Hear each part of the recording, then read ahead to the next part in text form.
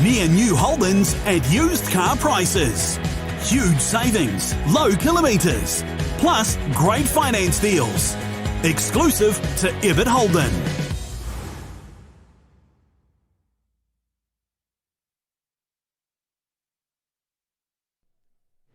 Well, kia taua katoa and welcome to our Sand Prix 2020 here at the Kawasaki Train Track. This is our 2020 North Island Champs brought to us by Ebbett Pukekohe, and thoroughly looking forward to an awesome 2 days of racing. Today we've got our juniors. What does it all start with? Junior motocross. You know about junior rugby, you know about junior netball. We've got junior motocross. Man, have we got junior motocross. We've had it for many a year. In fact, it'll be our 40th anniversary next year of saluting junior motocross in New Zealand. We acknowledge our junior women. We've got our junior specialist classes as well. We start from the 65cc bikes. We take on the slightly bigger 85s. We go to the 125s, and our older 14 to 16-year-old kids will be on 250s. Remembering, of course, your average lawnmower is around 150cc. So to think of what these kids are doing on 65, 85 and 125 bikes is absolutely fantastic. We're delighted to be here as part of Sky Sport Next in this fantastic coverage. We're here on the banks of the mighty Waikato River, and we're here at Mercer, just south of the Bombays. What Auckland has got, we've not got, and we're looking forward to a fantastic weekend of motocross. We're coming at you. It's live, loud and proud. It's here with PookieMX.com, and we've got the 2020 North Island Champs incorporating our Sand Prix, brought to us by Ebbett Pukekohe.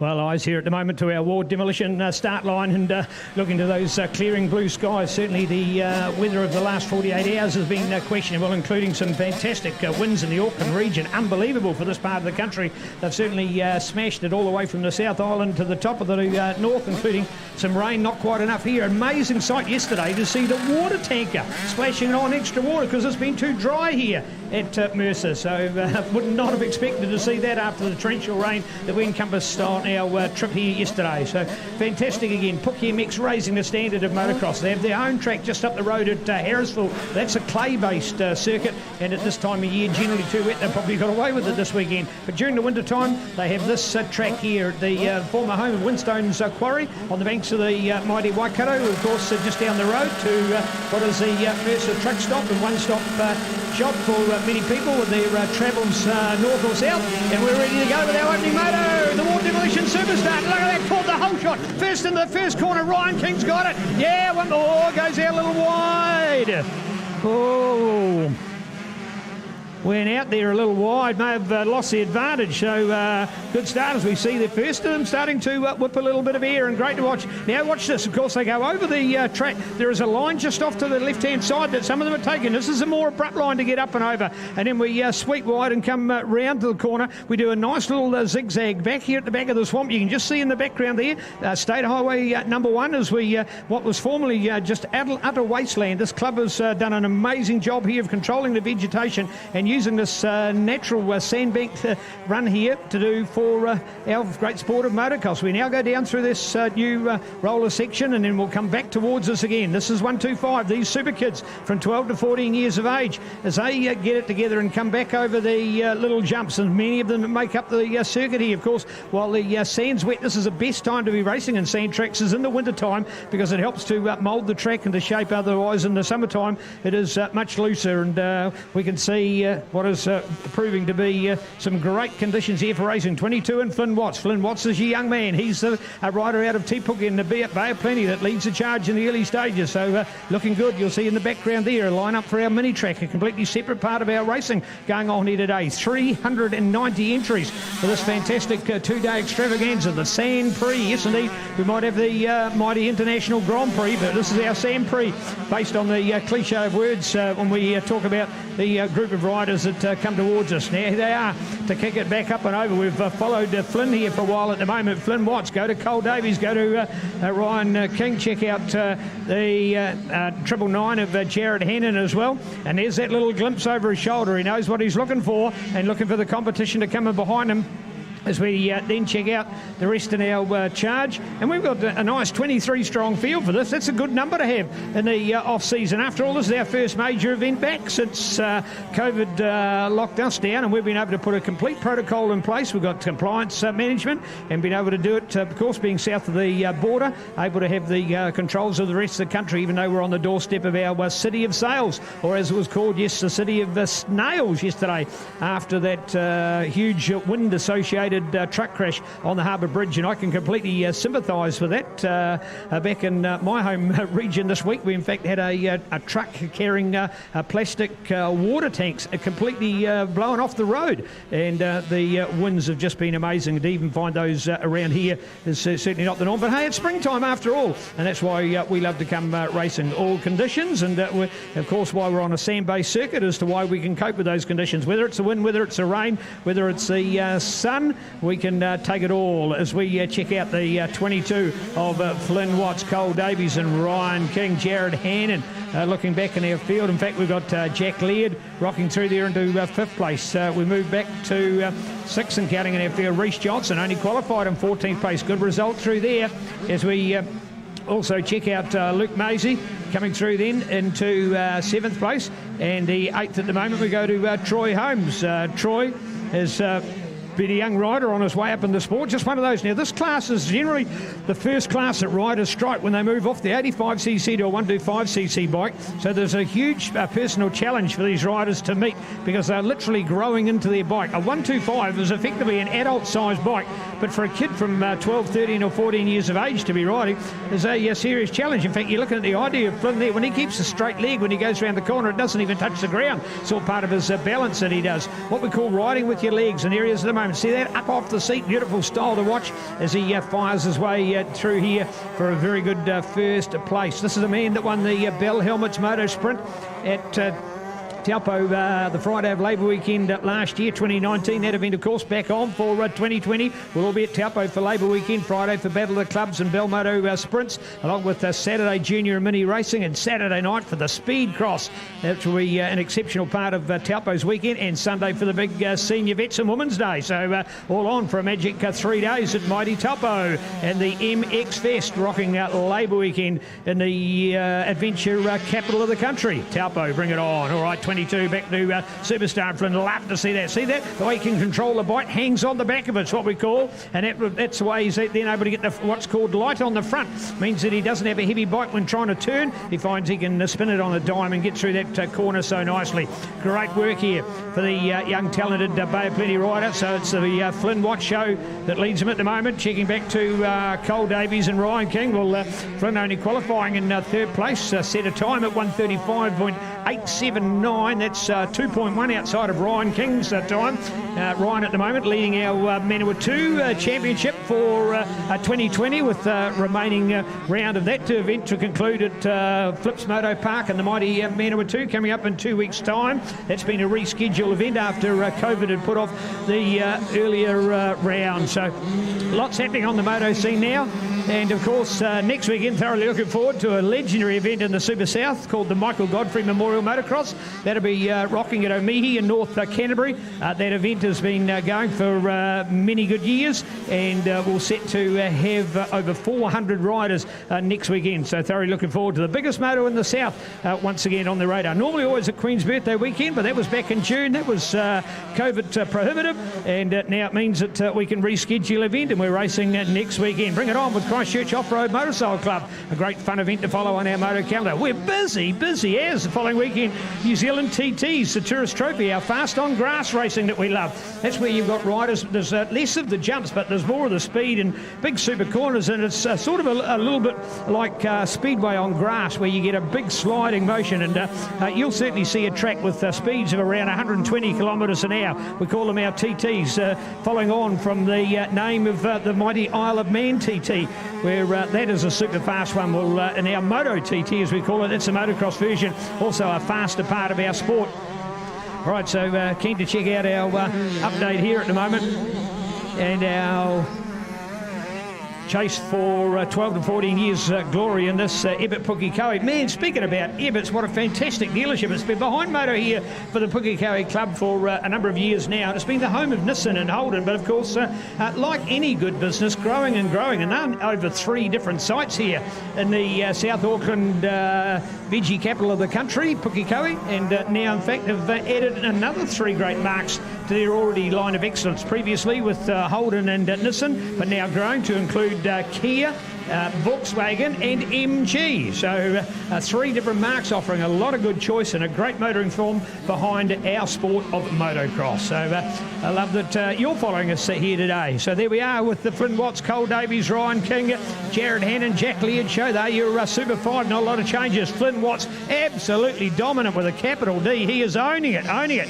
Cole Davies to go. Now for Ryan King. Ryan, hottest to qualify, holding on to a very good third. One thing about holding places on a sand track, of course, that you want to make sure you can just do that, hold your place, because it's one of those kind of circuits that if you happen to make a minor mistake, it can actually be quite a fall, and you then have lost your placing and hence given the advantage back to the other. So when you're the likes of Cole or Ryan and you're charging hard back in those second and third placings, you've really got to make sure that you can keep it dialed. But then this man is dominant, and he's one of our super kids. You see that he's already up and amongst a lot of other riders. That's what we call lapping. He's already come up onto the tail of the other riders, and now starting to make his way. Now that can also be a crucial part of the race, because they, for whatever reason, may just think, oh, here's somebody behind me, and I move quickly to get out of the way, and in fact cause more of a disruption. But in this case, they've done the right thing, hold their line, and that's given Flynn. He's seen the opportunity, and he's squirted up on the inside and clearly takes it. What a nice rider to watch as well. That's what I call it. It's ballet on wheels. It's the art of motocross, and it's it would be the name of a book if you ever wanted to write one. There's been a few pictorials written using that name, but it is the art of motocross, and getting a whole lot of connoisseurs of our sport to talk about technique. It is absolutely huge. After all these riders are doing the same thing, riding a 125cc two-stroke motorcycle. So the bikes are very similar, brand to brand. Yes, there is points of difference, but hey, pretty much the same. So then, of course, to get the winner, it's the way you ride it, and through a track like this. And if you thought that this was getting rough out here, folks, this is our first moto. They've only had a practice qualifier, and now they've got to this first race. By the end of today, I tell you what, this will be more like the moon and have massive craters in front of these riders. Also, when they attack, they rip the line and make the rut, but then when they brake, they actually make what country people would know as corrugations on a rural road. They're very similar on a motocross track, so watch for those corrugations, or braking bumps as we call them as well, to come to it. See that from the number 22 that time of this high-flying man, Flynn Watts. He actually had to go outside the line of those other riders to overtake him, because they were already holding their line, but it meant that he had to choose the rough stuff. Here we are, look at this, going on the outside of a corner, right around the outside. One of the great features is that many of the corners, and that's one example, have been made up a little bit like Daytona, and there's a fantastic corner that I actually do call the Daytona, called just here as they rejoin the start straight and come around to the lap score line once again.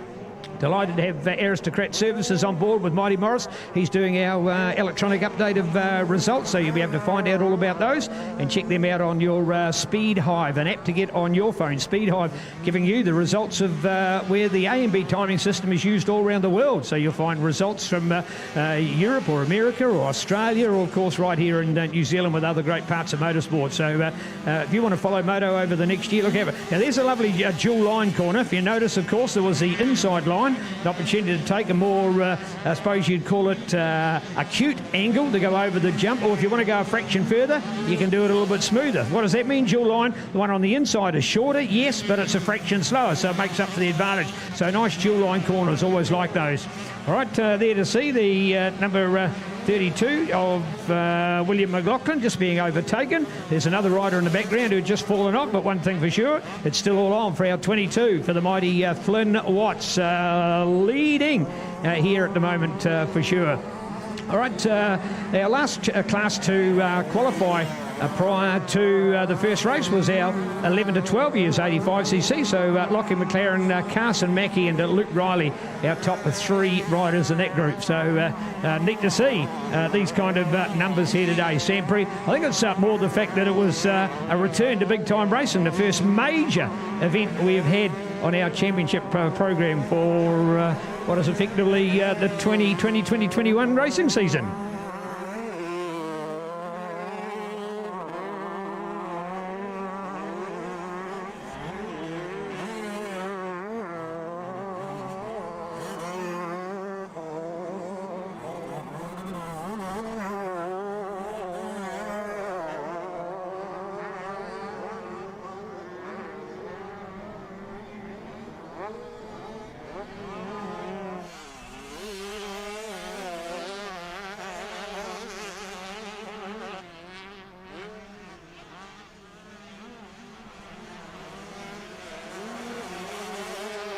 Well, one thing about 6 months away from major events, a little bit like a reunion today. So many people to see, and of course everybody's got face masks. We're all doing elbow knocks and an opportunity to do those. I love them doing those artificial hugs where you just literally mimic the fact that you're putting your arms around somebody who you haven't seen for some time. No handshakes, no hugs, and 2 metre social distancing. We can do it. Of course, riders, after all, they've got a mask on. They've got a full face helmet, so they're naturally wearing a mask, and their pit and support people are well off the track as well. Everybody in the pit area is isolating in their own little bubble, so there's not the mix and the mingle, so it's sort of a little bit like a slow walk to and from the track to spectate and watch racing, that people are catching up having not seen each other for a long time. So thanks indeed to WorkSafe, thanks to our health officials, thanks to Motorcycle New Zealand, the governing body of motorcycle sport, and of course Pukekohe Motorcycle Club, a member of Motorcycle New Zealand, so making this event happen. A compliance monitoring system going on here. We've got our own QR code for this site. We've all had our tracing going on. This is no different to a place of work or anything. And as you can see, it's not exactly people together. It's not a restaurant or a cafe. We can do all of this and do it with a whole lot of fun and do it well. So, and there's the checkered flag. So there we go for Flynn. Absolutely brilliant. In fact, the only time he didn't lead the race was for about the first 30 metres of the start straight, because he had the advantage on the inside of the whole shot and he just went for it. So that's what we call a whole shot victory from start to finish for the Pukekohe flyer, Flynn Watts. Great run from Flynn.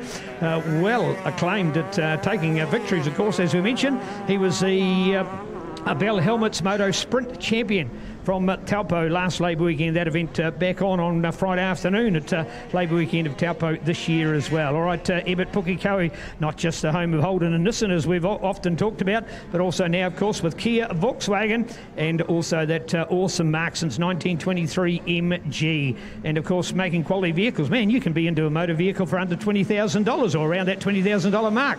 It's just fantastic what they're offering. So well done to Ebbett Pukekohe, and neat to hear that they're building a new mega site to encompass all of those 5 franchises together under one roof. Hey, so some of our other sponsors as well, like Bridgestone, your journey, our passion, giving you the whole shot for this Sand Prix. They make an awesome sand tyre. So if you're ever talking to people about tyres, check out sand tyres. 99% of the riders that are at this event will have a sand tyre on. It's a very much a different configuration to a hard pack or a soft pack conventional knobbly tyre, and these, man, can they ever get some traction. They're not a sand paddle, which people people may be used to. That's for pure sand. This has still got a bit of dirt mixed in with it, so it's just what they call the sand tyre. And check them out, Bridgestone, your journey, our passion. Also from Fly Racing, their 2021 racewear out now, and also going to Fox, in store now at your nearest Fox dealer, MX21. And speaking of the same, of course, it is for Alpine Star as well. So 3 quality race apparel manufacturers getting behind racing. And a reminder, of course, where can you get your great apparel? Mr. Motorcycles. Mr. Motorcycles, our favourite dealer, New Zealand's biggest dirt bike dealer, and it's right here on Stadium Drive, Pukekohe. So check out Mr. Motorcycles. Not just great gear, but also great bikes. The home of Kawasaki, the home of Suzuki, the home of Yamaha, the home of KTM, for recognised world-class brands of motorcycle available at you. All right, here we go. Here's your race results coming up. Flynn Watts, Cole Davies, Ryan King, Jared Hannon, Luke Maisie, Jack Laird in there. Oh, interesting to see Sam Bowers. Good one there from Sam, going to Ruben Smith. Big step up for Ruben, of course, there with 125 racing now. Reach Johnson, Nixon Parks in there from Troy Holmes, JJ Aldridge. Showing up in our race results and giving you an idea of those time differentials as well. All of those riders were on the same lap as well. You'll see on the extreme right of that results field, showing up as that same lap, and therefore that meant that the differential by placings was not great. Well, the forecast had originally said that we would probably have a little bit of a sun to shine this morning. That's been changed, in fact, been right on target, because we've just had a little bit of cloud and the odd bit of spit of rain here this morning. But the good news for that is, although it's probably about 8 hours behind schedule, it means that we're going to have a beautiful day here on Super Sunday for the big time senior moto tomorrow. And all of our big riders are coming. We've got Team Honda, Team Kawasaki, Team KTM, Team Yamaha. They're all on board for racing here tomorrow. So Sand Prix, bring it on back. It's going to be like the Motocross Nationals all over. In fact, it is 6 months and 1 week since our Motocross Nationals, our Fox Nationals finale at Taupo. And here we are to reassemble many of the class of that event right here for the North Island champs, Ebbett Pukekohe Sand Prix here at the Kawasaki Sand Track.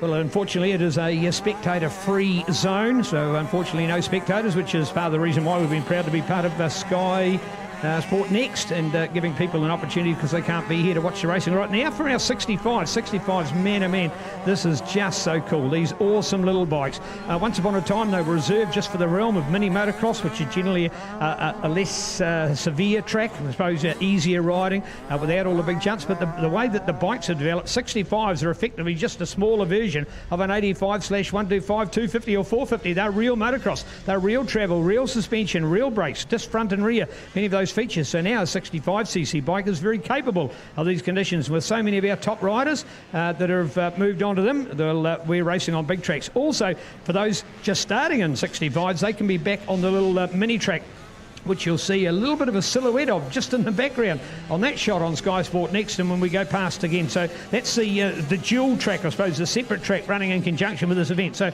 we're catering from 4 years, which is our mini part of the sport, through to 11, or in fact your juniors, you can start from 8 and go through to 16. Seniors can start at 15, but you've finished juniors by 17. So there's a bit of a transition or an overflow between minis to juniors and juniors to seniors.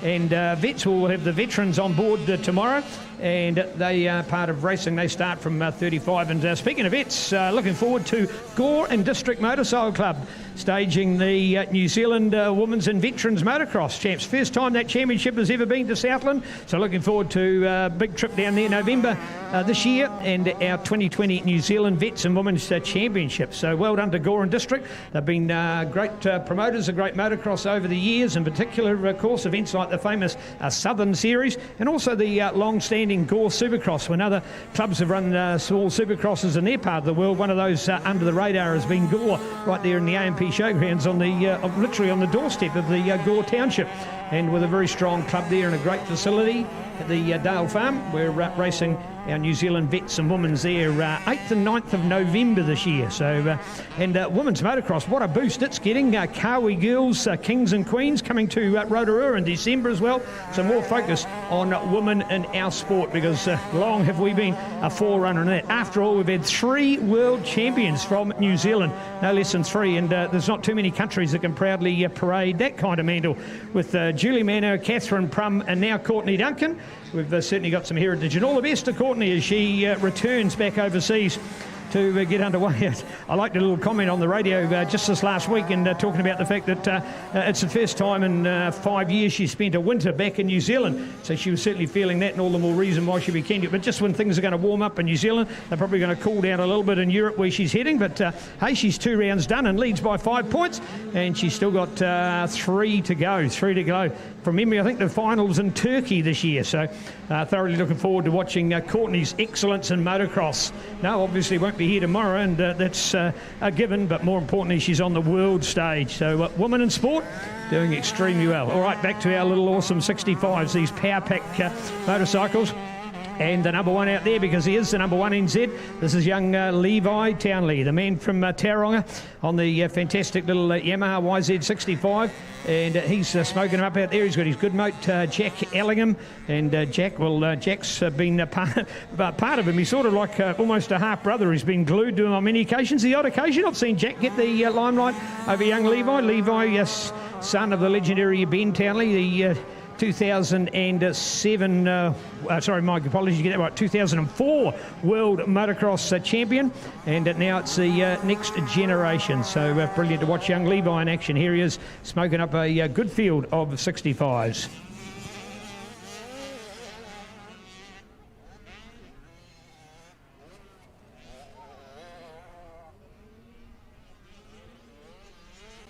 Well, more on the cards to watch, including the second place of Jack Ellingham, and also, in fact, to see Riley Woolm out there. And Riley, he will be up to third place. Man, only qualified there in, I think, around 7th or 8th. In fact, it was 8th place. So doing very well in the race. So you always know that with Levi and Jack, there'll be some good racing. But who is going to be next? And you've got names like Noah Utanuku. You've got Liam Peris out there. You've got Hannah, who's joined the field. The Peris family coming out of Whangarei. This is one family turning heads in motorsport. And I tell you what, look at this name, Hannah Peris. You keep an eye on this name. If you think you've seen where Courtney Duncan and the other ladies have gone in our sport, this could be one of those as well. So fantastic future, and a delight to have the Peris family on board. The Periscope is up and they're racing, and great performance. Brother and sister Liam and Hannah qualifying 4 and 5 out there in that field. Trip Glasgow, Nate Morgan, Ryder Murray, Hunter Rennell, just some of the other super kids in action in our Grand Prix Ebbett Pukekohe 65cc racing. But it is the Levi Townley show, rocking into a neighbourhood near you. Hope you're watching it here today, live, loud and proud on Sky Sport Next. We love moto, hope you do as well. Look at the skills, man, oh man, you just see it all, don't you? You can see the coaching, you can see what he's done ever since he's been in a pram. He's watched Super Dad and many other of his heroes on a racetrack, and he's putting all that in place now. See that up off the seat? Look at that, you'll find he just goes into the corner. It'll be the rare time that he'll sit down and he'll be back up. If you put pins on that seat, he'd only probably have about 3 or 4 pricks before he'd finish the moto. See, there he is, getting back up off the seat again. See that style? Fantastic. Getting his body to do the work for him. Fantastic thigh muscles, calf muscles that you build up in moto. Arm muscle, of course. Upper body strength to the El Primo as well.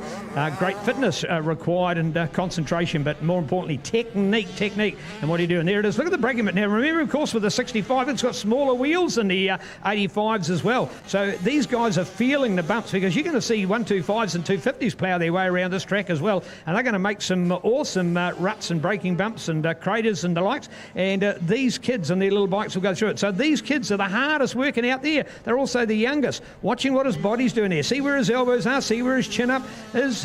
Great to watch, and there's all the style of a great adventure flyer, courtesy of Yamaha, along with JCR. Look out for Yamalube, along with Michelin Tyres. All great sponsors, and behind Team Townley in action here at the moment. And I would like to point out as well, and just going through, I see on the entry list we had his brother Jago. I'm not sure whether Jago, I haven't got him on my sheet. Maybe he's lined up for the next one. But anyway, it's certainly the Levi Townley show here at the moment. Where's the number 1 NZ plate, having won the title at Mighty Manawatu in 2019? Unfortunately, no Junior Nationals in 2020. We're going to look back through many years of racing and see 2020 missing, but that's a victim of COVID. And, well, it's all on again for 2021. We're reinstigating 2020. It's just been brought forward a little bit. It'll be on Waitangi weekend, February 6, 7, 8, and that is in Tauranga this year. So the first time ever for our Junior Nationals on its, what was to be its 40th anniversary. It'll actually now only be the 39th, but anyway, we'll still call it close to 40 years of junior motocross in New Zealand.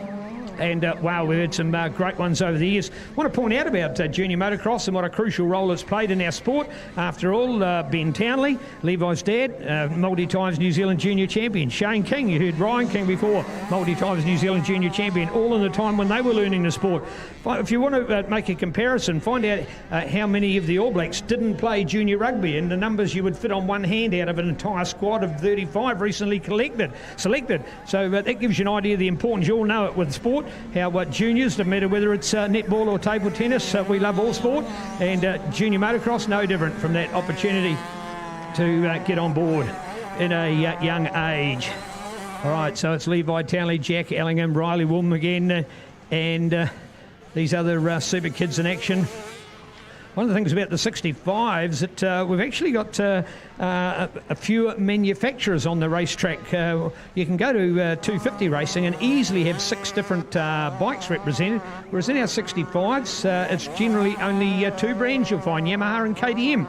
So a point of difference that some of the other global manufacturers have not concentrated on making a development bike like a 65. In fact, fair to say that Yamaha have been late to the mark as well. Only got it released in 2017, so it's only been with us for 2 and a bit years. So well done for Yamaha to introduce that. And of course, they've been a fan of still keeping 2-strokes alive as well, with 65, 85s and 125s.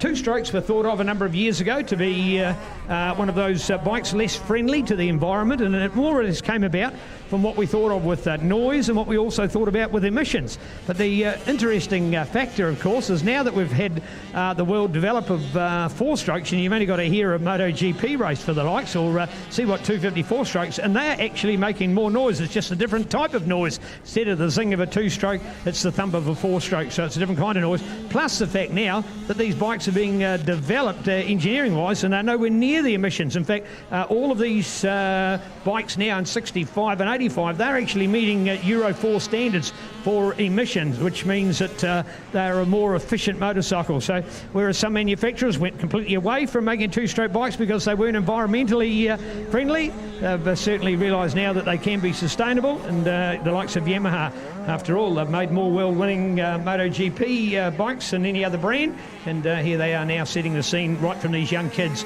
Now, this class, by the way, is an 8 to 11, so that's 4 years, 8, 9, 10, 11, so there can be any of those. And as we know with kids, no two the same, so it means that what you might have as a child weighing it at 40 kgs as an 8-year-old, the next kid, well, he doesn't get to that weight until he's 10. So it just means that as a guideline, you've got any of those 4 years to go in it. So some can be as young as 8, others might be at 10. And it's not to say that there's any better or worse than the other, but it's being the right size to be on that bike as well. And as you'll find from Levi with his racing as well, you'll see him out on his 85, which is a bigger bike to be on the racetrack. So, but at this stage, it is the 65s in a very good lineup with our 16 riders. Young people in there like Jaden Bryan. Well, Jaden, he's fresh out of mini motocross. He was a podium setter at Hawke's Bay for our mini champs last year. In fact, mini motocross is actually was lucky enough normally that event to be held around about this time of year, just coming into our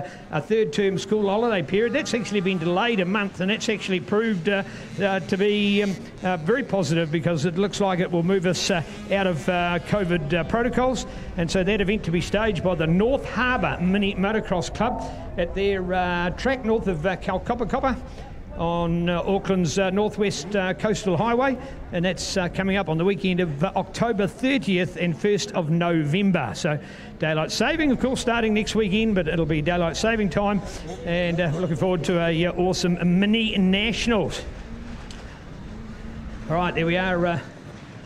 Checkered flag out there, so already a wrap for these kids. So there we are with Team Townley, Jack Ellingham and Riley Woolm. That was awesome. Going into a wrap through the next rider, Murray. No, it's Nuku in there. We also had Tyler Morgan, only qualified 12th, ended up in 6th place. Fantastic. And here you got Team Paris, the brother-sister combination, Liam and Hannah, racing out of Whangarei. So there we have it, 65 racing, all part of our program here with Ebbett Pukekohe and our Kawasaki Sand Prix.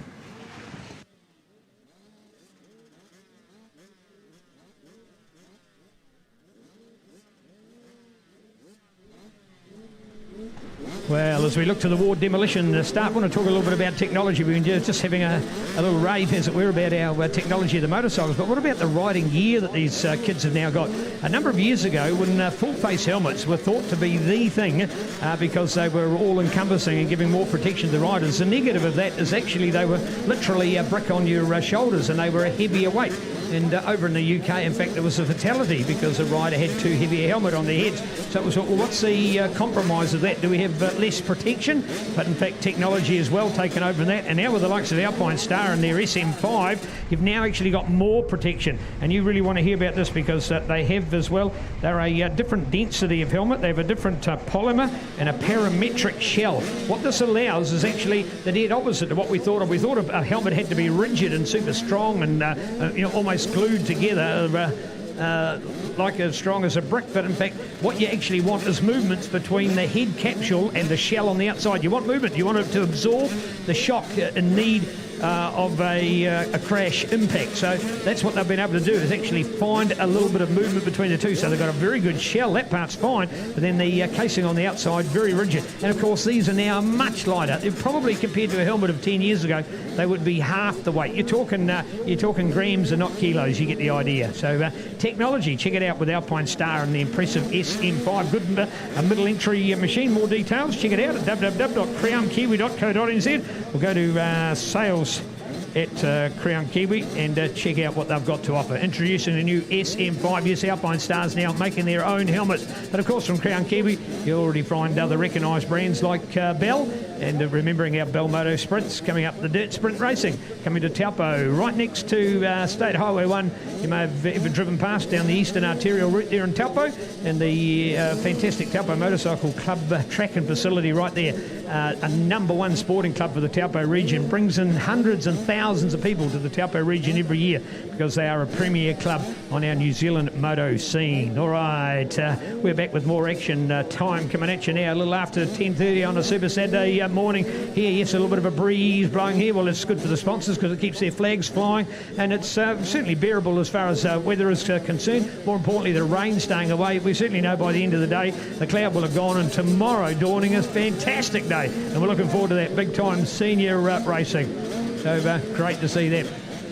All right, ready. We're looking out for another ward demolition super start here. Ward demolition, proud to be behind PookieMX.com. Of course, the Pookie Club's ward demolition start at their home track at Harrisville up on the clay and the hill overlooking Tuakau, or here at the Mercer track overlooking the banks of the mighty Waikato River. Here we are away. What we call a split start there, folks. Split start. So talking about an infraction. There we are. Into the whole shot. Now you'll see the way they go to that corner. That's the carnage on the corner. Carnage there. Well, not just one down, but two down. Carnage on the corner. That corner is just the whole shot corner. Once they're racing, they actually extend and go further up to the tighter Burnback Daytona-like corner. So that corner is only used just for the start. Two reasons for that. One, it makes the straight shorter, so the riders aren't quite as fast, and the other one, it's not as an acute angle, so it makes them easy to get around. Now here's the second group. This is what we call a split start. So within the same race, and luckily our AMB can split the results. Here's now our women's class, our women in motocross, junior women. So we're going to find out here some 125s and 250s and 85s and 65. More importantly, some women out there and racing in moto today. So love that. Now so the split start meant that they could just get away together. Once they're racing, they're fine, and that's the amalgamated numbers of the field is only around 30, which the circuit, of course, has a compliance to 40 riders at any one time. So well within those safety limits, and it means we can get some good riding. Unfortunately, the Sky Sport Next coverage won't show a differential between our two groups, so you'll generally see our older 85s. So you've been watching our 85s and 65s, some of the younger classes here on the racetrack. So this is 13 to 16, as we go, let's make sure we get the definition right, because in fact we are using the 13 to 16 grouping here today. The club doing it slightly different to what we do on a national level. That's not a problem, because we just recognise the break that's made. Here, 13 to 16, that's correct.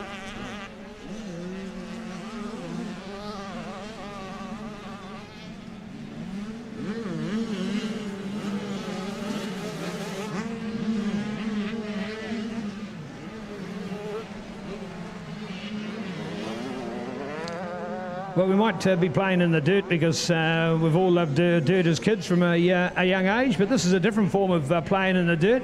And actually, at the end of a race, if you actually have a look at a rider's gear, and particularly on a sand track like this where there's no puddles of mud to go through, you can actually see that the riders come off reasonably clean afterwards. What they will have is on their goggles have what we call roll-offs, which enable them to get a clear film in front of the goggle lens, and then they literally can just, you might see the odd time when they put their hand up next to the goggles, and they can either touch the button or pull on the little cord and give them another clear little bit of film. So you'll get from a whole shot, for example, you've got a lot of bikes around each other, you've got a lot of flying dirt, and the lens will have some dirt on it to give them some clear vision for the remaining part of the moto.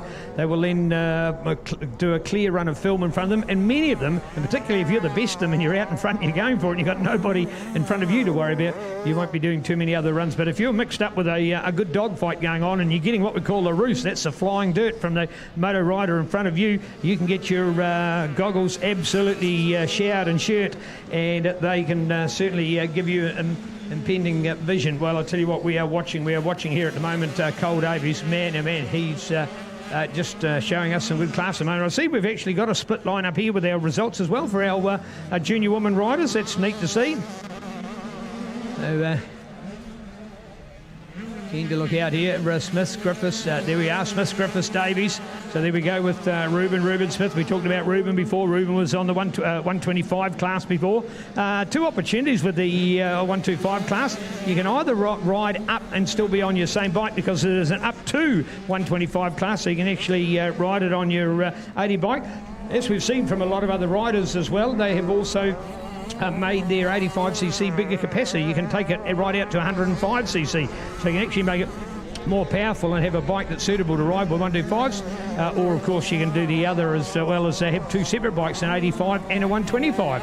So there you go. That's why you'll see similar names appearing in classes, because they are of a different bike or capacity. Obviously the same age, they can't do anything about that.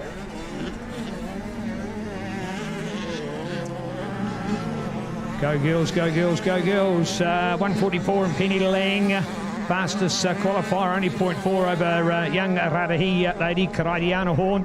Hallie Coxon there, Thiala Hellison from Sophie Bockett, Tyre Tiffany, Riley Pengelly and Emmy Miller are your ladies entered here today. So neat to watch that group of ladies, but it's back to the guys at the moment.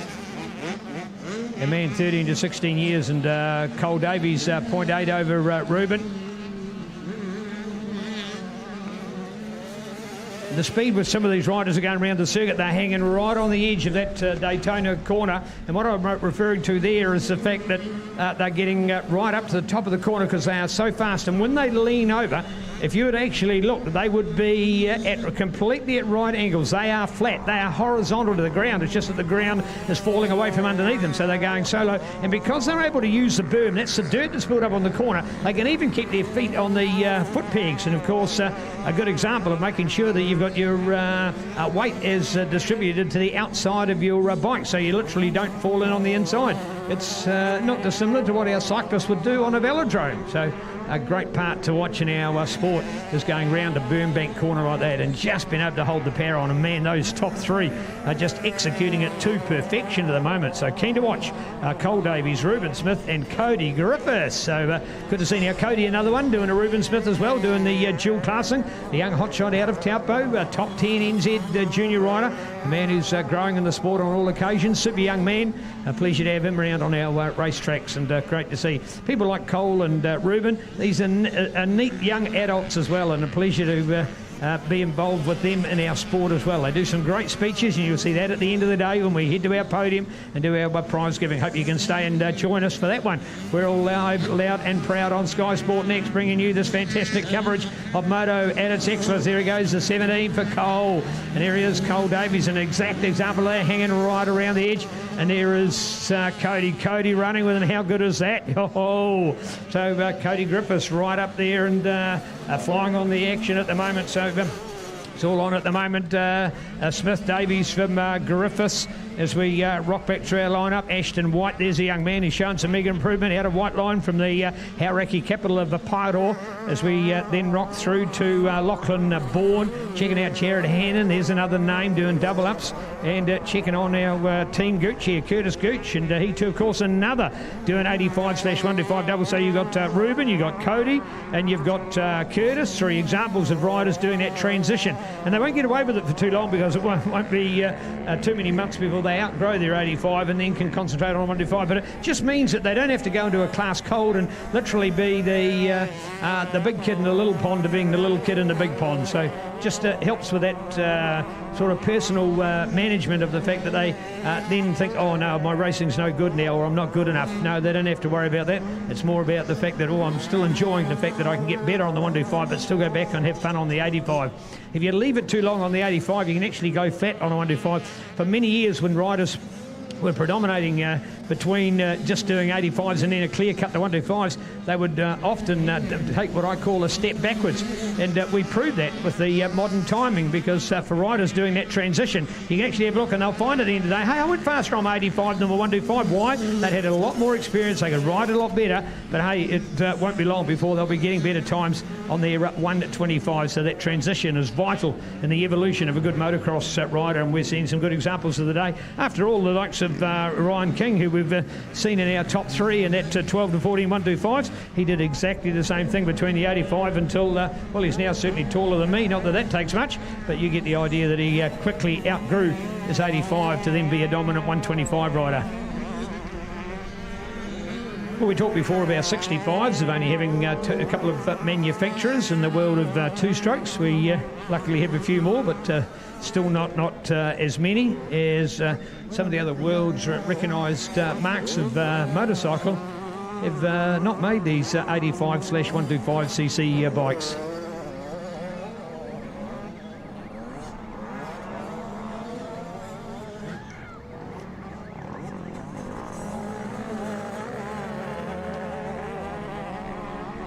Well, Ebbett Pukekohe, not just the home of Nissan and Holden as they have been in the past, but now with 5 amazing marks right here in Pukekohe, the South Auckland capital, the veggie-growing capital of the country. But they now have Volkswagen, Kia, and as well MG on board. So 5 marks, and now making a new mega site in Pukekohe to give you the best of motoring. Remembering now the mark of excellence are Ebbett Pukekohe, and they're proud to be behind Moto, not just supporting these events, but also the likes of providing vehicles for Cody Cooper, our number 1 MX one rider in the land. So Ebbett Pukekohe, whether you're here in the Greater Auckland or North Shore to North Auckland to the Western Waikato to the Eastern Bay of Plenty, or through to Coromandel, all within striking distance here of Puke, the epicentre of this region. It's always great to be able to go to somebody in our sport supporting our sport.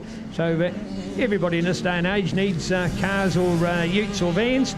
Well, there's only one to remember, Ebbett Pukekohe.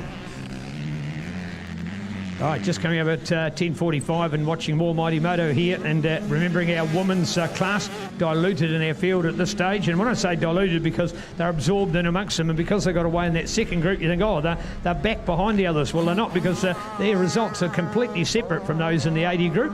So it means that we can score them and give them the credits to do. So effectively within the race, 2 in first place, 2 in second, 2 in third, and so on and so forth. But our results for Sky Sport Next showing the dominant male class 13 to 16 with Ruben Smith. He'll had the privilege of watching his father and also his uncle in action in our sport.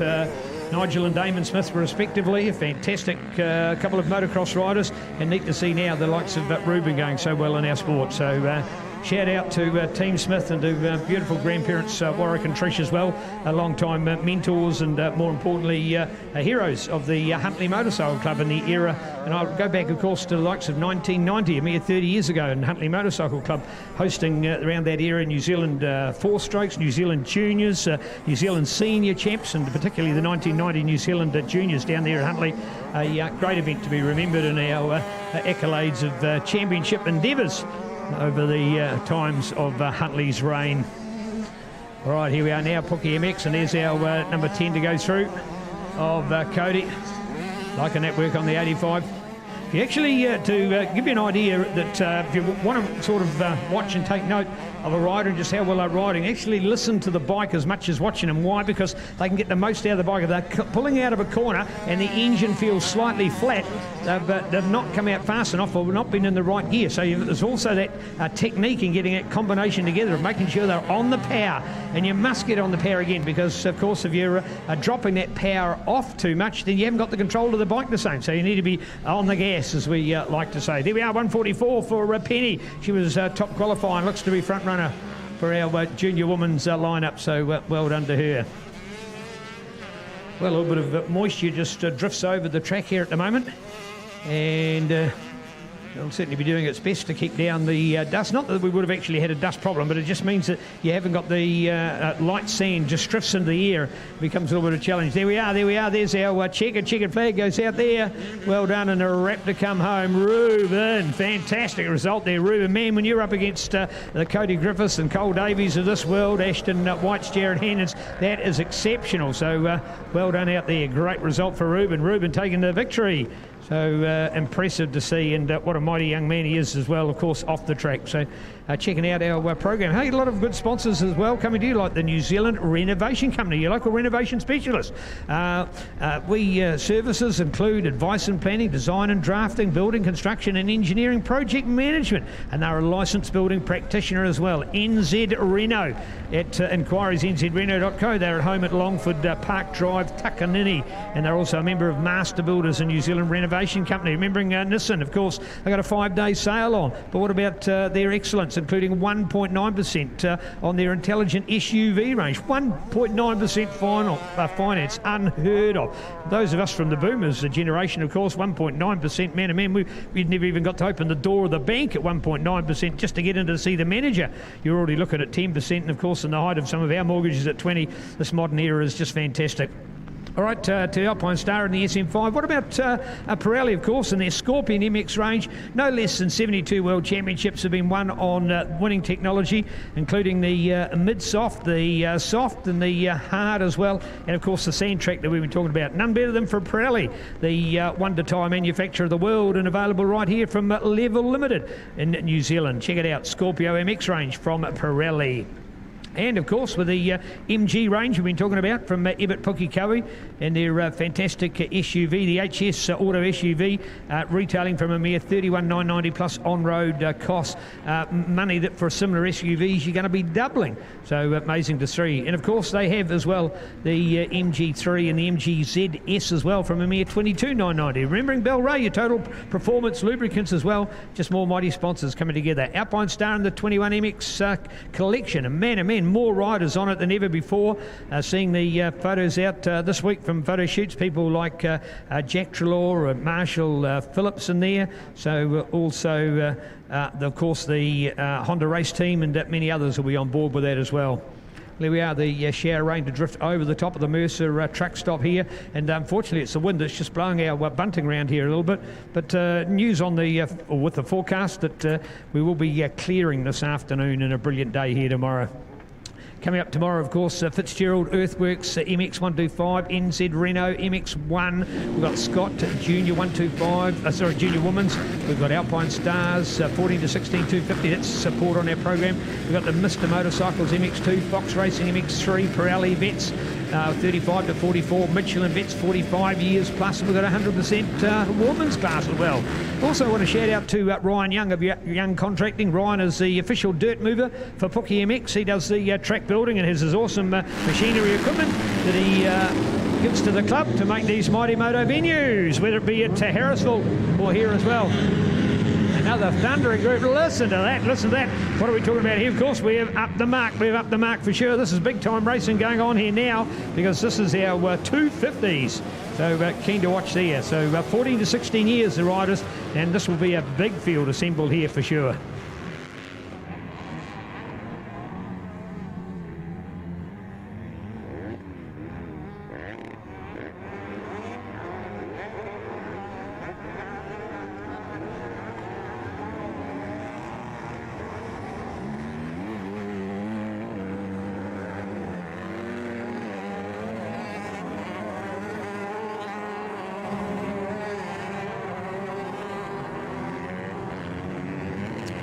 Well, that 15 to 16 field riders today here, like Hunter Scott, of course, his cousin James. One of our New Zealand world-class riders, of course, has competed at European motocross in the past, been to World Championship events, just been the rider selected for Honda Racing in New Zealand for the MX2 ride. Honda regarded as New Zealand's premier race team in the country, and to have James selected for that MX2 ride will be fantastic. But I tell you what, cousin Hunter doesn't give too much away either, and he will always be wanting to be out to beat his big cousin James. So look out for Hunter in there, Hunter Scott, Sam Meredith and others, so keen to look out. There we are, 67 for Hunter. There he goes, Hunter Scott, right up on the top of the boom, looking good. Yanni Emerson Ray up there as well. So Yanni's the one, he's got the second place. Good effort there for the local. So Yanni in full flight. So Yanni Emerson Ray in that very good second place. So Hunter for the front, then looking to Yanni.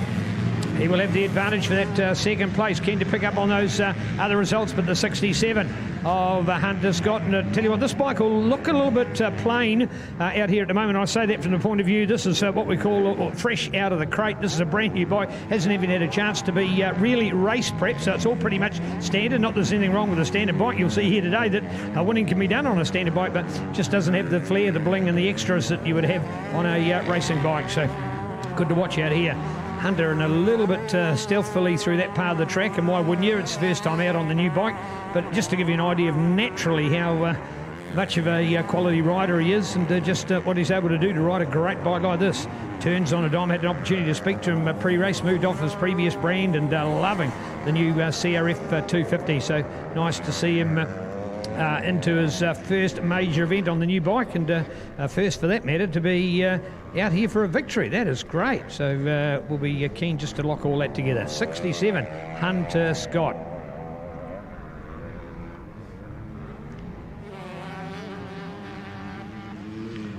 Well, a man is out of a place called Operau, and one of those things, we had the privilege of being there way back in 2001, a mere 19 years ago, when we had, of all events that were in Operau, was the Australian 4-day Enduro. Aussie were running out of good venues for racing, and they decided, for the interest of the growth of their riders and their sport, they bought their championship and raced it in New Zealand. Unprecedented in the world of sport. So in 2001, they actually didn't have an Australian 4-day Enduro. They raced in New Zealand. They came out in their hordes. They loved Operau, the local village of Kawhia, out there on the extreme west coast of the mighty Waikato.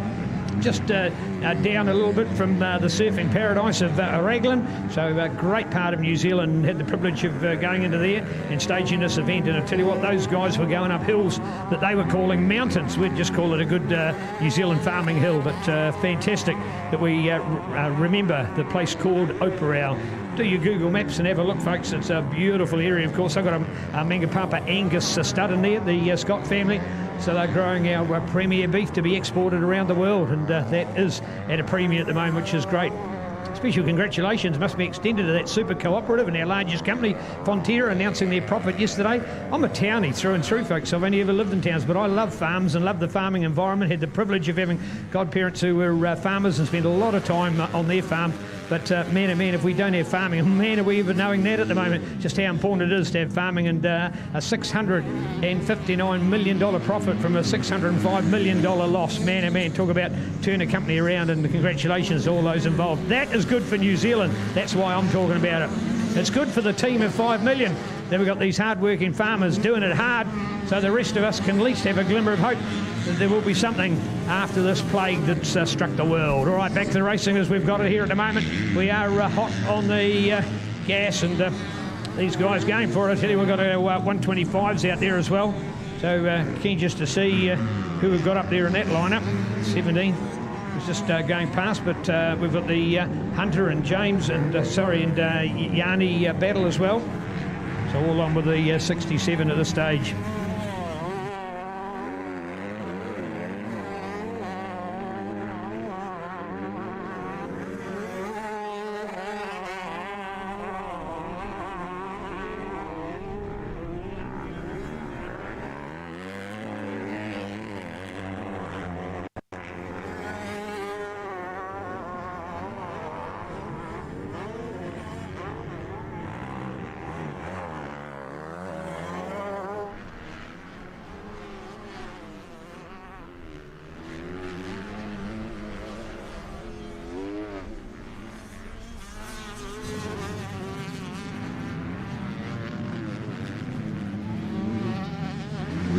Oh, there's a good example of it. Just what we were referring to before about clear vision for Hunter as he's going along the straight there. Quickly, his left hand, you don't want to take your right hand off, that after all is your throttle, so the left hand comes off. Quickly up to the helmet, the little tag there. He quickly does it a quick split-second flick. It gives him a new set of film across the front of his goggles, and that's what you call the roll-ons, and literally they are. They roll from the plastic, from a full brand new spool to the other side of a used spool, throw it away and put on a fresh spool, and more importantly giving them some clean vision for the remaining part of the races. He's now starting to catch up to lappers, which is giving him a little bit more mud in your eye as he flies it through. 67 for Hunter. Man, oh man, talk about turn it up.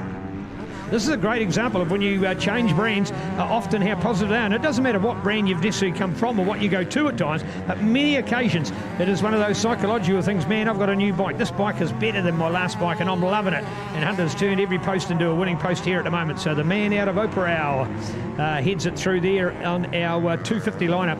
These are same bikes as I talked before about the 6 manufacturers that are recognised. In fact, I think we're seeing a 7th manufacturer creep on the scene. I should give credit, of course, to Gas. And after all, when they've got ex-world champions lined up for their team globally, I wonder how long it is before we see some of those on New Zealand racetracks. You've also got Beta in there a little bit, but they're not quite the moto-defined bike. They're more of the enduro/cross-country bike. But hey, let's put maybe Beta in on there. Of course, Aprilia having a little bit of a dash in there. But, you know, the Husqvarna, the KTM, along with the Suzuki and the Yamaha and the Kawasaki and the Honda. So plenty of good brands making these 250 4-strokes.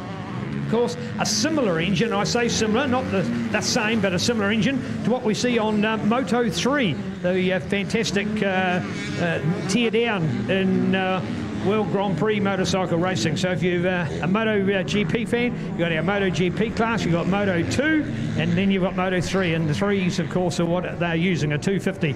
And man, oh man, we see some of the best racing in that class. And ask any good connoisseur of Moto GP racing, and they'll tell you how good Moto 3 is. And that's a similar engine to what we're seeing. So that 250 4-stroke engine, 250cc, so effectively another 100cc more than your chainsaw, but a whole lot more power. Power, what are we talking about with power? We're rubbing it in and around that late 40s to 50 horsepower. 50 horsepower, you're going to say.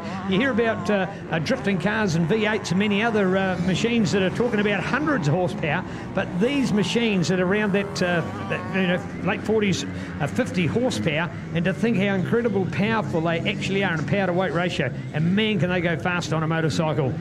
So keen to look out for it. All right, more of the action courtesy of Bridgestone and Fly Racing. Bridgestone, your journey, our passion. Bridgestone tyres hooking them up big time with their specialist Sand tyre. And also, of course, Bridgestone, the new naming rights partner into Kawasaki race team. They will be the Bridgestone Kawasaki race team for 2020-2021. So they're hooking up with Bridgestone tyres as well. And why wouldn't you? Because that's some great rubber to put on board with your motorcycle. So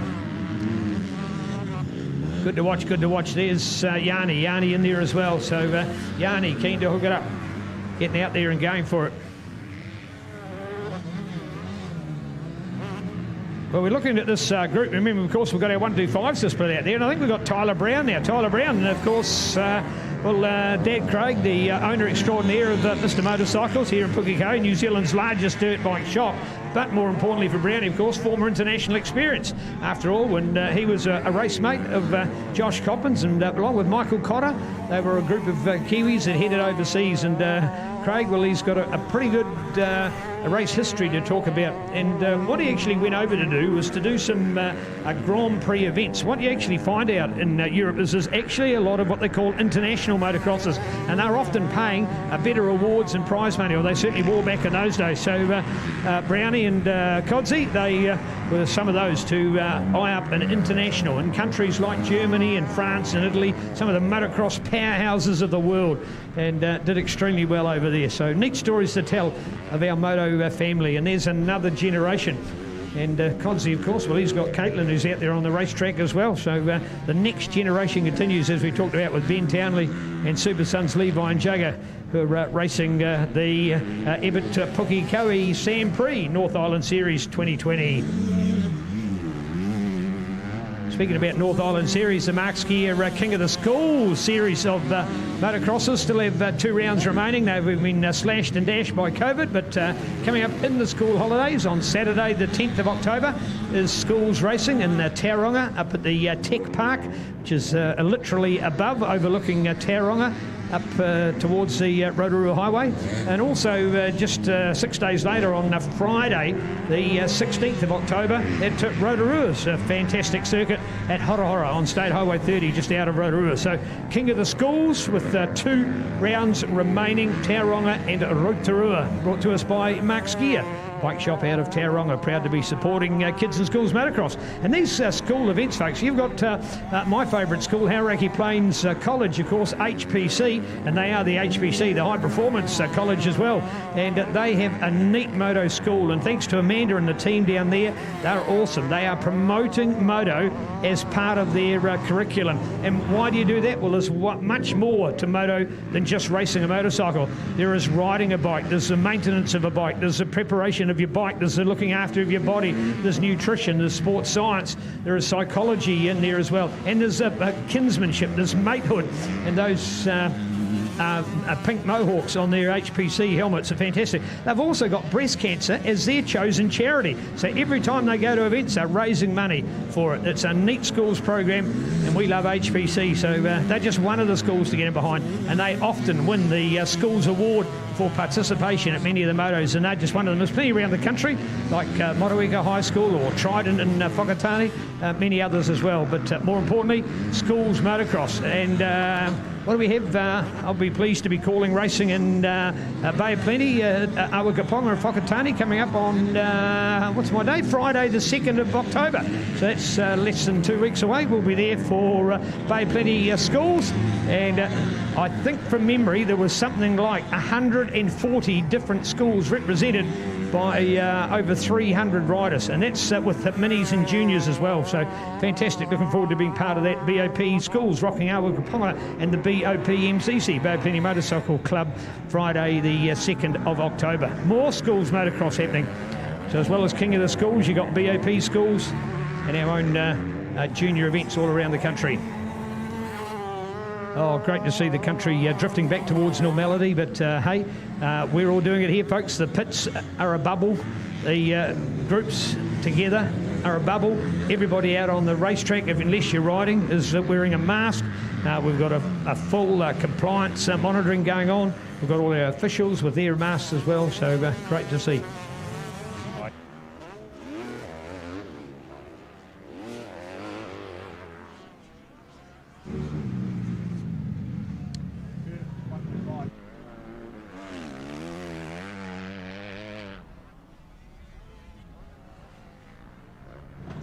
See, they've got gloves on, they can handshake, see that? That's the cool thing about our moto sport. They've already got their protective gear on. Well done there. So Tyler Brown and Hunter Scott shaking hands there, but oh man, that performance of Hunter was amazing. So well done. Hunter Scott, ladies and gentlemen. And Hunter takes the win. Tyler second, Jan Emerson Ray. So that's your top group, third place. And there, I think there's Kristen Crane. Now, Kristen only qualifying 6th in his 1-2-5 group, yet he's got that 4th place overall. Well done for him. Sam Meredith in there, Jed Ashworth in there, along with Heath Poten and B. James Parry. So good to see. Remembering afterwards, we'll split all those up into their respective groups, because we've had 125s and 250s in there as well. So put them all together like that, that's fine. But then we'll be able to split them to their respective groups for prize giving at the end of the day. All right, more wild motocross action coming at you here with Ebbett Pukekohe, the home of Holden, the home of Nissan, the home of Volkswagen, the home of Kia, and now the home of MG as well. I must congratulate the team from Ebbett's because what they've done is effectively selected a range of vehicles. So you're looking for a ute, so you've got good brands in there like Holden and Nissan. You're looking for an SUV, so you've got a brand like MG. You're looking for that prestigious end of what they've got, and you've got Volkswagen. You've also got the Korean awesome manufacturer of Kia, and they're making cars across the range, including small, mid and SUV lineup as well. So great choice. You must find something from the number one team supporting Moto here in South Auckland. We love them. You will as well. Check them out from 3 different sites in Puki, going down to one mega site. Bring it on. It is Ebbett Pukekohe.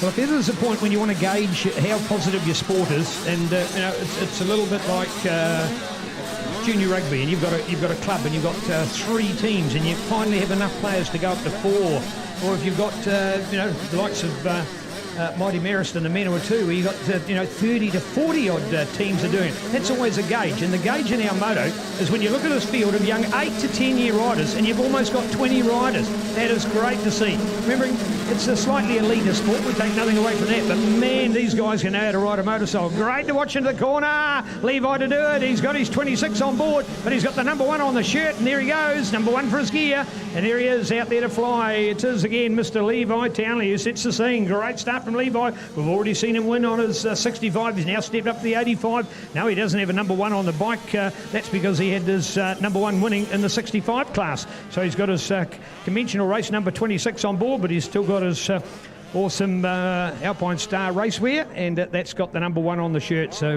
look out for him. It is again the Levi Townley show, as I've often called it. Special shout out to Team Townley, an amazing family that we had a lot of respect for. To grandparents Grant and Vicky, who've done so much for the sport, both at their local level at Taupo nationally, and more importantly with their family. And Ben is a world champion, New Zealand champion, on to world champion, and of course now with the next generation. And even Power himself had to step up to be a taxi driver to take some of the team all the way to Valclutha earlier this year. So neat to see. Fantastic family. It's always, it's like, I'm sure many of you involved in other sports or organisations, it's like a reunion. It's a big family.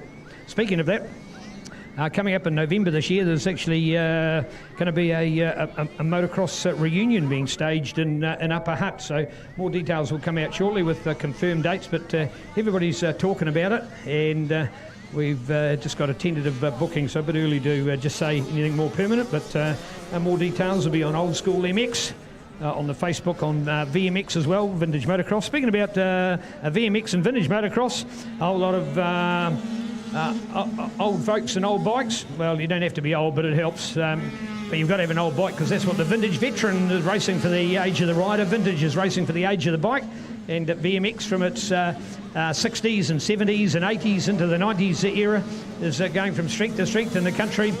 And after a little bit of a break, unfortunately, was due to be started a couple of months ago, but finally gets underway. First round of the 2021 NZ VMX season kicking off in Central Hawke's Bay on Sunday, the 11th of October. So VMX Vintage Motocross. It's just another great way to be involved in the sport, and what it's doing, it's rekindling memories, and you've got former national champions lining up, and some of them, of course, have taken immense pride. I know some of them have even had the opportunity to go back and find a similar bike to what they were riding 30 years ago, 40 years ago, or more importantly, as well, to find exactly the same bike. And we've got a couple of examples of those that have scoured the country and been able to find the bike that they were riding 40, 50 years ago. We're talking about riders from the 70s, and man, did we have an era in there. Something to talk about, of course. One of my heroes, Craig Coleman.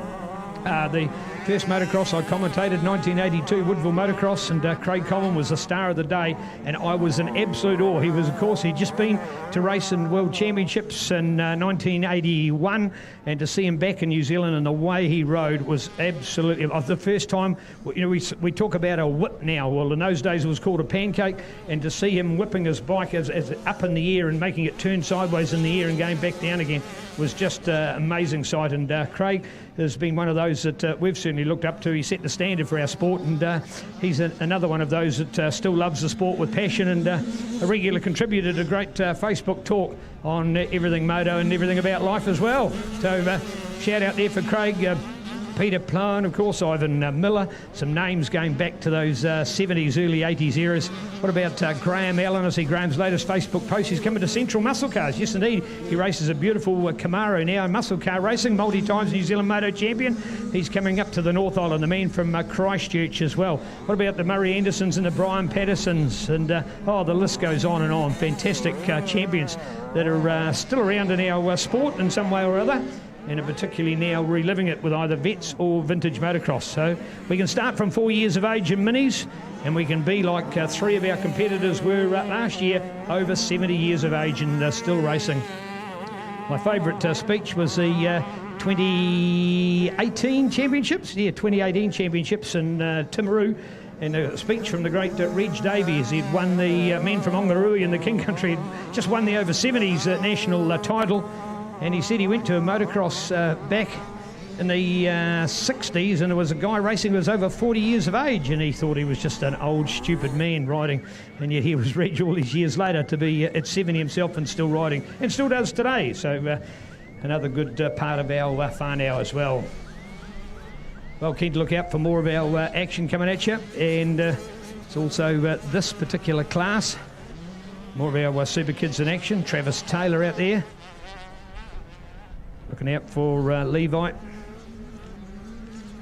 Camera here at the moment on Levi. Oh, look at that. Just loving what he's doing there for class and for style. Underneath the fly banners, round the corner again, gets a good drive out of this one. There it is, controlling his body in the bike. See that, pulling the weight forward or backwards, depending on where his elbows are, whether he's got straight arms or elbows to the side. Just see there in the pic as well, you'll see some coloured lights at the side of the track. That's actually another substitute for flag marshalling positions, and they have a siren that goes with it as well, so they give the riders a warning that there is an incident in front, and there is a nationally recognised system being used here on the track to use lights and sirens as compared to flags. And there's a number of reasons for doing that, but they certainly are all in the interest of rider safety. They're warning the riders that there is somebody on the track. Whether they need, in fact, there's the incident. You see a rider stall down on the inside, so they just get an idea that, hey, there's something up in front that they need to be aware of. Look at him going past the other riders. Man, oh man, you would not think this man is still in this young 8 to 10 years class. Look at he rides when he has the opportunity to step up to some big time racing. You certainly see how well he can do that. So there we go, Levi Townley in front at the moment. All eyes on the ace. He's already been an ace in the 65 class today, now doing it in this 8 to 10 years 85 class.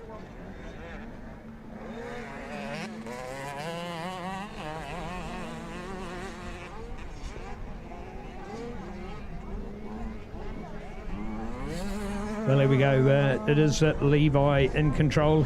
He has all the picture to himself, and opportunity to glimpse back at the others. There's the 74 for Jack Ellingham. We've already seen Jack in action as well with his 65. He's just a little bit shorter than Levi, so it actually means that he's perhaps not quite as perfectly suited on the 85 that we were talking about before. So Levi's just got that nice position to be looking good on the 85 as well. But what that possibly means, of course, that Levi probably exits the 65 class quicker than Jack, and Jack might stay around to get a little bit more glory after Levi's moved up. Every kid has their day in the sport when they're the right size, the right ability, and have the right bike to go with it on the right day.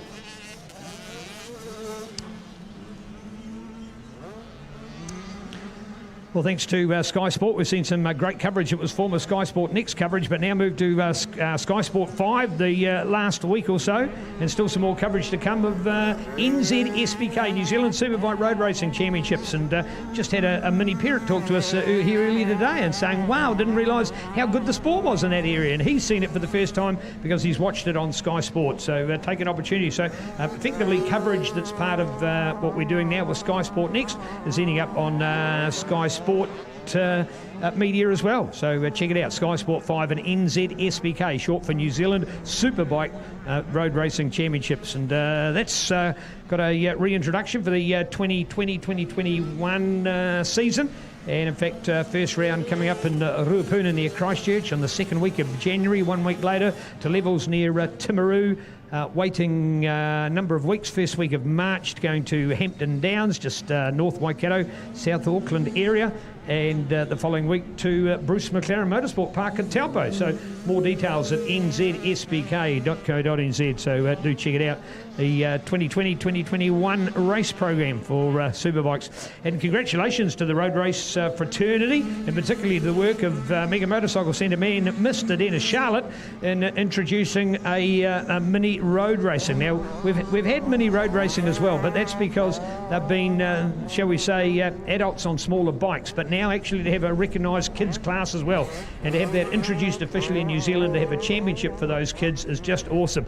If we go to Spain and Italy, probably the Spanish are the best example to use of what they've done with putting their road riders onto bikes at early stages. In fact, Dennis spoke at our last annual general meeting in Motorcycle New Zealand to talk about that for his son to go motocross to get an advantage on then going in road racing later in time. He felt that road racing could be done safer for kids than it was for motocross. And it's a point that you could debate, but the reality of the incident was that there is no real platform until now. So that's been introduced in our sport, and long may it continue. More details, check out the likes of Motorcycling Canterbury, New Zealand's #1 proactive club for junior sport road racing, and we introduce our first ever New Zealand Mini Road Racing Championship. It's got its own name, it's got its own bikes, it's got its own class and rules. It'll be safe, it'll be fun, it'll be fair, it'll be exciting. So thoroughly looking forward to seeing that in our sport as well. So not just junior motocross is the way. When you look at our road racing at the moment and you see our champions, you look at Aaron Slight, you look at Simon Crafer, you look at in there as well Tony Rees and Sloane Frost and Scott Moyer and Dan Mettam and Neville Biddle, and do I need to go on? But all of them started in the dirt. They started at mini or junior motocross, and that's been the foothold to understand how a motorcycle performs and how you ride it and how you slide it and how you control it and how you race it and how you can go fast and do so safely. And now we're going to have road racing as an introduction to that as well. So thoroughly looking forward to having that on our radar coming up in the near future. Well, there we go. There's young Jack. Here's young Jack. He's gone into the banner over on the far side. In fact, the fly banner's come down. The Bridgestone banner's come down just off the screen at the moment, but he's on the exit of the start. He looks to be A-OK. And he's back on the gas and he's away. It's one thing we've laughed at for years, and if it was a mud day, they wouldn't be laughing, but if you get the idea, all the kid wants to do is get back on his bike and go. To make it go, he turns the throttle on, and he literally leaves the people that have just helped him pick the bike up and go, and in a pile of mud and dirt, well, of course, the roost flies up and goes over the spectators and those people that have just helped them. But more importantly, the riders just saying, well, I've got to get on the gas and get going again. Hey, I've lost so much already, I need to try and make it up. So always a great sight when you then see the parents and supporters at the side of the track who then shake the dirt off themselves as they're covered in the roost as the bike has departed the scene. All right, back to our results. Team Townley up there. Townley, Taylor and Ellingham, of course. We've just seen young Jack unfortunately have the exit from the track. More importantly, he's okay, the bike's okay. And, well, I think the fly banner here, well, we just need to spin that over a little bit because it's still there, but it's just been turned around. So our fly banner, what is fly? Well, fly racing is, of course, quality apparel. Checkered flag time, checkered flag, and there it is. Team Townley have done it again, not just once but twice, winning both 65 and 85. We'll see him on the podium twice at the end of the day at this rate, even though this is only the first of our 3 lots of races per class here at the moment. The backdrop of the Mercer one-stop shop here, and the officials here at trackside. We're right on the banks of the mighty Waikato River, and this is actually a former gravel pit, literally, a sand pit, extrusion, excavation site. And now that it has been returned to nature, the club's done an amazing job. In fact, it was just turned into a lupin and gorse wilderness, and the club has completely transformed it. The pit area that you don't see too much of in any of the shots is all beautifully, immaculately prepared. There's a metal access way through it. It's beautifully mowed area. It's certainly better than my lawn because I'm never home long enough to look after that. But you get the idea. What they've done in this area has been fantastic. Along with Ryan Young contracting, they've completely manicured the area and turned what was literally a swamp into an amazing moto track. All right, back with more, you betcha. In fact, this will be our final race before our short lunch break.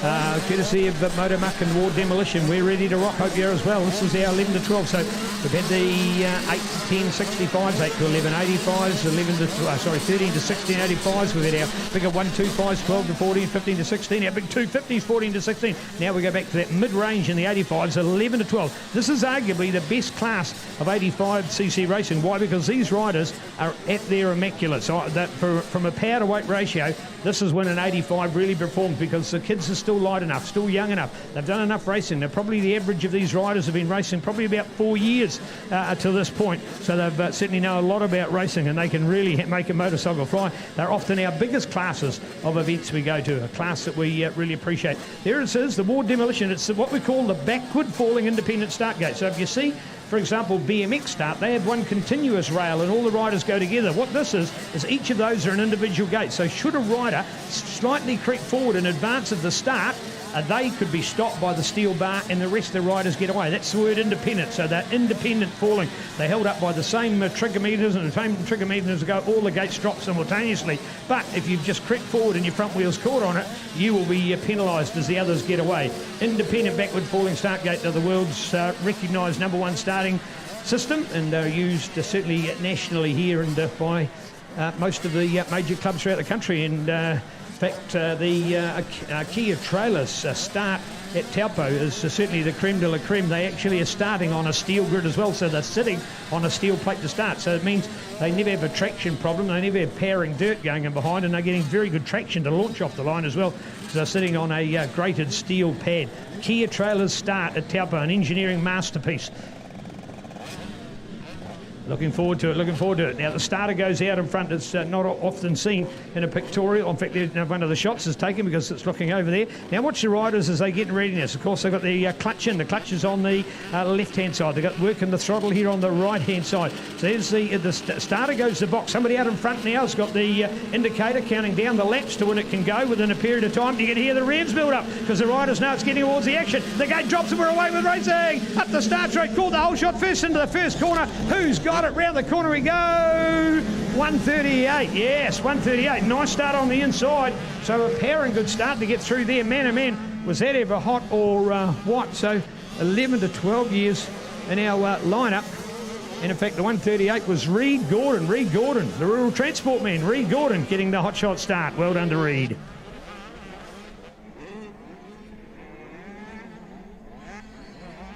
Reed's been a long time Husqvarna fan, one of the brands that we don't talk about quite as much as others, but recognised as the brand's called the pioneers of motocross, and they really were. If we look back to that era of the 60s and 70s, they were making the best motocross bikes in the world. The Japanese manufacturers got on board quickly after that, and arguably you say that they overtook them, or did they? That's only a matter of opinion, of course, but more importantly, they were the first. And I love the way the Swedish pronounce Husqvarna. And as we know now, whether it be your sewing machine or your chainsaw or your weed eater, a fantastic brand. It's only, 360 years young, of course. It's been around for a long, long time, but a great brand. And yes, they've made great motorcycles as well. They were for quite a while actually out of motorcycle manufacturing, and then they started up again.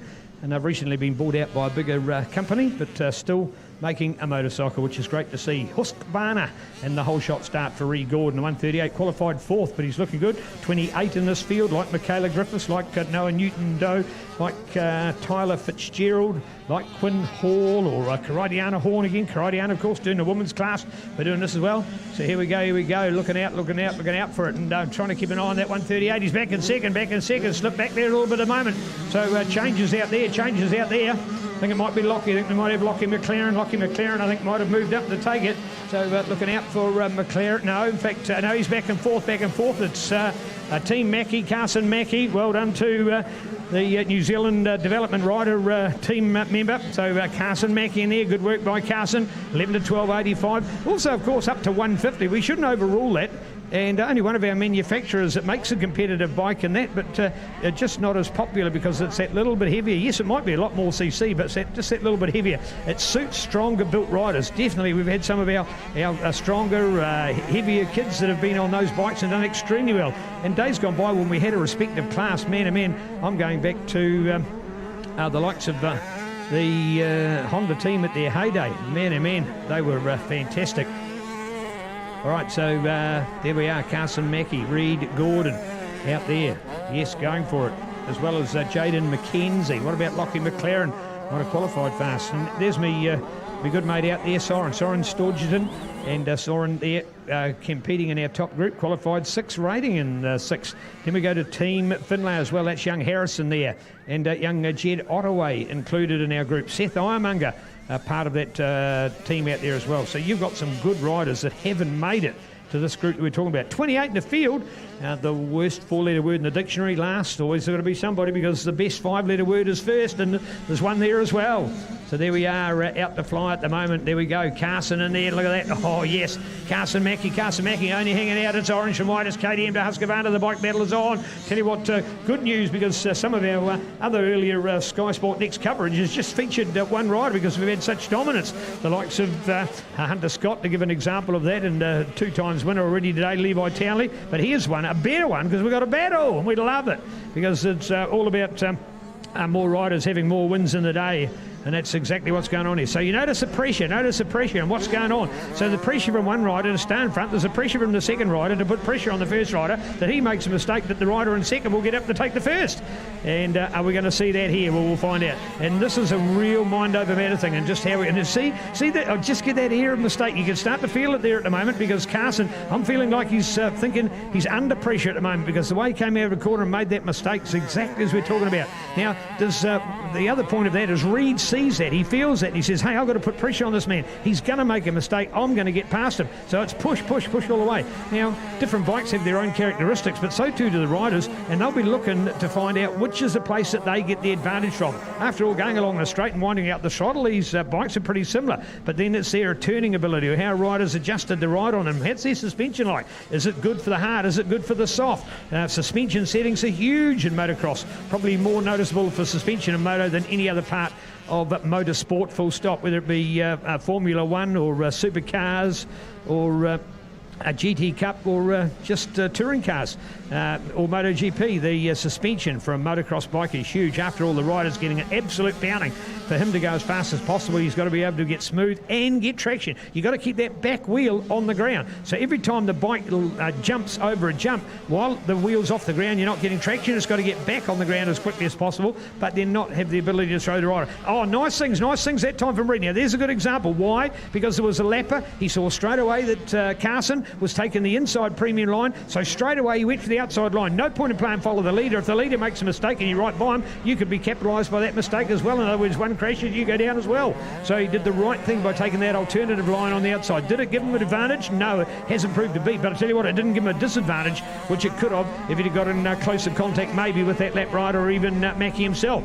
So a good duel going on here as we fight him out. It's moto at its brilliant best. Man to man, rider to rider, bike to bike, skills to skills. We're stepping it up. They're coming round in on the lappers as well. Nice line there by Mackie, holding on to it well. Up and over the top, and then looking for that next bit. And again, those lappers as he heads down the swamp straight, and he'll drop in to the bottom end right hand. It comes around here, see, nice and high up on the berm. Then he drives off. He's keeping all out of that moisture stuff on the inside, so getting some good draw. Look at that. There's the fatal. Don't look behind you. Never look behind you. It'll be a number one rule that a coach will tell you. Don't look behind you. But he couldn't resist it. Had to look. I tell you what, if there was a slight advantage for looking, it would have been that if he'd looked at that same place last lap, he would have had the rider now further behind him, which is a positive.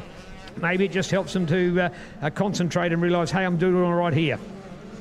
Look at that riding position. Love, see that off the seat, man to man.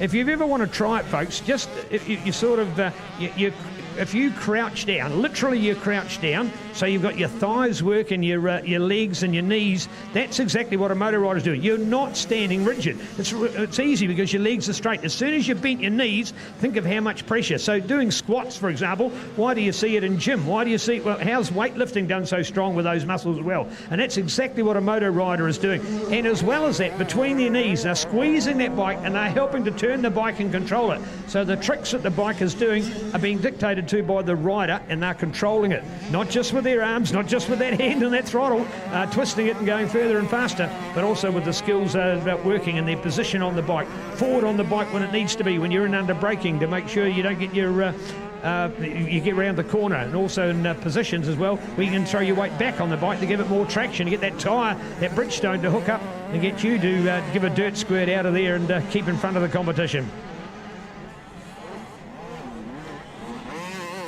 Certainly, once we're post-COVID and encouraging many people to take the opportunity and go to watch your local motocross. There is so many of them.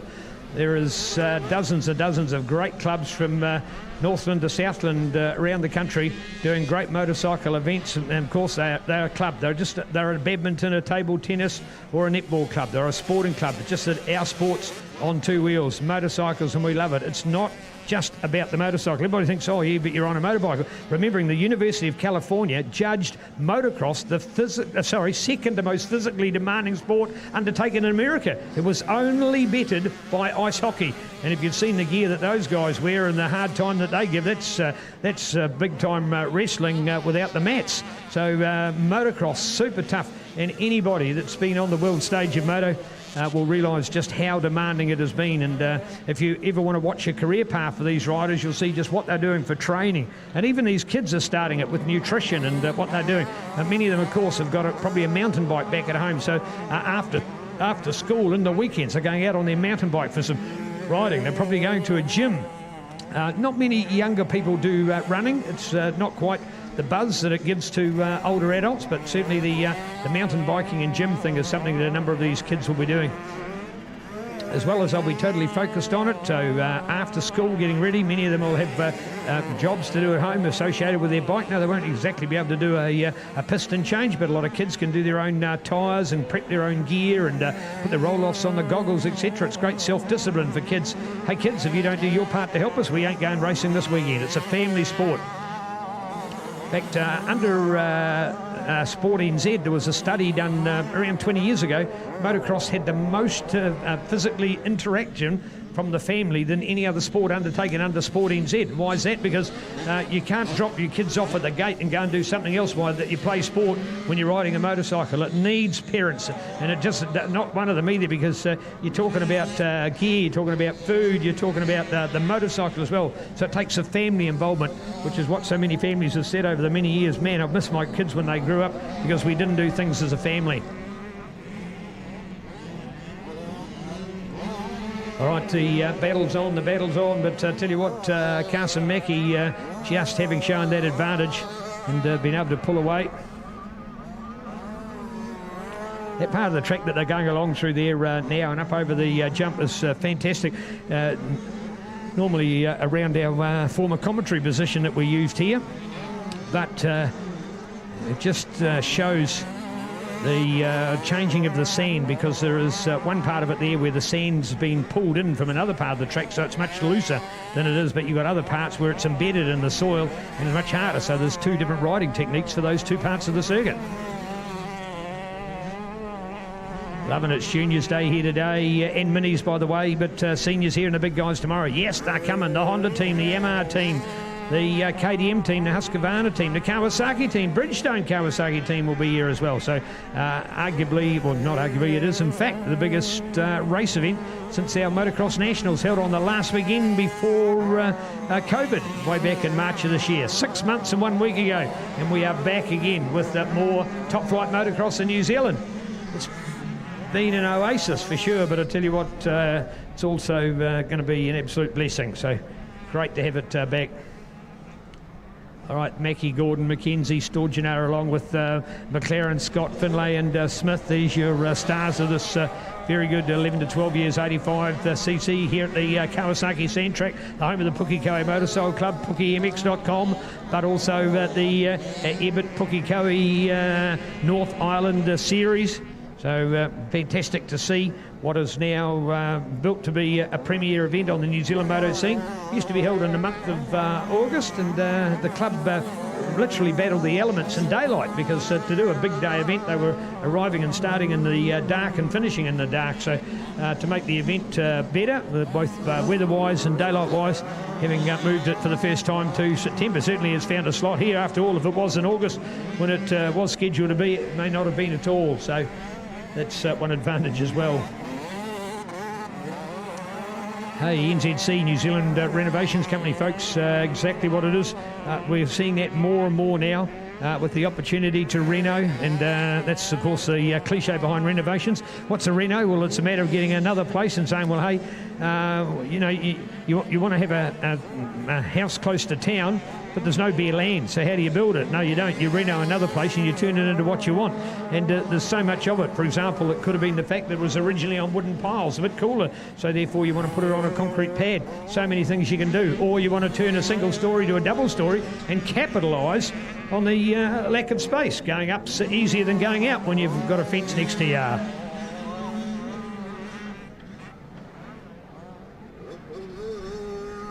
Here we are, just arrived. We've missed the number just down there at trackside. I think the rider's looking okay. They're doing a lot of movement, that's for sure.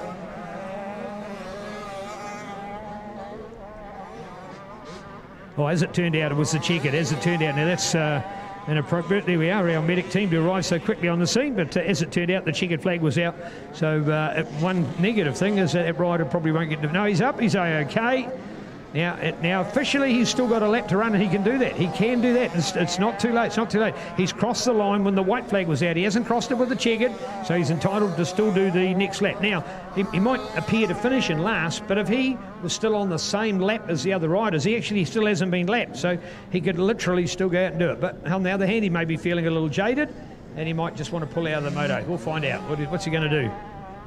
And he's going to carry on riding, I think. Yes, he is. Oh, that's capital C for courage. Good on you, young man. Nice to see. There he is. He's up. He's riding. He's okay. He'll be a long way behind. I tell you what, he's going to have a good lap, isn't he? Because there's nobody around him. He's got the whole track to himself.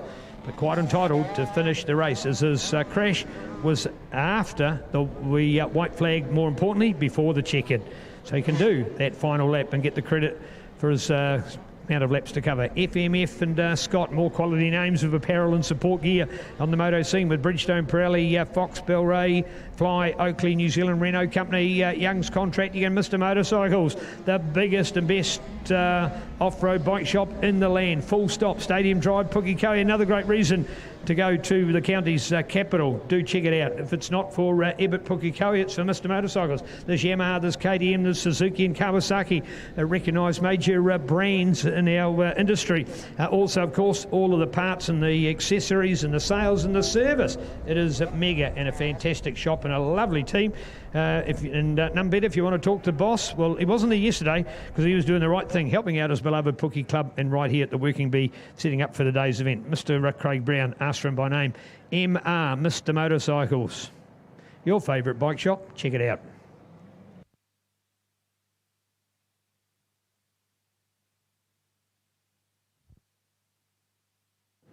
Well, if you've been watching this coverage since 10 this morning, and it's now a little after 11:30, that is one round. So we're going to do that another 2 times, so 1/3 of the way through our day. So we repeat our racing and we repeat our racing. So we do it 3 times today. We'll take a turbo taming break here at the moment. And turbo tonsil taming break. I'll get all the T's in together. Turbo sound coming live, loud and proud at you here at Kawasaki Sand Track Mercer, North Waikato, New Zealand. North Island Championships underway.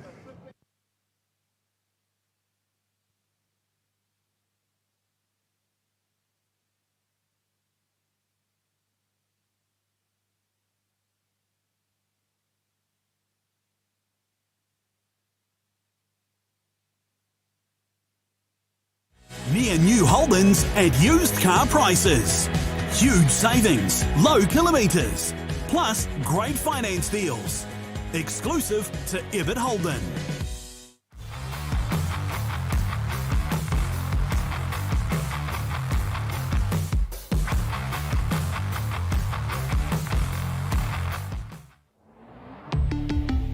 Volkswagen.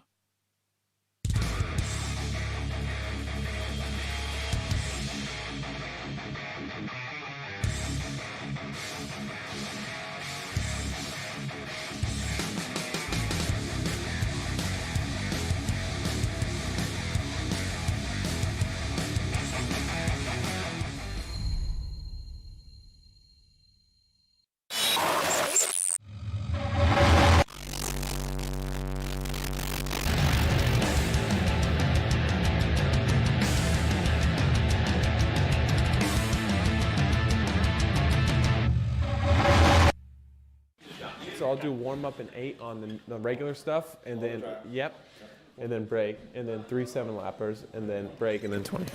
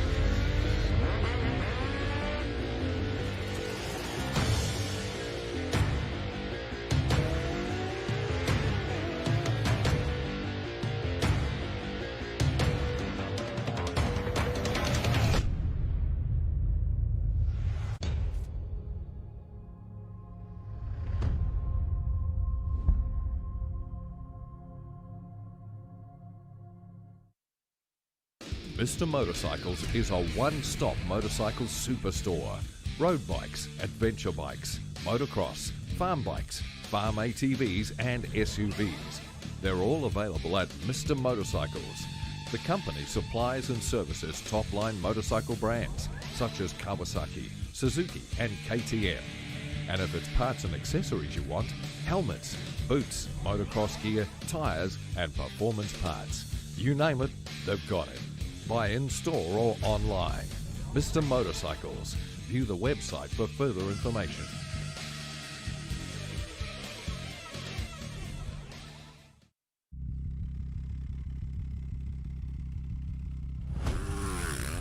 It's why I do start, it's why I go racing, it's just being in that zone of no thinking, no emotion, just, adrenaline and really hard work, and only a racer can understand this.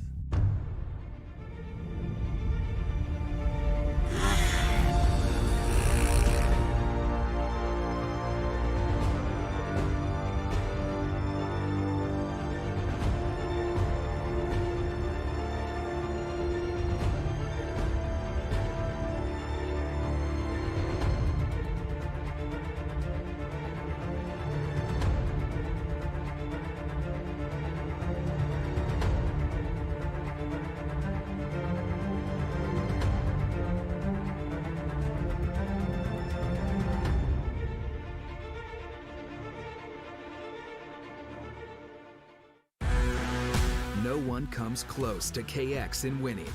Only KX has more Supercross and Motocross race wins. And only KX has more championships than any other manufacturer. 4 straight overall wins. The numbers don't lie. Introducing the new Kawasaki KX450 and all-new KX250 motorcycles. The bike that builds champions.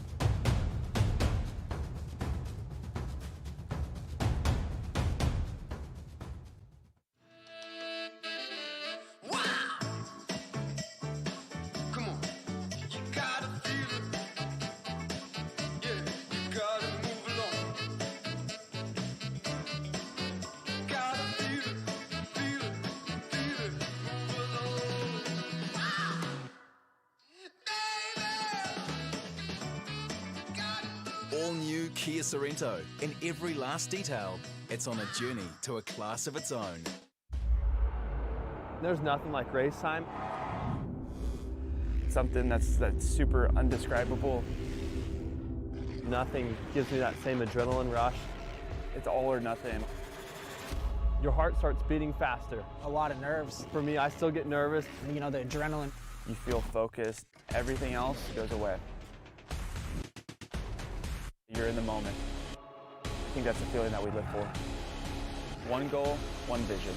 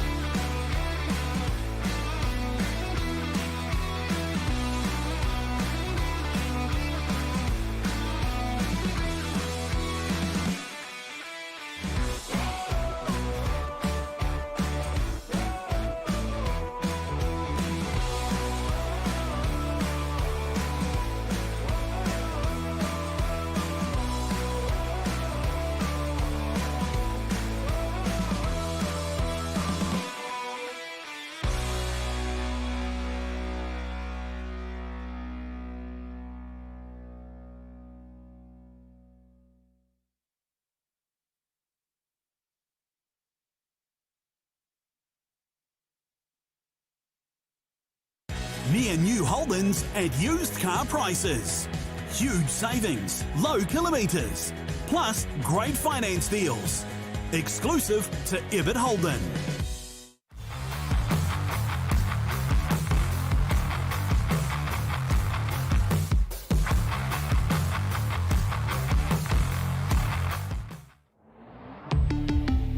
Volkswagen.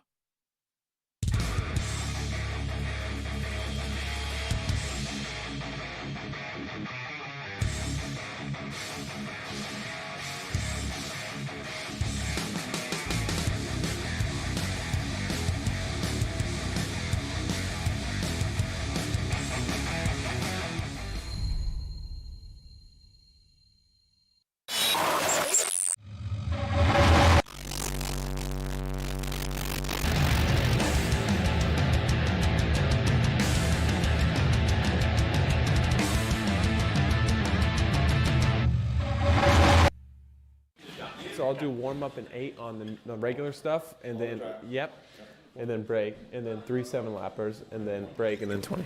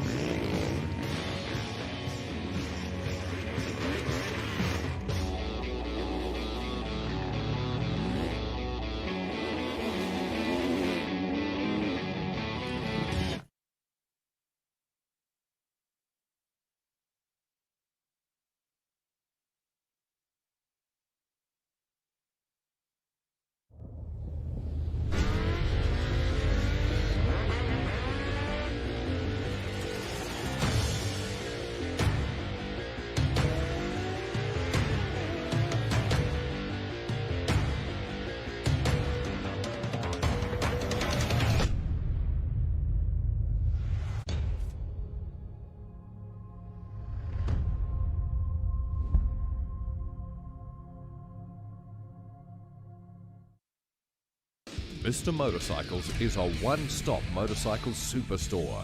Road bikes, adventure bikes, motocross, farm bikes, farm ATVs and SUVs. They're all available at Mr. Motorcycles.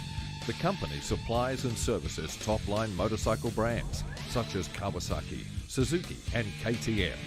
And if it's parts and accessories you want, helmets, boots, motocross gear, tyres and performance parts. You name it, they've got it. Buy in-store or online. Mr. Motorcycles. View the website for further information.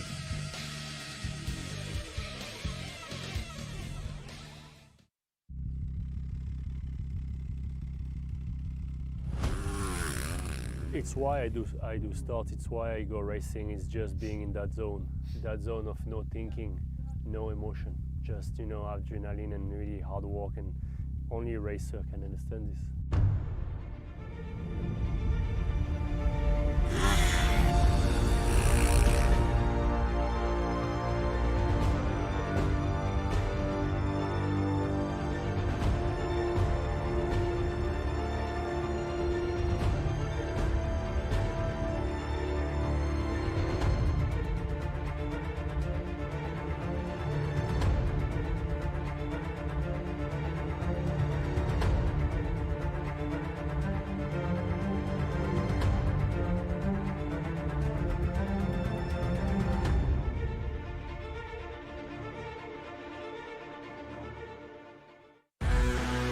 No one comes close to KX in winning.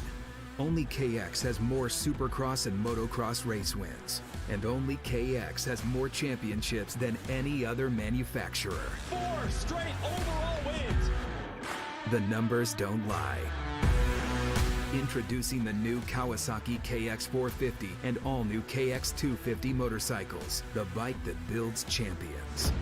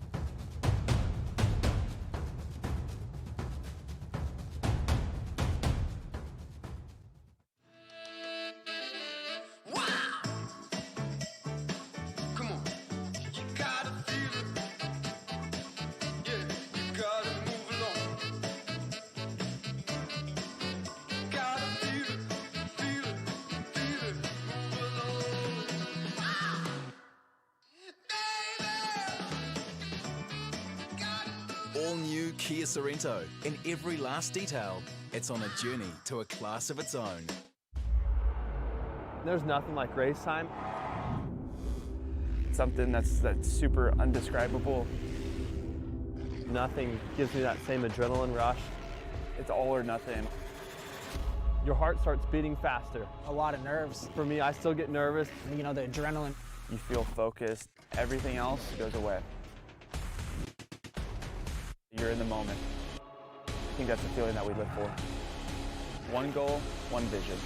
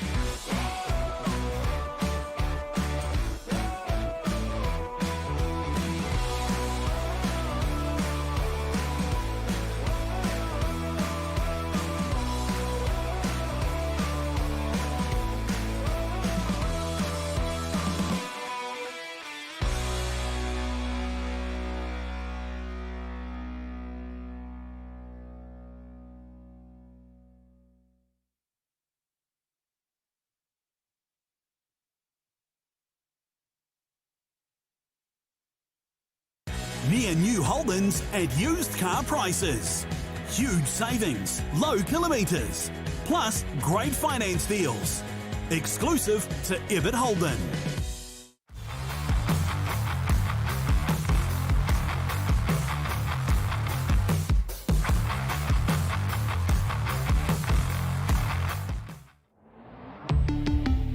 Volkswagen.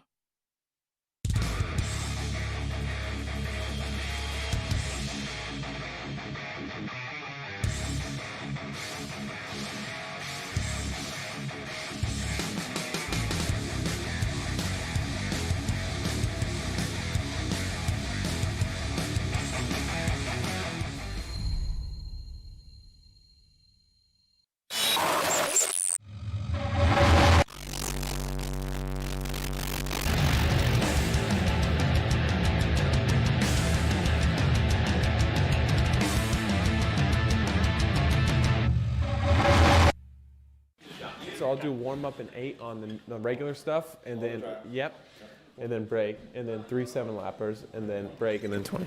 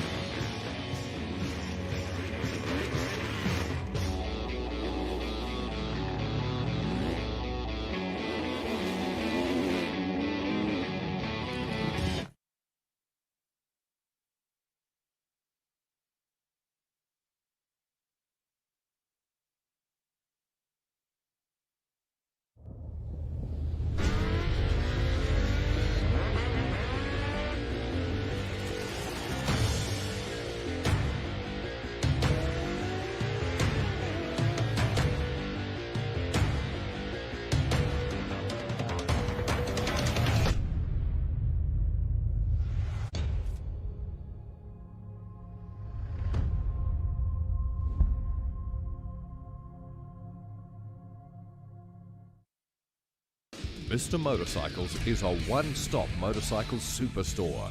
Road bikes, adventure bikes, motocross, farm bikes, farm ATVs and SUVs. They're all available at Mr. Motorcycles. The company supplies and services top-line motorcycle brands such as Kawasaki, Suzuki and KTM.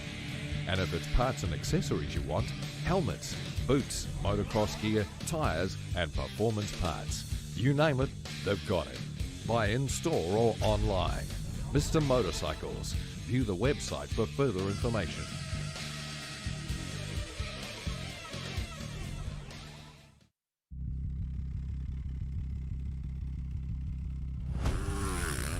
It's why I do start. It's why I go racing. It's just being in that zone of no thinking, no emotion, just adrenaline and really hard work, and only a racer can understand this.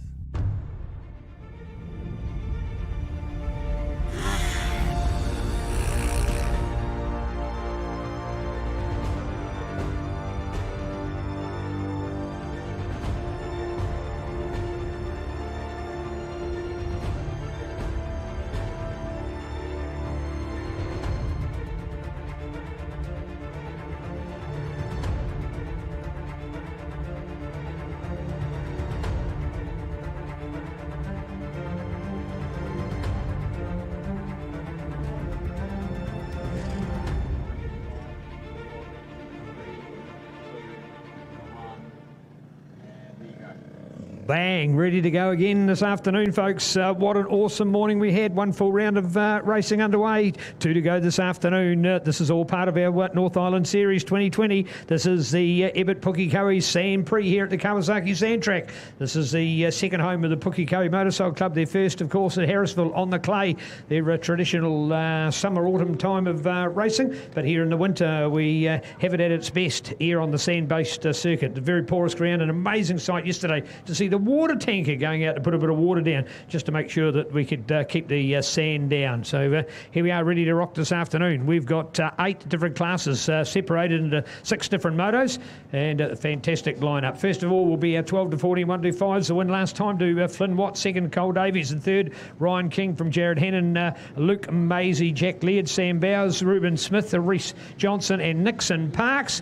And we've got all those kids lined up again here on the Ward Demolition start and ready to go for our resumption of racing. We're on the super start there at the moment, the independent backward falling gate. The camera going in behind the riders, looking up the start straight. They don't go all the way to the far corner because just for the start purposes, what we call the whole shot, they'll peel off just to the right there of the yellow banner on the right-hand side of the circuit. So it means that it's not as long as it will be for other parts of the track.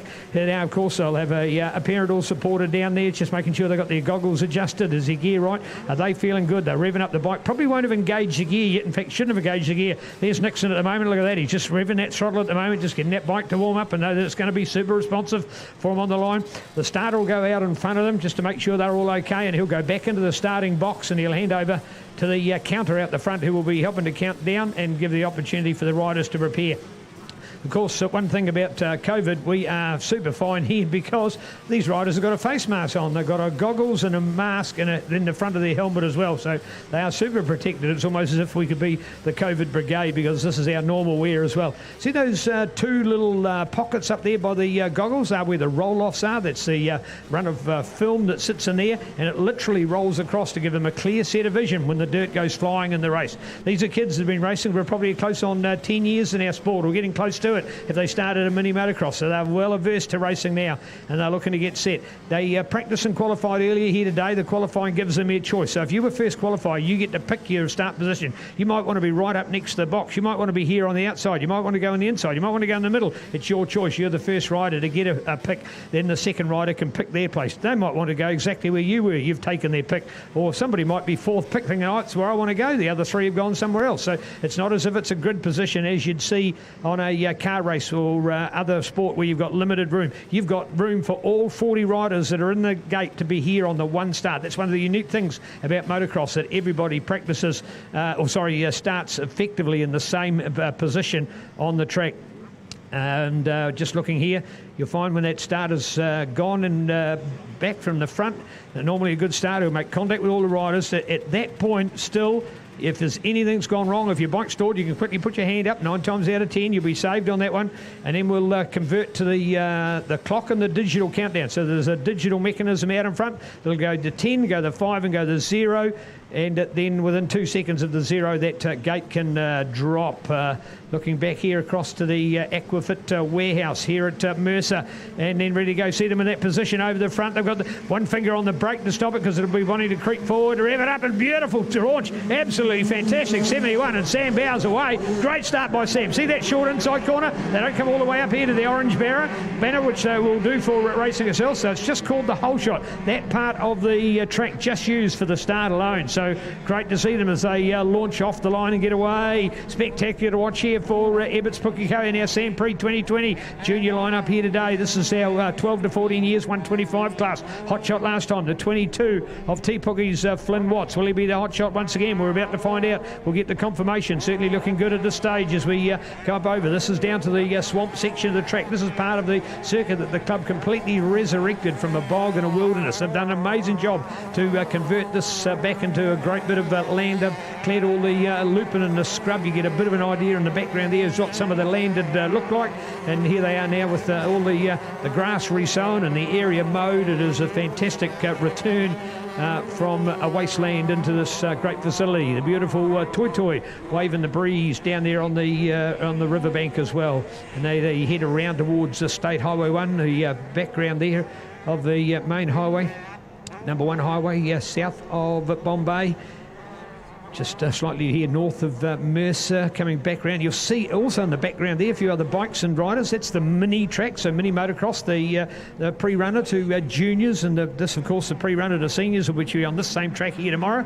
So the mini motocross is completely separate from the racing going on here today. Here we are, 22-22, all the way for Flynn Watts. So Flynn, the man, is out there. Yes, indeed, doing it all again. No shame about that. So Flynn in control. And man, talk about in control. To be only one lap into the race, this guy is dominant with a capital D. Now, to have seen the fact that these other riders, Ryan King and Cole Davies, would be able to beat Flynn 9 out of 10 times 6 months ago. This guy's used lockdown to his credit and success, and he's turning a winning post every way. So great ride here from Flynn at the moment. He was our Val Helmets Moto Sprint winner from Taupo last Labour Weekend Friday. Of course, that event back on in 5 weeks' time for Labour Weekend 2020 as well. So good to see Flynn Watts in good form out there at the moment as we see the other riders coming to the fore, including this time Sam Bowers. We talked about Sam on the start before.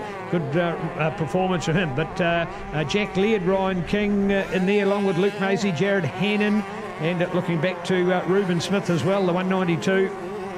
They drift wide and then come back up over the top. They'll for a split second out of sight as they're literally rising up the mini mountain and coming to the top of the apex of that jump before driving off it again and going down. Here's another one of those big, beautiful Daytona-type berms down the bottom, round underneath the Fox banner. They'll just drift back out there a little bit and come back into view round behind that jump and then be ready to come up again. So keen to look out for it. 22 right out in front there at the moment. It's the Flynn Watts show. There's a one-man band. Look at it. He's miles in front. That's only 2 laps complete. He's smoking the field. Well out in front for sure. Going for it. And hot to rock, and why not? The 134 out there. Jack Leard into second place. What's happened to the other riders? What has happened? Some major upsets on the card here at the moment because Jack Leard, a 6th place for him last time, correct? They had a 6th place. He's now into 2nd. What's happened to Davies, to King, to Hannon and to Maisie? They're not in the picture at the moment.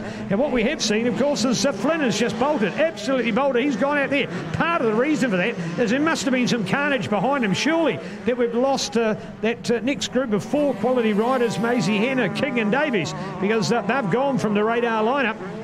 It's all there with Leard, King up to 3rd, Maisie in there along with Hannon. No sign of Davies at this stage as we go back to Smith Holmes. And looking out for our next group as well at this stage. Who have we got in there? Riders like Nixon Park and Troy Holmes and JJ Aldridge as well. But it's all on at the moment. The Flynn Watts advantage. Hey, last time the difference at the end of the race was only 1.1 seconds. Yeah, 1.1, nothing in it, with Cole Davies on attack late in the moto. But this time, Flynn Watts, that has got to be 5+ out there already. That's huge in racing times, probably even greater. We'll get an idea on this next lap just how much it is. So let's find out what it is. And also, in fact, for Curtis, understand that Curtis Gooch, he's surrendered. There we are, right, so we go, right, there's no sign of seconds. There it is, 1,001, 1,000, oh man, this is closer to 10. This will be closer to 10 seconds. It is huge. 22 for Flynn Watts. What's the pit board telling him out there? Hopefully is one of his team that's telling, oh, there's Ryan King's gone to 2nd, Ryan's up to 2nd, Laird back one, Laird is back one, so Ryan King's got to 2nd. So Ryan, not a good start, and he's had to make his way through that pack, but he has got himself up into 2nd. That's a good improvement. So Ryan King got to be happy with that. So Ryan up there, qualified 1st, finished 3rd in the first moto. Now to run 2nd, needs to hunt down Watts. Otherwise, Watts will have 2 greater points advantage. He'd already got 5 in the first race, 3 in this, that'll be 8. It's too many to come back from. He's going to want Flynn Watts to have a little bit of bad luck. So Ryan, hopefully to be the front runner of this field, but he's going to have to do some harder work to try and get back there. Needs to get back up and put the pressure on Watts. Watts looked pretty good last time. In the end, only won by a little over a 2nd from Cole Davies, but it's the work that he had. I tell you what, Sam at the stage and an ear off. Now there's what we call the front wheel tuck. He nearly tucked the front wheel. What it is he didn't have enough power on, believe it or not. He was actually going too slow for that part of the track, and it allowed us the front wheel to try to be spat out of the berm rather than sticking into the berm as you do when you got power on. It's one of those things you get to a point in the sport where you think is going faster is actually safer than going slower. It seems an amazing anomaly, but it's very true, and it's a good example of it. All right, 22, here we go for Flynn Watts. This man is magic, and right on the gas as well. Great to see him ride so well. The number 22, Flynn Watts out of Te Puke. There he is, smoking it up there as we check out Mr. Alpine Stars. This is the Ryan King show. Very good there on the Alpine Stars bike, running in 2nd place.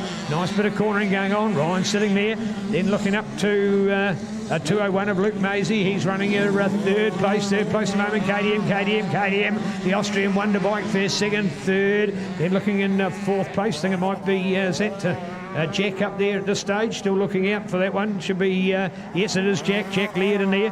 So he's the first non-KTM, which is the Yamaha YZ125, running in 4th place at this moment. Watts, King, Maisie, Laird, Hannon ahead of Smith, Holmes and Johnson. Good to see Troy Holmes. Troy's up in that group. He's made a 7th place. So to think that he was only 11th in the first moto, some good work to be done there.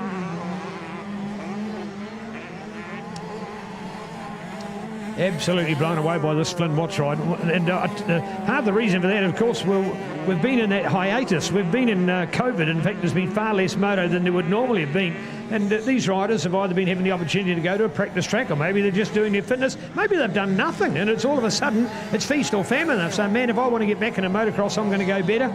Just could be a mental thing as much as it is a physical thing. Whatever it is, it's a real plus for this man, Flynn Watts, who's absolutely flying out here at this stage. The Alpine Star racer, Flynn Watts, looking good, high on the Daytona burn and powering his way down the fly straight. Looking good as he tucks it into the left-hander right there on the inside, goes low on the corner, peels it around there, gets a power back on again and is ready to fly. 110 with Ryan King on a high-flying second place for the Alpine Star Crown Kiwi Ace. Now to third place, still with the 201. Oh, no changes there. 999 for Jared Hannon. So we've got Jack Lairdy's gone back. So 999 and Jared Hannon. Jared's up to be riding the KTM SX125 as well now. So that's not just the first two, but three, but now four riders all riding this amazing Austrian wonder bike. We have a great affiliation in New Zealand, of course, with the Austrian brand KTM. Why? Because our last two world champions, Ben Townley and Shane King, both won their world titles on KTM.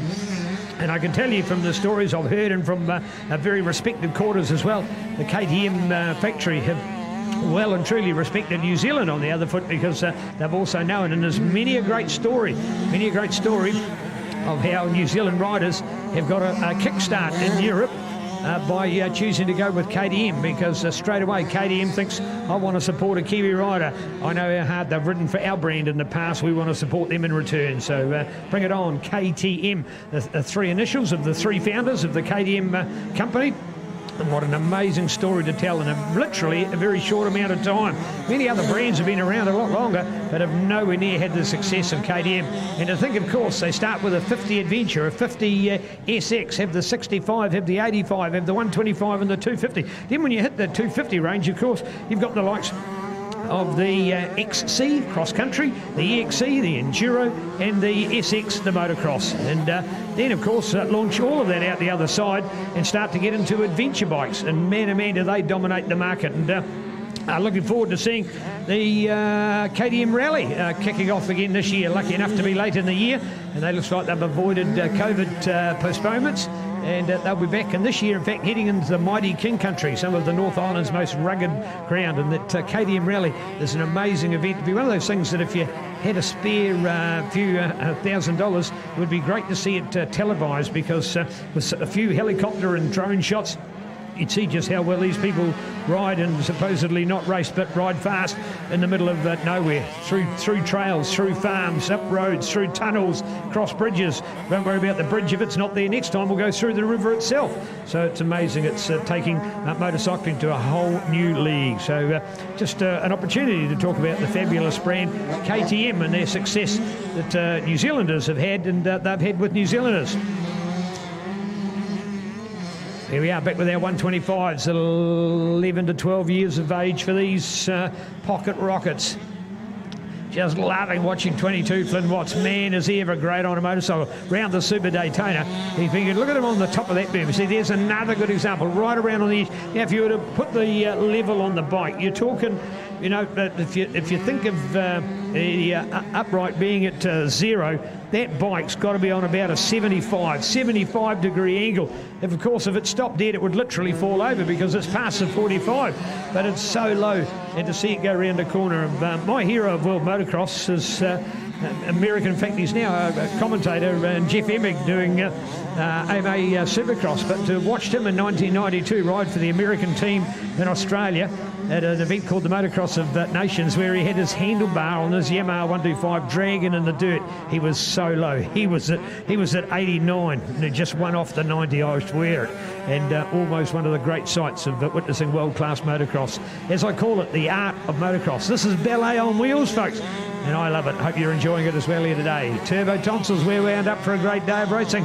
Bringing to you, in fact, it's 2 days. This is only the entree. We're warming up for the big one here tomorrow, because the stars will be here tomorrow. The big guys like James Scott and Cody Cooper coming out there for Team Honda to lead as a forerunner to what will be an amazing year, I'm sure. So check it out. It is Ebbett Pukekohe Sand Prix right here tomorrow. More details, and you can check it out at PookieMX.com. But of course, you can follow it because we'll be filming as well with the Sky Sport Next here tomorrow as well. All right, back to our race at hand 22, and this amazing start, Flynn Watts in full pursuit, starting to catch up to some of the back markers in our lineup at this stage. Where's his advantage? It is mega, absolutely mega. I tell you what, he is bolted, absolutely gone for it. That has got to be more than 10 now. He's just gone from strength to strength. There's nowhere on the track that he looks out of sort. There's Ryan, and we know how good he is, Ryan King. He's got that second place. And there's all back markers, another 3 back markers around Ryan, so he's as dominant as well. Here is third place. Third place has got to be 20 seconds behind. The white flag is out too, by the way. Jared Hannon's moved to third. Jared's gone there. 5, 4, and now 3. Third place up there. So good work. Here's a better battle. That's what you love in the racing. It's a battle. It's great to watch. Good riding, going for it. And that's exactly what we're seeing. So there's now the fight going on for that third place in there. So Jared Hannon, who's in front of Luke Mays, he's in front of Jack Laird. Remembering Jack was up to the third. Luke was in fourth. He's gone back to fifth, but got back to third because he's gone past Jack as well. So Jack, unfortunately, has slipped away a little bit, but still good enough. I'll tell you what, he got 6 last time. I'm sure he's got to be happy to be there in the fifth place at the moment. But it's the 4 KTMs putting on a blistering performance. The story of the moto is where's Cole Davies and did Cole start? Well, that's the part we're not sure. So was he missing from the field or he just didn't start completely? So in a DNF, in other words, did not finish, or a DNS did not start, unsure of that. But more importantly, after a second place from Moto 1, not there for this race. Maybe, like a number of other riders have said, well, today's a big day, I think I'll just concentrate on one class rather than trying to go for 2. And when I say a big day, these guys will not be at their peak performance. And therefore, they're probably saying, well, this double classing is actually taking a little bit of a toll. Let's just take it easy. Remembering they're still school kids after all. Yo, so there we go. Checkered flag is out. So that's the win. 22 has done it. 1-1-0 for Ryan King. Takes the second place. These will be superstars you'll see on the podium at the end of the day. I hope you can stay around to watch that podium. Will be great to witness. And here we are, just looking at those others to have come in, watching out. Yes, Jared Hannon, Jared in there. So Jared's still got the third place, looking out for that Luke Mosey, Jack Laird battle. And for those super guys, seeing what they can pick up on.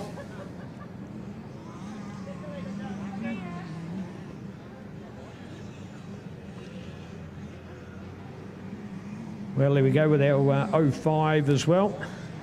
05 back there to Roman Carley. Roman Carley. Good on you, Roman. That's an older model KX. I tell you what, that's not...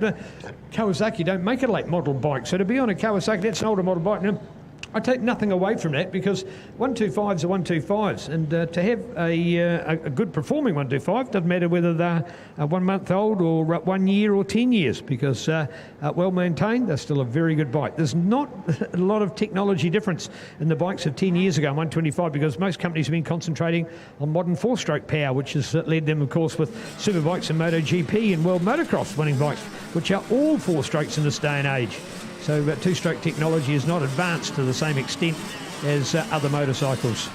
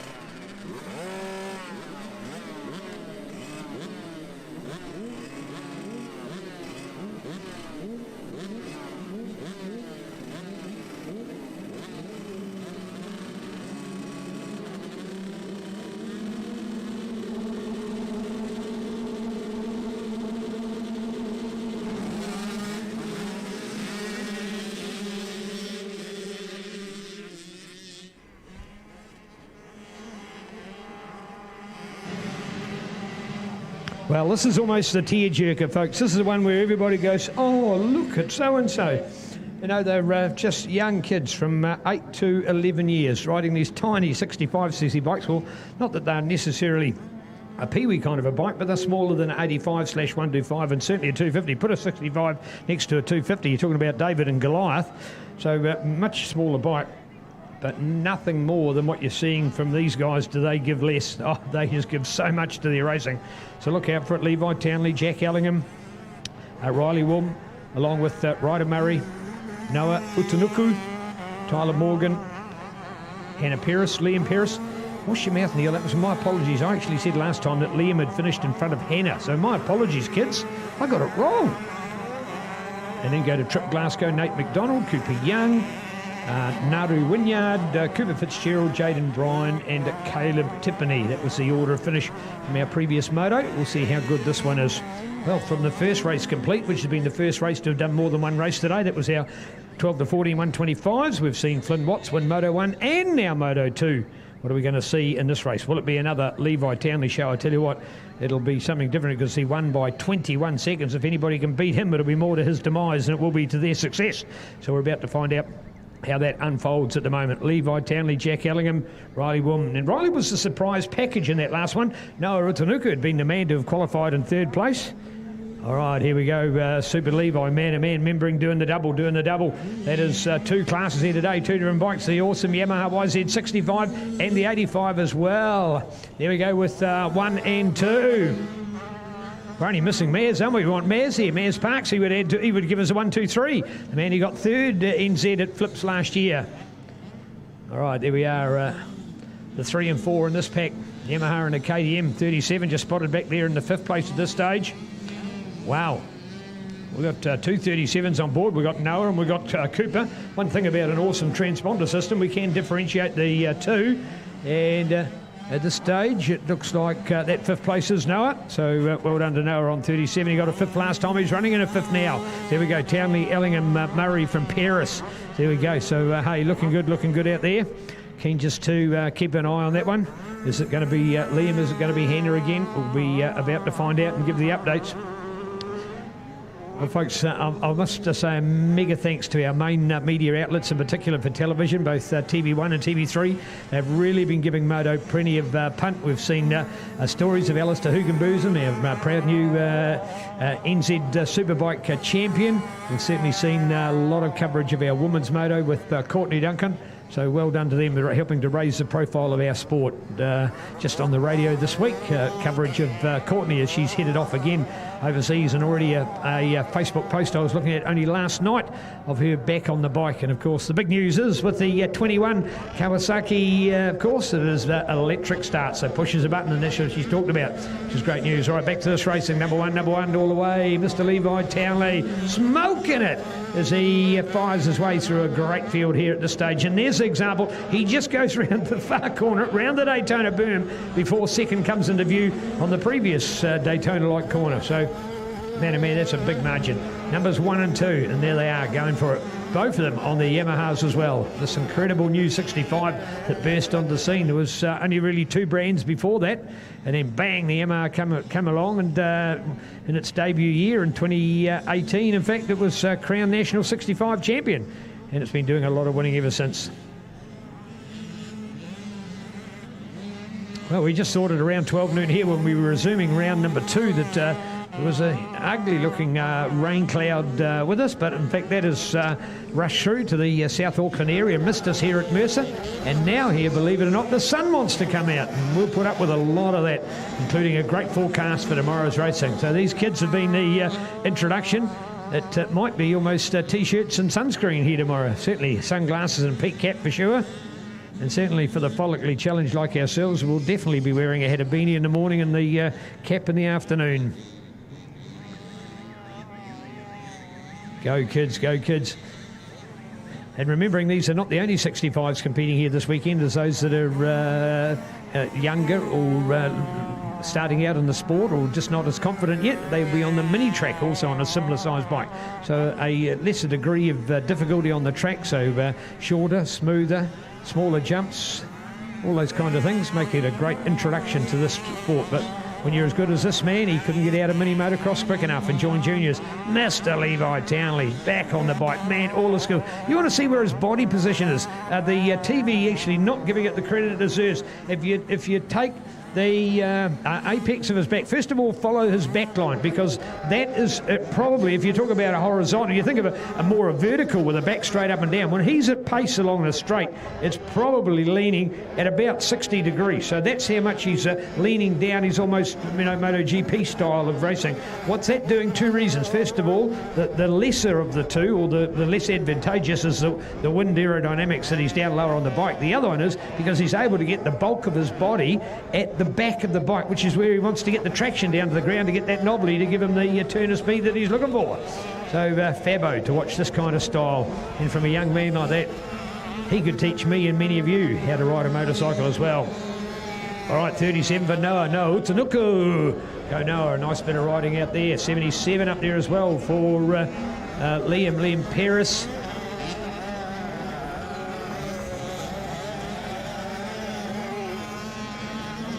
And there again, just listening to those bikes, you can often get an idea just by listening to how well the rider is riding them, because they're getting them at peak performance. No, you don't get a two-stroke and rev it till it can't go any further. You hook another gear, but you've got to get it on the power band, into that power range where it performs. So have it nice and perky. Should be anything from, sort of 5,000 to 8,000 revs. That's when it's at its best. You wouldn't get anything less than 5,000 for it to be circulating at a good race speed. So just almost a blind man can watch the sport and enjoy it so much. There's the example of it. Unfortunately for Sky Sport Next, you're not getting that clarity of sound that just gives you that real buzz of what's going on. But encourage you to get to a great moto event once we're out of lockdown. Plenty of good ones coming up, as we've talked about. So next weekend, the famous Michael Godfrey Memorial Motocross, staged at Amihi, just north of Amberley in North Canterbury. And the following weekend, New Zealand TTs at Orini, just out of Taupori. Then we go into October, and particularly to Labour Weekend and the mighty MX Fest, Motocross Festival in Taupo. Thoroughly recommend that weekend, man. We've got 3 days of it. We've got Battle of the Clubs, we've got Moto Sprints, we've got Junior Motocross, we've got Mini Motocross, we've got Speed Cross. Watch Speed Cross. Speed Cross is grouse. Tell you about Speed Cross shortly if we get an opportunity. And then on Sunday, the big one for our senior women's and vets moto. So much in 3 fabulous days at the adventure capital of the country. Beautiful Taupo. Check it out. Labour Weekend. All right, in fact, we'll roll on a little bit further in that. 2 weeks later to the New Zealand Vets and Women's Championships. Gore down there in beautiful Southland. Looking forward to calling racing down there for that weekend. Should be fantastic. 20 years since I last called an event at Gore. On that occasion was the New Zealand Motocross Nationals. And this year we're actually down at Riversdale. We're a little bit further away from Gore, or out of Gore, but... won't ever forget that event. We went to the Waikaka Rugby Club rooms afterwards and had a memorable night of celebrating our sport of motocross for sure. So beautiful part of the country, some fantastic terrain for motocross. Man, Southland and motocross goes together like cream and apple pie, I tell you. Man, they've got just rolling hill after rolling hill. Just love it for moto. All right, here we are back at this moto. And I'm going to tell you about Speed Cross as Levi Townley goes past. Why? Because it's part of our sport that's been actually, the name was totally invented by Ben Townley himself. It's a combination of Supercross and Speedway. What's Speedway? Well, we see FIM World Speedway. If you love that like I do, that is fantastic. Of course, the original art of sliding sideways, which we know we do a lot of in moto. But then with Supercross, you've got the jumps and the obstacles. When you take away the corners and turn them into sweepers, that's where the Speedway part comes in. So it's called Speed Cross, a cross between motocross and Speedway. You will love it, and there's a specially designed track for it at Taupo's Digger McEwen part, and it's Saturday night twilight, generally from around about 4 to 5 o'clock on Saturday through to around 6 or 7. It's short, it's sweet, it's fast, it's exciting, and you will love it. Speed Cross coming back to Taupo on Labour Weekend Saturday. All the more reason for the Be a Moto family to be heading that way.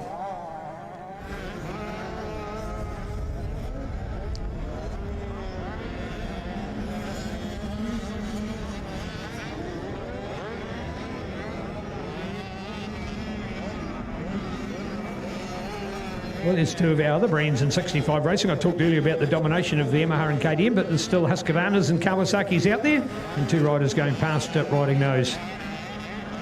All right. We're on the gas. We're winding it up at the moment. There's the 37. We've got 2 37s in our field.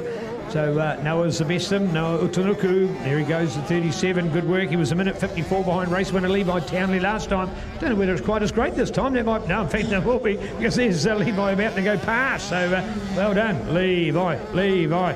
In full flight at the moment, yes indeed. The Michelin Townley Tours Yamaloob Yamaha man. Fox with Alpine Star coming together to kit this man out, and man, oh man, what a champion. Already a New Zealand champion. And how many to come, folks, just how many to come. And neat that his younger brother Jacob, well, he always says, I'm going to beat you, Levi. He's never daunted whatever. Older and more experienced and faster Levi. Yes, he does most of the winning, but I tell you what, his brother is going to mount a serious challenge one day, and that will be a highlight of motocross for sure. Yo, there's the second place for Jack himself, Mr. Jack Ellingham. Jack, another one like Levi, went out of the mini scene pretty quickly to go up onto the bigger bike to conquer those bigger tracks and bigger obstacles, and he's just gone better and better for it.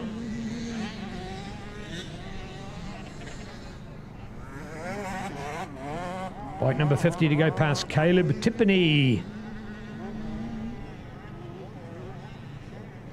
See, one of those things, a rider like Caleb, what does he want to do? Does he want to be 15th here, or does he want to be third or second or maybe even first down on the little mini track?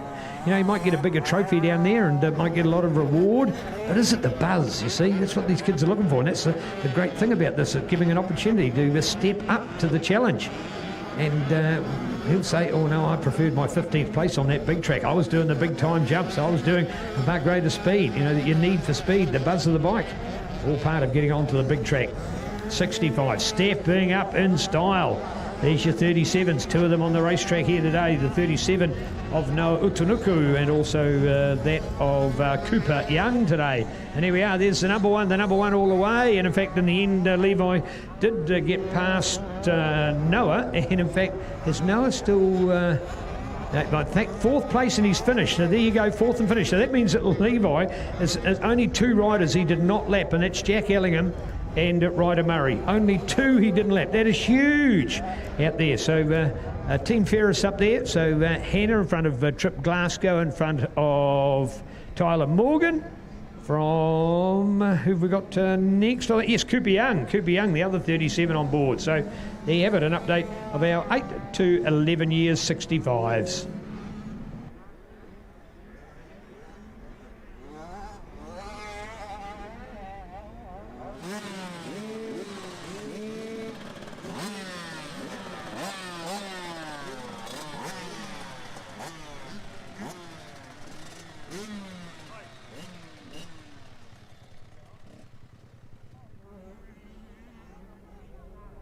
Please, we have had a credit card handed in. A credit card has been handed in. We don't want to advertise the name as somebody might guess the initials, but you'll please check your pocket. We have had a credit card handed in.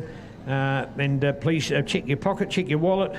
It's been out on the track itself. In fact, it was very close to the track, which gives us an idea that somebody may have quickly run down to help somebody at the track, and that's when it's come out of their pocket. So it wasn't in the spectator area close to the track, which we find unusual. So please just pass on that notice of public announcement that somebody has lost a credit card. Check your pocket. If you've lost yours, come and identify it to the club. We'd love to give it back.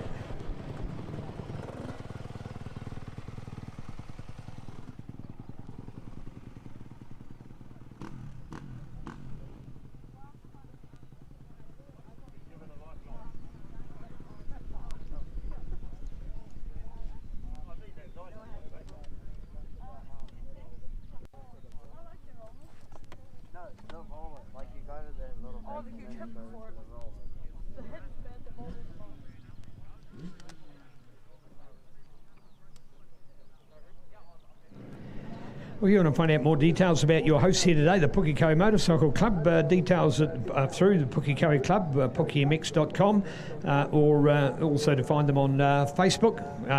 Great club, the main focus motocross club of the greater Auckland region, and that's no insult to other clubs that do motocross, but they've got some more moto focus. There's other clubs doing the cross-country and enduro scene. There's other clubs that are doing smaller, lesser profile events, but as far as North Island and national championship level, events. Pukekohe Club handles them for the Greater Auckland area. Their base is at Harrisville, which is not far from Pukekohe here in the county's South Auckland area, and this is their wintertime track. They actually come over the border. They're here in effectively North Waikato for their wintertime racing here at the Kawasaki Sand Track. So Pukekohe Motorcycle Club, a great heritage as well.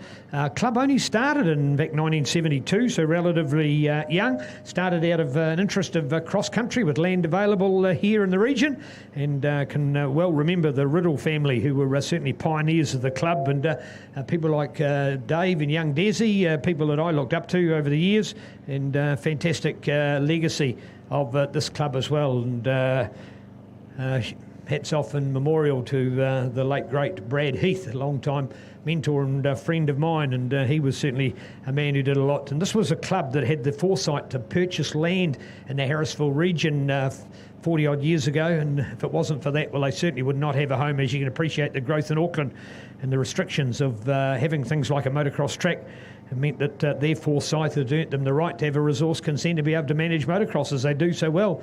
They have the odd practice night, which they're allowed to under their resource management. They have practice Saturdays at times through the season, and they run their major event on the third Sunday of the month. So plenty of good moto. So if you're in that Auckland region or out and about, you just want to follow more moto, and you want to take a trip to Harrisville, it is a fantastic, it is arguably the premier motocross track in the country. And why do I say that? Because you can stand on the hill and watch about 80% of it. It is magnificent from a spectator point of view, and to see all of those things going on is just so incredible. So that's not in any way a negative to other clubs as well. It's just when it's got that wow factor. We've had plenty of riders over the years come from Australia and America that have raced there, and they too have said that same thing, wow. And when you see television coverage of Harrisville, you realise exactly what I'm talking about. And the way that clay is prepared, and if it bakes on a summer's day, to hear knobbly tyres howling on the hard packed clay is a sight and sound of its own. The Champion Straight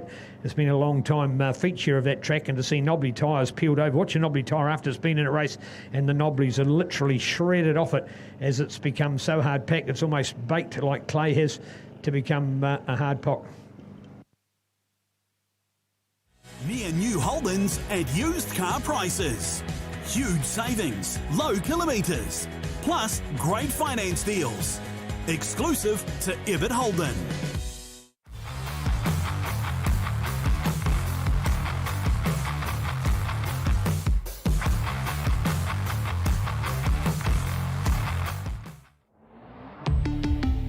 Volkswagen.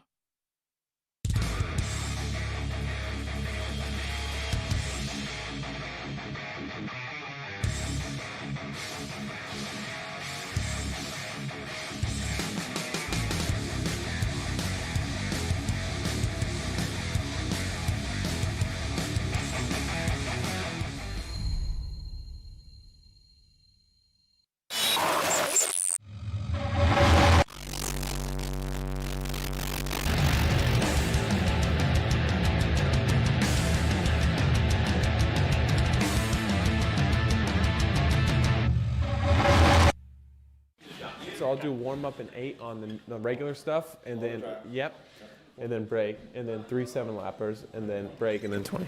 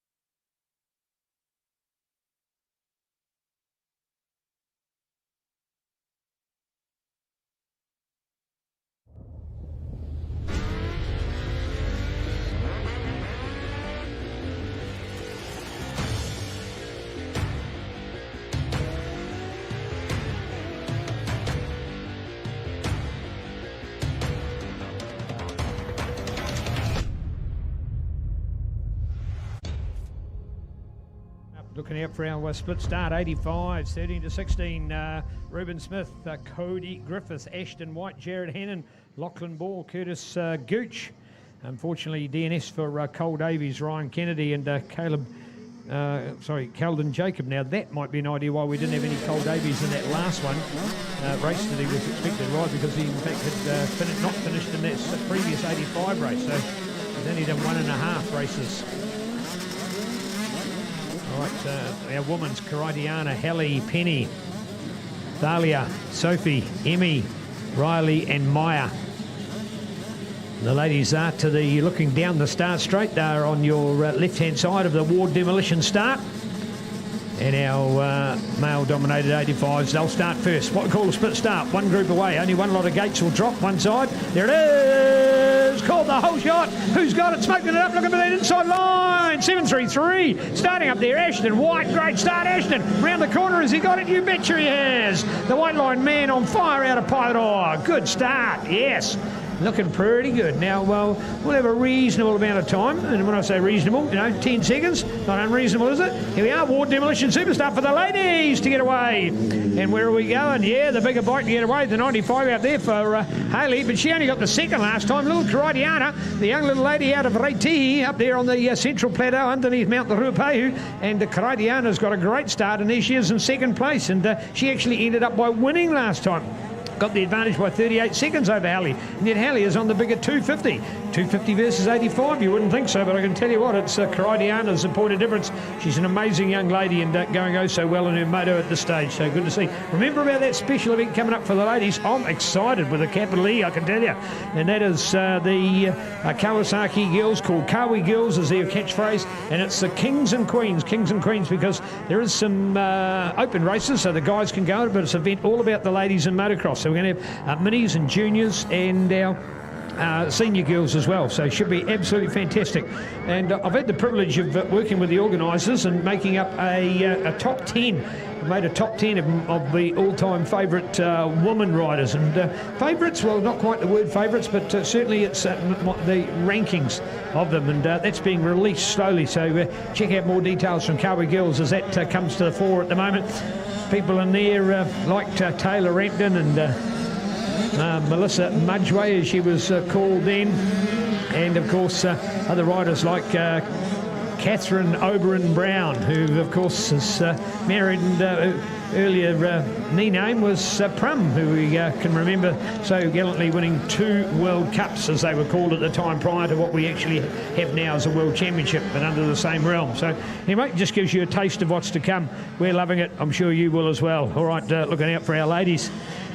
And amongst the guys, Reuben Smith, he won this one last time. Can he do it again? We're keen to look out for them.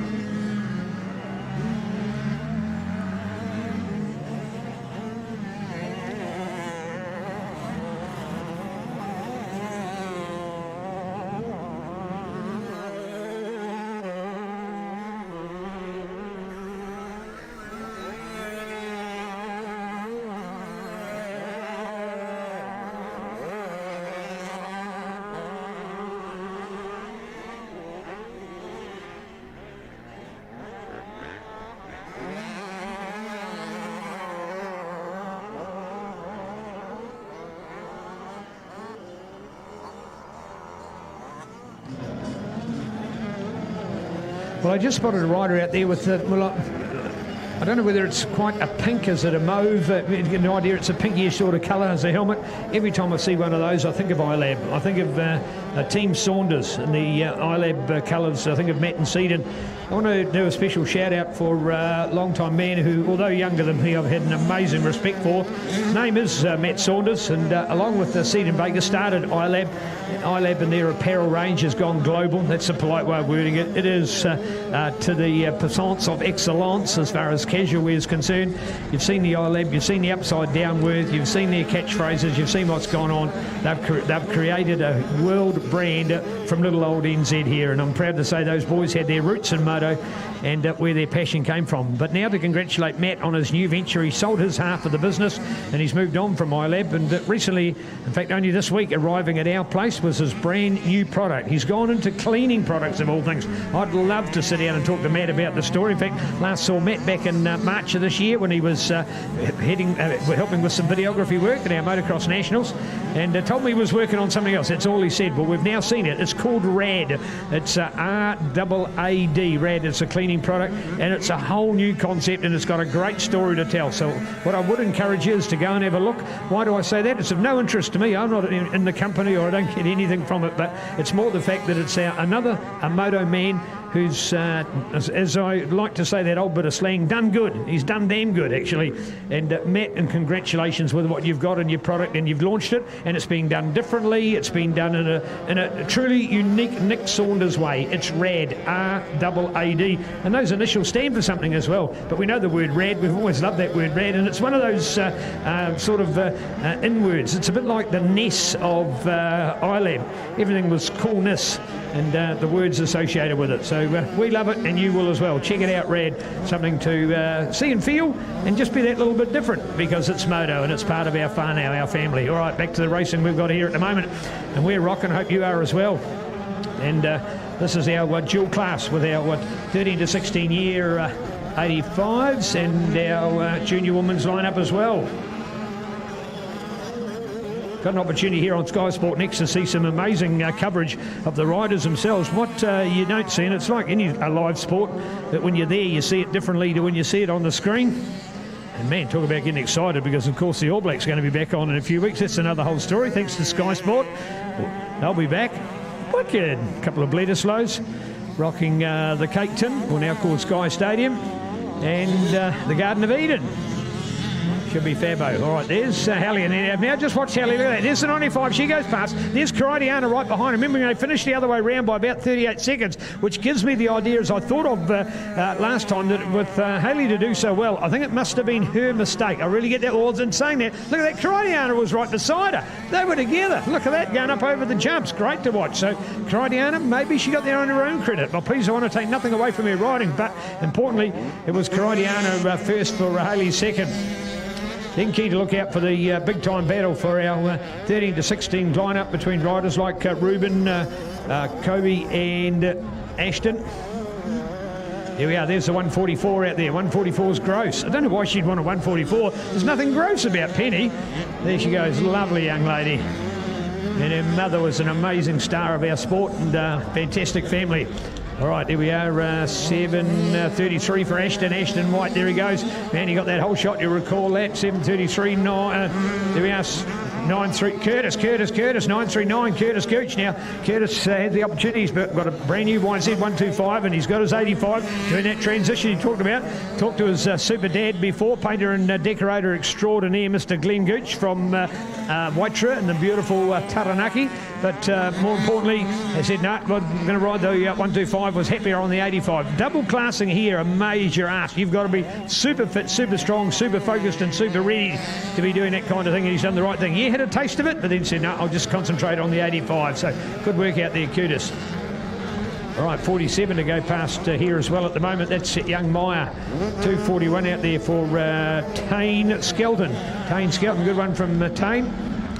Here we are, 177 on the inside, 939, there's 95, there's Karidiana right behind. Look at that, Karidiana on the tail of Hallie. Hallie to get through there, there's Karidiana. She's on the blue bike with the black, and then the bigger Yamaha in there for Hallie. Look at that, Karidiana up on the inside. What's that inside line? Can she get around the corner? No. Didn't prove to be the advantage she was looking for, but I love that. No, don't play follow the leader. You'll get nothing from that. Try the line on the inside. Where Hallie was going, she had a rider on the inside in front of her, potentially a lapper that could have just, done a bit of a balk off the side.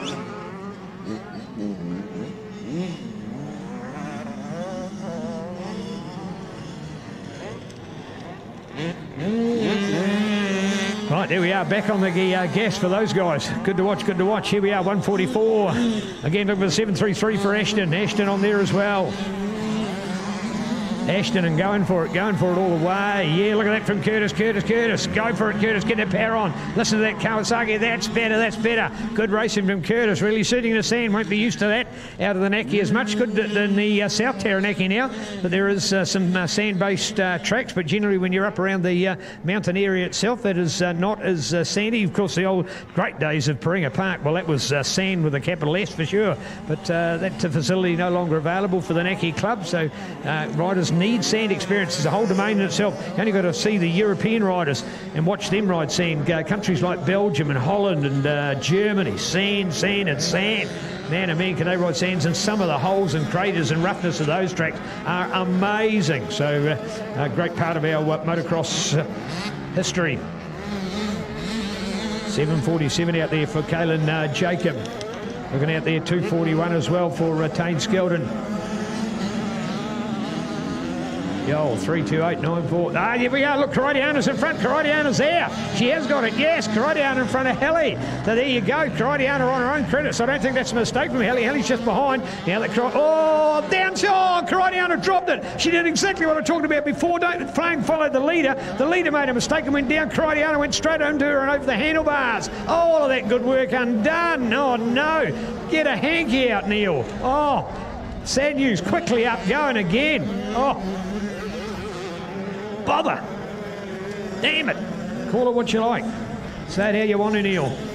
Oh, sadness with a capital S.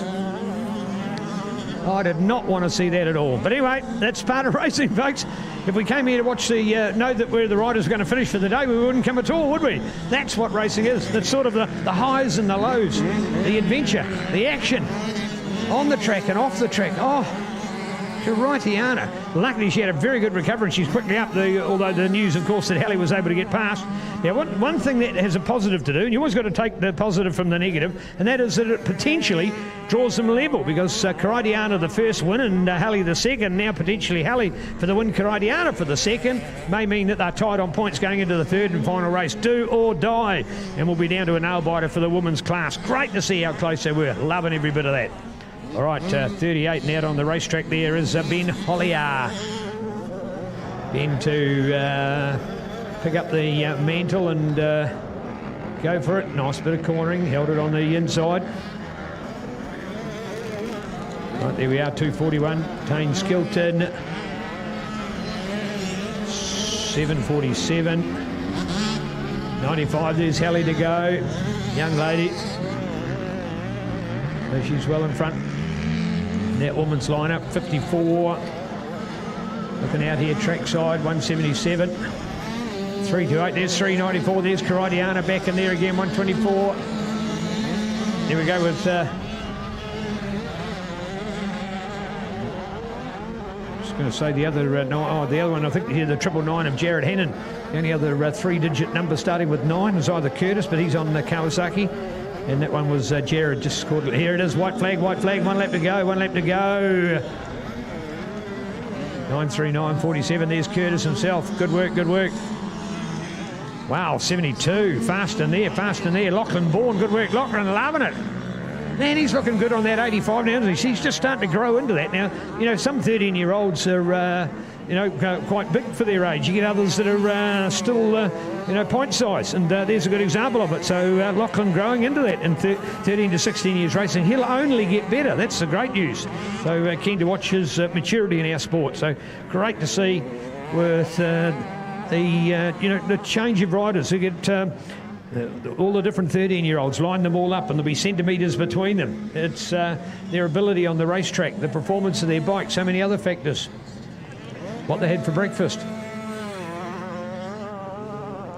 All right, keen to check out our racing. We've been over to trackside and we've been watching it lap by lap. Jared Hannon, your race leader, Curtis Gooch in there as well. So can tell you, of course, no Cole Davies and no Ruben Smiths and no Cody Griffith. So 3 stars from last time. We have just turned this class on its head big time. Turned it upside down. I tell you what, to throw those results away. So we're looking out for it. We're looking out for it. It's the treble nine of Jared Hannon, your race leader with Curtis in second place ahead of Lachlan Bourne. So well done. Checkered flag time, checkered flag. So there it is. So congratulations. Wow. What are we doing with this racing? This is massive, absolutely massive on a moto scene, folks. I can tell you we've turned this one upside down. So there you have it. Effectively, your 4 fastest riders from practice qualifying and racing haven't featured in the second moto. No Ruben, no Cody, Ashton nor Cole, although Ashton was there. He's finished further back, although in saying that, no, he hasn't finished in the top 3. So in fact, Jared Hannon takes the win. Lachlan Bourne for the second, Curtis Gooch for the third, and then checking out Cameron Colcord up there, along with Ben Hollier in here to Tane Skilton. What about Hallie Cox? Because of course those results all put into one, and in there as well when we have a look at, and I'm just going to go far back to but anyway, there's anyway, we can confirm Hallie to take that woman's victory over Caridiana. So that all-important finale coming on for the third and final moto. So Caridiana versus Hallie, and then Hallie versus Caridiana, meaning they're on a points tie. And for the nail biter later this afternoon, we'll have them back trackside to see who will be the king or the queen.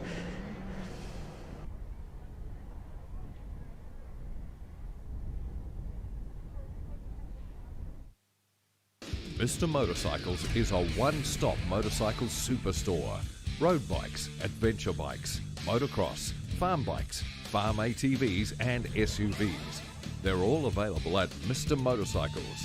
The company supplies and services top-line motorcycle brands such as Kawasaki, Suzuki and KTM. And if it's parts and accessories you want, helmets, boots, motocross gear, tyres and performance parts. You name it, they've got it. Buy in-store or online. Mr. Motorcycles. View the website for further information.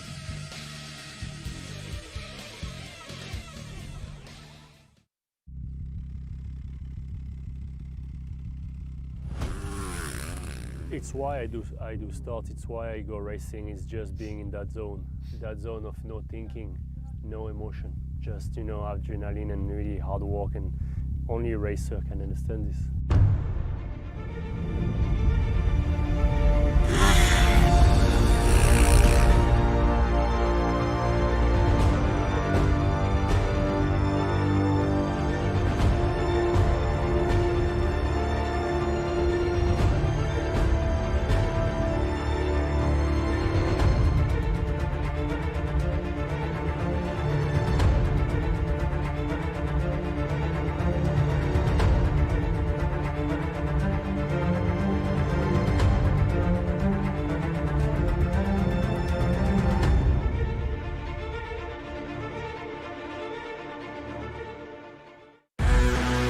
No one comes close to KX in winning. Only KX has more Supercross and Motocross race wins. And only KX has more championships than any other manufacturer. 4 straight overall wins. The numbers don't lie. Introducing the new Kawasaki KX450 and all new KX250 motorcycles. The bike that builds champions.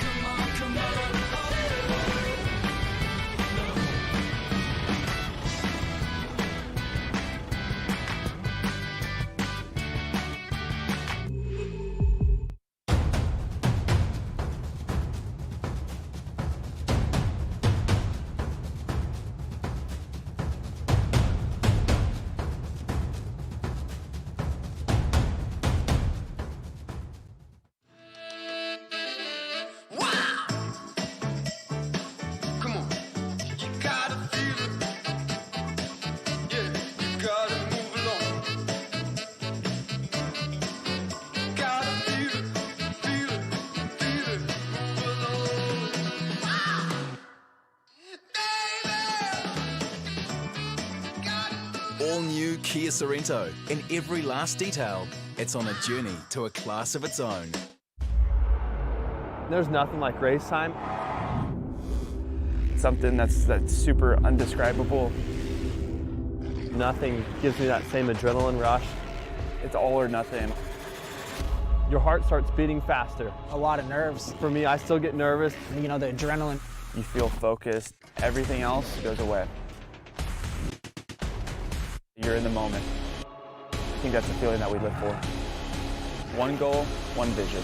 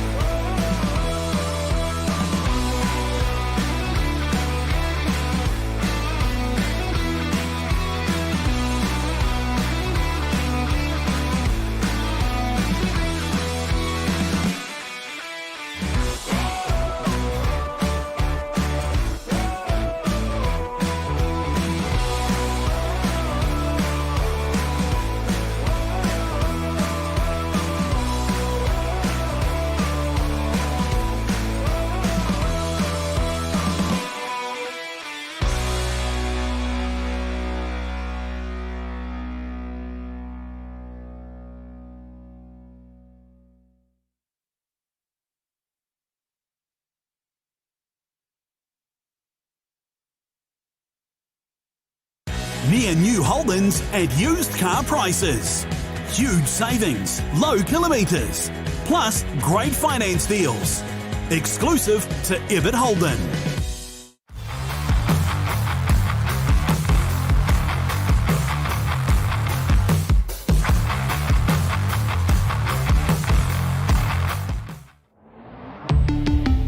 Volkswagen.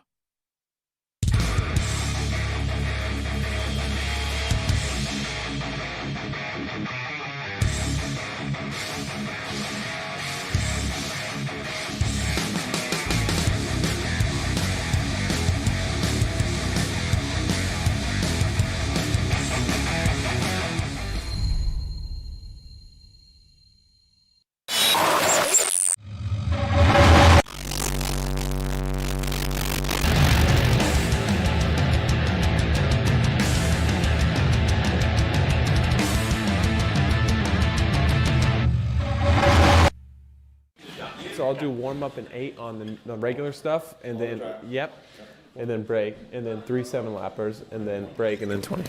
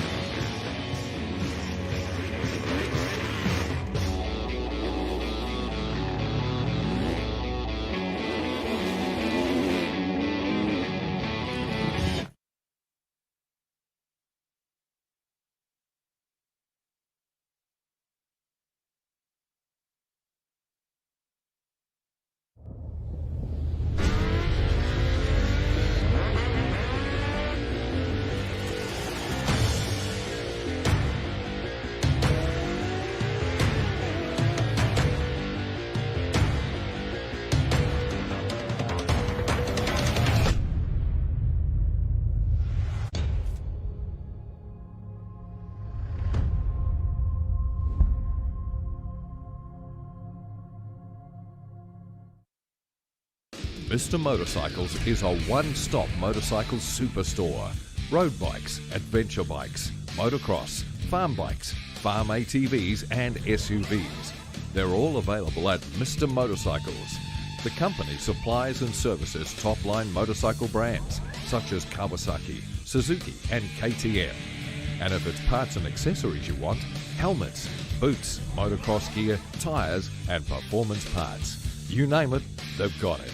Buy in-store or online. Mr. Motorcycles. View the website for further information.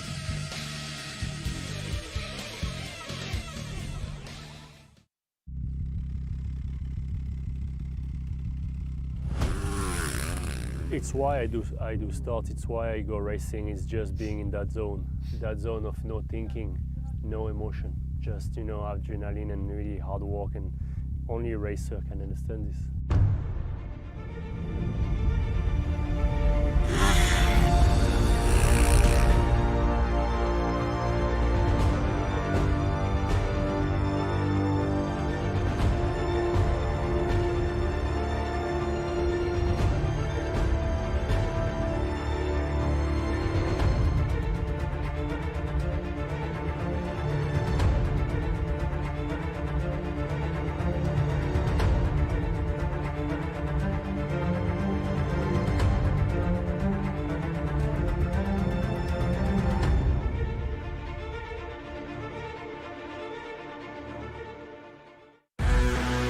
No one comes close to KX in winning.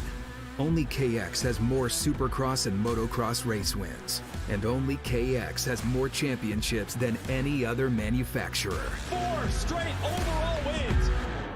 The numbers don't lie.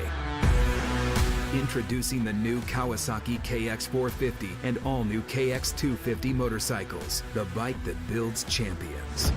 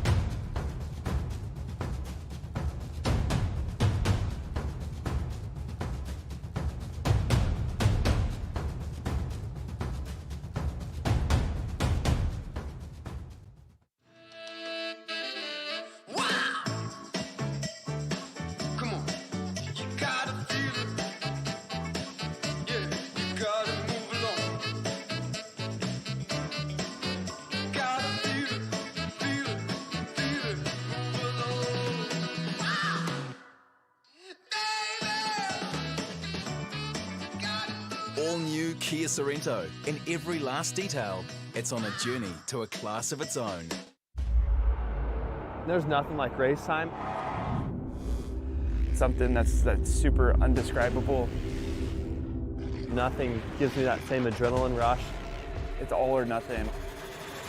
Your heart starts beating faster. A lot of nerves. For me, I still get nervous. The adrenaline. You feel focused. Everything else goes away. You're in the moment. I think that's the feeling that we live for. One goal, one vision.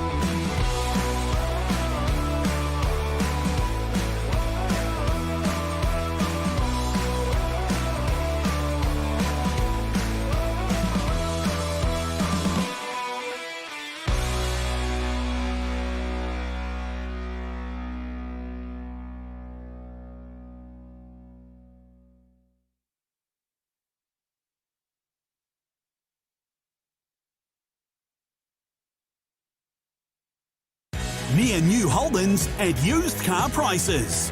Huge savings, low kilometres, plus great finance deals. Exclusive to Ebbett Holden.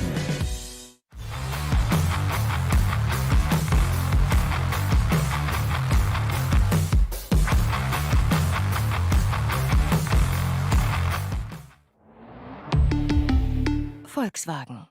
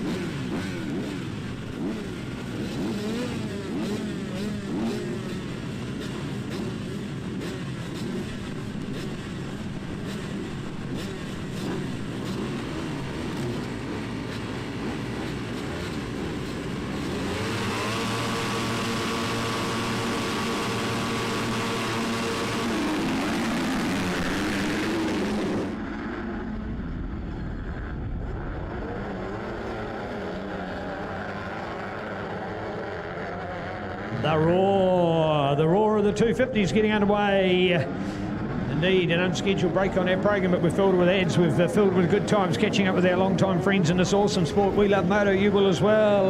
Let's go racing, everybody, with 125s and 250s. Unlike the other classes, would have got two classes in one race and having a split start. This is one class that's got, in fact, two classes off the same line. So, in fact, we'll get the order of the riders. You've really got to have the distinctive ear or eyesight to recognise the difference between a 250 4-stroke and a 125 2-stroke. And if you've got pure audio on it, you can pick them up quite well.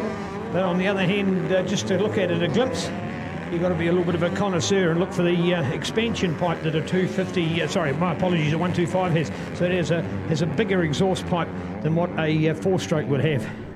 And if you're just looking out for them, sort of look at the pure dynamics of the bike, they're lighter, they generally fly further. Are they as powerful? Well, in fact, a 125 versus 250 cc wise is one's half the bike of the other one, twice the size, whichever way you look at it. But certainly the 2-stroke power Mike puts out, there's no way is it underdone. We talked about before about the late 40s or up to 50 horsepower, whereas the 125s at late 30s, early 40s horsepower. So there we go. All right, there we go. 67 for the Hunter Scott show. Hunter back in town.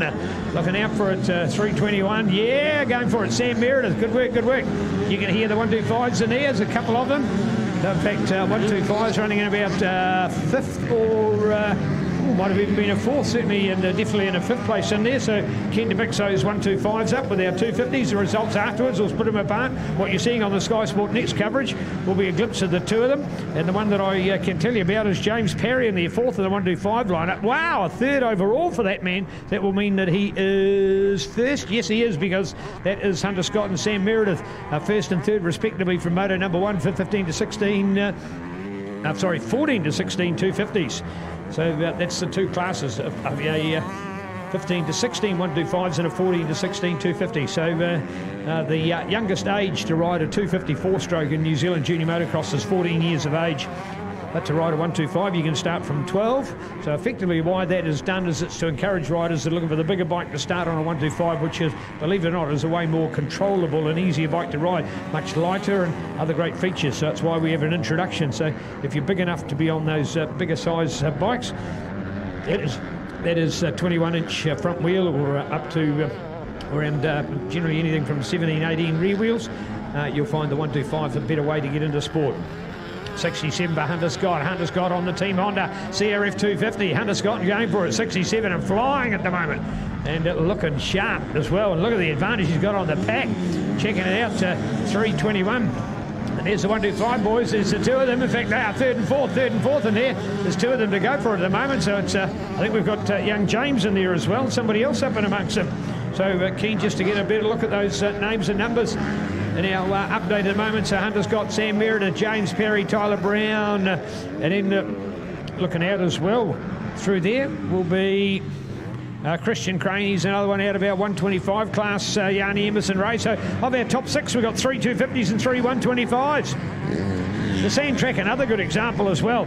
250s, always made the comment that a 250 actually digs a hole much bigger. If you look at a bike, when they take off along a start straight, you have a 125 and a 250 side by side, you'll see a lot more roost, a lot more dirt flies from a 250, which is actually a waste of energy. It's not getting the traction to the ground because it's just got so much power. So in sandy conditions, the lighter weight 125 going skimming across the top of the ground can be better than the deeper rut and trench that's being dug by a 250 in flying good form. So just another point of difference to watch between these bikes, and something that you can see if you've got a good camera shot looking at them after they've gone away from the start line, because the modern motocross tracks are getting absolutely trashed by the modern 4-strokes. 250s and 450s, man, are they making ruts and digging trenches and making braking bumps and causing holes and craters. They've got a huge amount of power.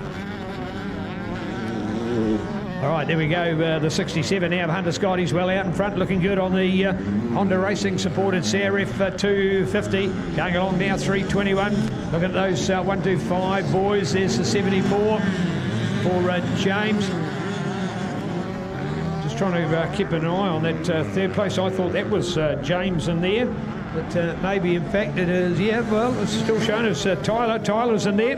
So Tyler and James putting on the good show.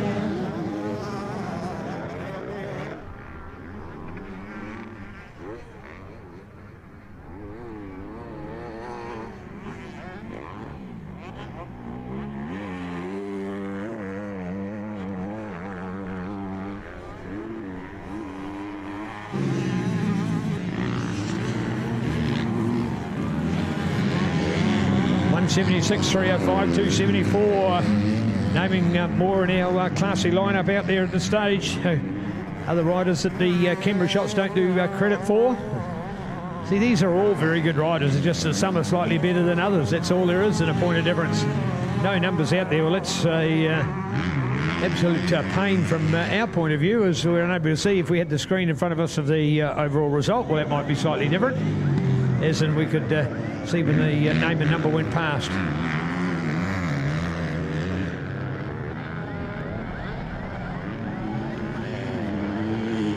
All right, 67 for Hunter. There he goes, Hunter Scott. Hunter looking good. Hunter Scott in front, in control, on a brand new bike, looking all the class that is a great Honda rider.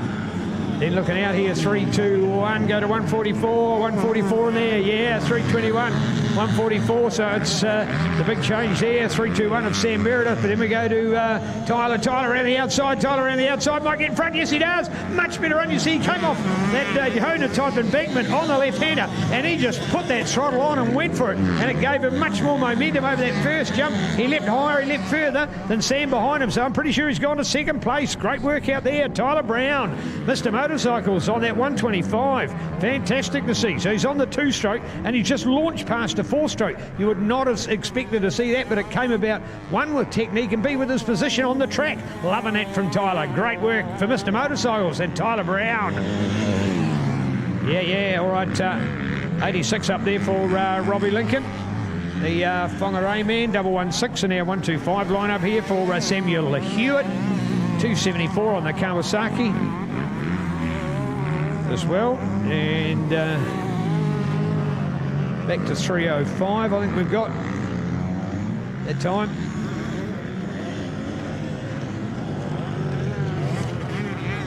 A couple of those that we've got with no numbers, maybe they're people like Corey Brownlee or Rory Ashworth or Carlos Borri, riders we haven't called but yet we know are in the race, but we just haven't recognised them because they haven't got any numbers on. All right, 67 to Hunter Scott. What a dominant performance today from Hunter. We're looking forward to seeing his cousin James here tomorrow in big-time senior racing. There we are, 144 for Tyler Brown. Second place and first on the 125s, 321. Looking at 278, Yanni Emerson Ray. Yanni out there along with Sam. And Yanni on attack at the moment, back in third place behind Sam Meredith. Here we are with the 183, looking out for James Parry in there. Look to 51 this time. Jacob Bourne. Wicked back-breaking bump there. The 17 of Heath Potton. And man, did that bike ever kick him. He's got some out-of-adjustment suspension there. That really bucked him on that occasion. Braking bumps in here. We talked about braking bumps as one of the contours. Just here on the top of the start straight, some wicked braking bumps. What are braking bumps? That's where when a rider, when you start to hit the brakes and the suspension starts to go up and down, what that literally means then is the bike's braking, not braking, as far as hitting the ground's concerned. So it makes these corrugations in the track, but they go at right angles to the track. They're not like ruts going with the track. They're perfectly at right angles. So it actually makes effectively mountain crater if you exaggerate it. So that's what we call these braking bumps. So the riders come into it. That's why you've got to have good, well-adjusted suspension, so that when you come to here and get your bike on the ground, in that case for he came in here and he whacked the brake on, which he should do because he's absolutely flying, but then it makes the back of the bike kick up in the air. It means he's not getting that wheel on the ground ready to do it. But it's look at that for Hunter. He's the fastest man on the racetrack today. Full stop. He's the king of kings, and he's going through these braking bumps as if the wheel's touching the ground the entire time. Beautiful suspension setup from a beautiful bike from a equally beautiful rider. Go Hunter on the Honda. All right, there we are, spotted over there with Tyler again. Tyler Brown looking good for competition today. What about our 321 here? Sam Meredith, good work Sam. Second place in our 4-stroke lineup. Yanni in there as well, 183, 153 for Christian Crane getting around the corner as well.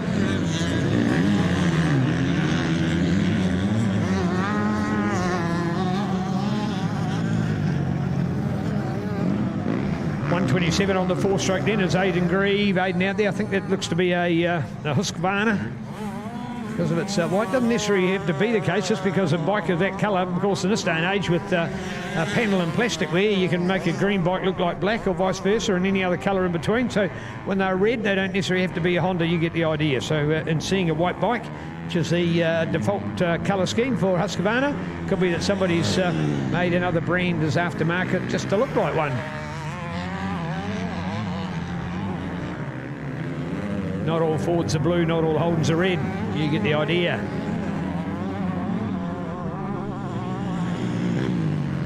.305, nice work to watch over here. 305 in our lineup for our four-stroke field as well. 67 now for Hunter. There's your race lead with Hunter. So Hunter Scott holding it nicely. Hunter in front, so Hunter Scott, your race lead well and truly. In fact, the first rider behind him is one lap less. There's now is Tyler. Now Tyler clearly the best 125. He was last time. He actually had a winning margin of 24 seconds over Christian Crane from Heath Potton last time. James Parry, who should have done better, was in 4th place, and James, well, he'd started out in this race so well, and I think may end up back in the pack a little. Unsure as to the reason for that. Yo, 278, Yanni Emerson Ray. 51, Jacob Bourne.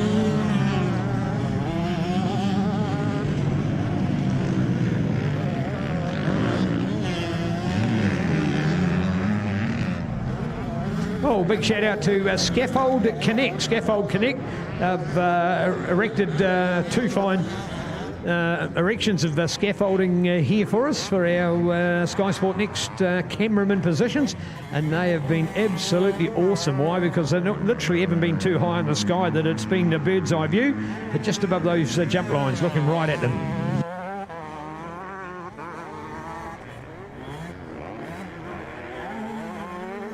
Thank you. A shout out from the club, just because one of the persons had to change a job. We are looking for one volunteer flaggie for the rest of the day. If somebody could help with a flag marshalling position, we'd be very, very happy if you could come over here to the club.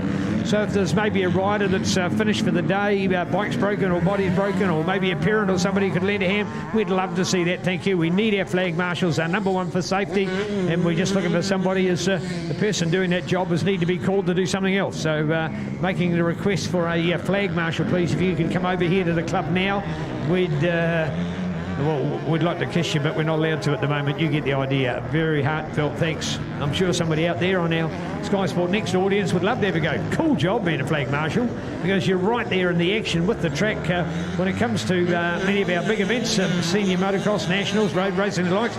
People queuing up to be flag marshals, and I don't blame them. It is in the action. You are right there at trackside. If you'd like to do that for your local motorcycle club, we'll get in contact with them, because we always love flaggies. We've got some of our road racing flaggies that, for example, follow the New Zealand Road Racing Championships and go effectively from Pukekohe to Invercargill. And some of them do that riding their motorcycles, as well as our road motorcyclists, as well as people loving the passion of motorcycle road racing. Shout out to all the flaggies and volunteers of clubs and events all around the country. Thousands of people involved in our sport. We love motorcycling, you will too. Follow it with Sky Sport Next. But in particular, great clubs all around the country, like the Whangarei Motorcycle Club, or the Southland Motorcycle Club, or Hawke's Bay Motorcycle Club, or Taranaki, or Kapimana and Marlborough and Nelson and Christchurch and Westland. Oh, they go on, so many of them. And this year, big shout out goes to Gore, hosting the New Zealand Vets and Women's Champs, first major national championship event for the Gore Club since 2000, when they last hosted the New Zealand Senior Motocross Nationals, won that year by Corey Sargent and Michael Cotter. So bringing back the memories 20 years on, and we're going back to Gore this year for the Vets and Women's. Bring it on, Gore and District Motorcycle Club. And what I love about that area is literally that, the area, the local region. There is a motocross track nearly in every paddock that you look at. If you're like me as a connoisseur of motocross, you travel around the country and you see all these fabulous packs. Oh, wouldn't it be great to have a moto there? Man, that would be a fun place to go riding. And you see so many of them, and that northern, east and southland region is absolutely beautiful. And looking forward to being back there, November 8-9 for New Zealand Vets and Women's. All right, there we are, a wrap of our moto. Hunter Scott, what a day, Hunter. Congratulations, Tyler Brown. So, although they show first and second, they're actually first and first, if that makes any sense. They all started together, 2 different classes. Now, we have a split start for our women's and our 13 to 16, because there's quite a disparity between the ability of those. So we don't want them to be all going off the line together. But with 125 riders and 250 riders, that sounds like a disparity. No, because they're actually all either 14, 15 or 16 years of age, so there is a similarity, and the riders like it that way, so they get a bit of a measure and a mental of what's going on. So we love having those two going together. So 1-1 for Hunter Scott and Tyler Brown. Bring it home with Mr. Motorcycles.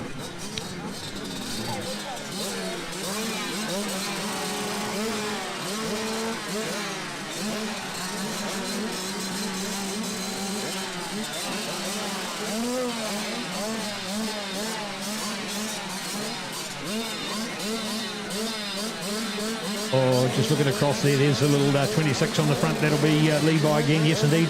On the 65, he's going to have the number 1 bike, but he goes back to his beloved 26, and importantly has the one on the back of his shirt.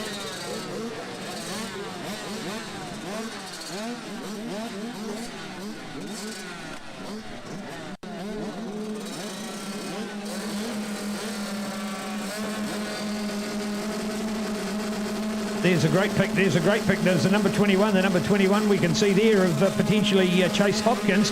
And he's got the block of wood under his feet because he's still too short on the little 85. Nothing wrong with that at all. Nothing wrong with that because he's still got long enough legs to be able to be riding the bike. That's no trouble at all. But just when you're having that stationary start, you want to have the balance rather than be tiptoeing or just leaning the bike to one side where you can keep it more level and focused and keep your cheeks on the seat, as it were. Good to have those little starting blocks. And mum or dad, who's ever down there helping, they'll just take the blocks out of the way and bring them back in time to start the next time. Starting blocks have always been around for our junior and mini kids, and great to see them still being used. And of course, as the rider grows, well, probably in 12 months time, maybe even 6 months time, no need for the starting blocks because Johnny, or whatever the name is, will be tall enough to be able to self-hold the bike level. And like I say, it's not that they can't now, but they just don't do it with the same degree of confidence and anything else. It's not as if the blocks are power-packed or energised or motorised or anything. Just a block of wood generally, and they're just helping the rider to hold that balance. Love to see it though. It's sort of a bit of that David and Goliath. I think that they're the David as far as their body's concerned, but they're Goliath as far as racing's concerned because they can race with the best of them and charge on. All right, are we going to watch that 26 out in front? Hell, that's going to be the question. Is it 26? Is it good enough? Who's it going to be? Well, we're about to find out. Checking it out. Here at the moment, 8 to 10 years, 85.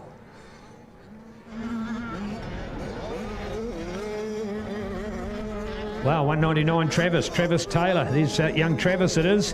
Well, we're here at the Kawasaki Sand Track, and he's on the Kawasaki. The mean is green. And there he goes, the 199. Good to watch. Levi out in front. There we go, the number 1, then looking out for the 2. And there it is, the mean is green. It is the 199 for Travis. He was the one in the picture for us at the moment. Wasn't in first place, but he might as well have been as far as the picture was concerned. And already after one lap, these riders have got equidistant out there and spreading the gap. Remembering last time we had Levi beat Travis by 15.6 seconds ahead of Jack, who then was third. Remembering him so long in that race, Jack was in second. So something that happened, I presume, late in the race that Travis was able to get past and take the advantage. So again, Levi, Travis and Jack, but this time it's Levi, Jack and Travis. So the same trio, just slightly adjusted order. Levi Townley along with Jack Ellingham and Travis Taylor.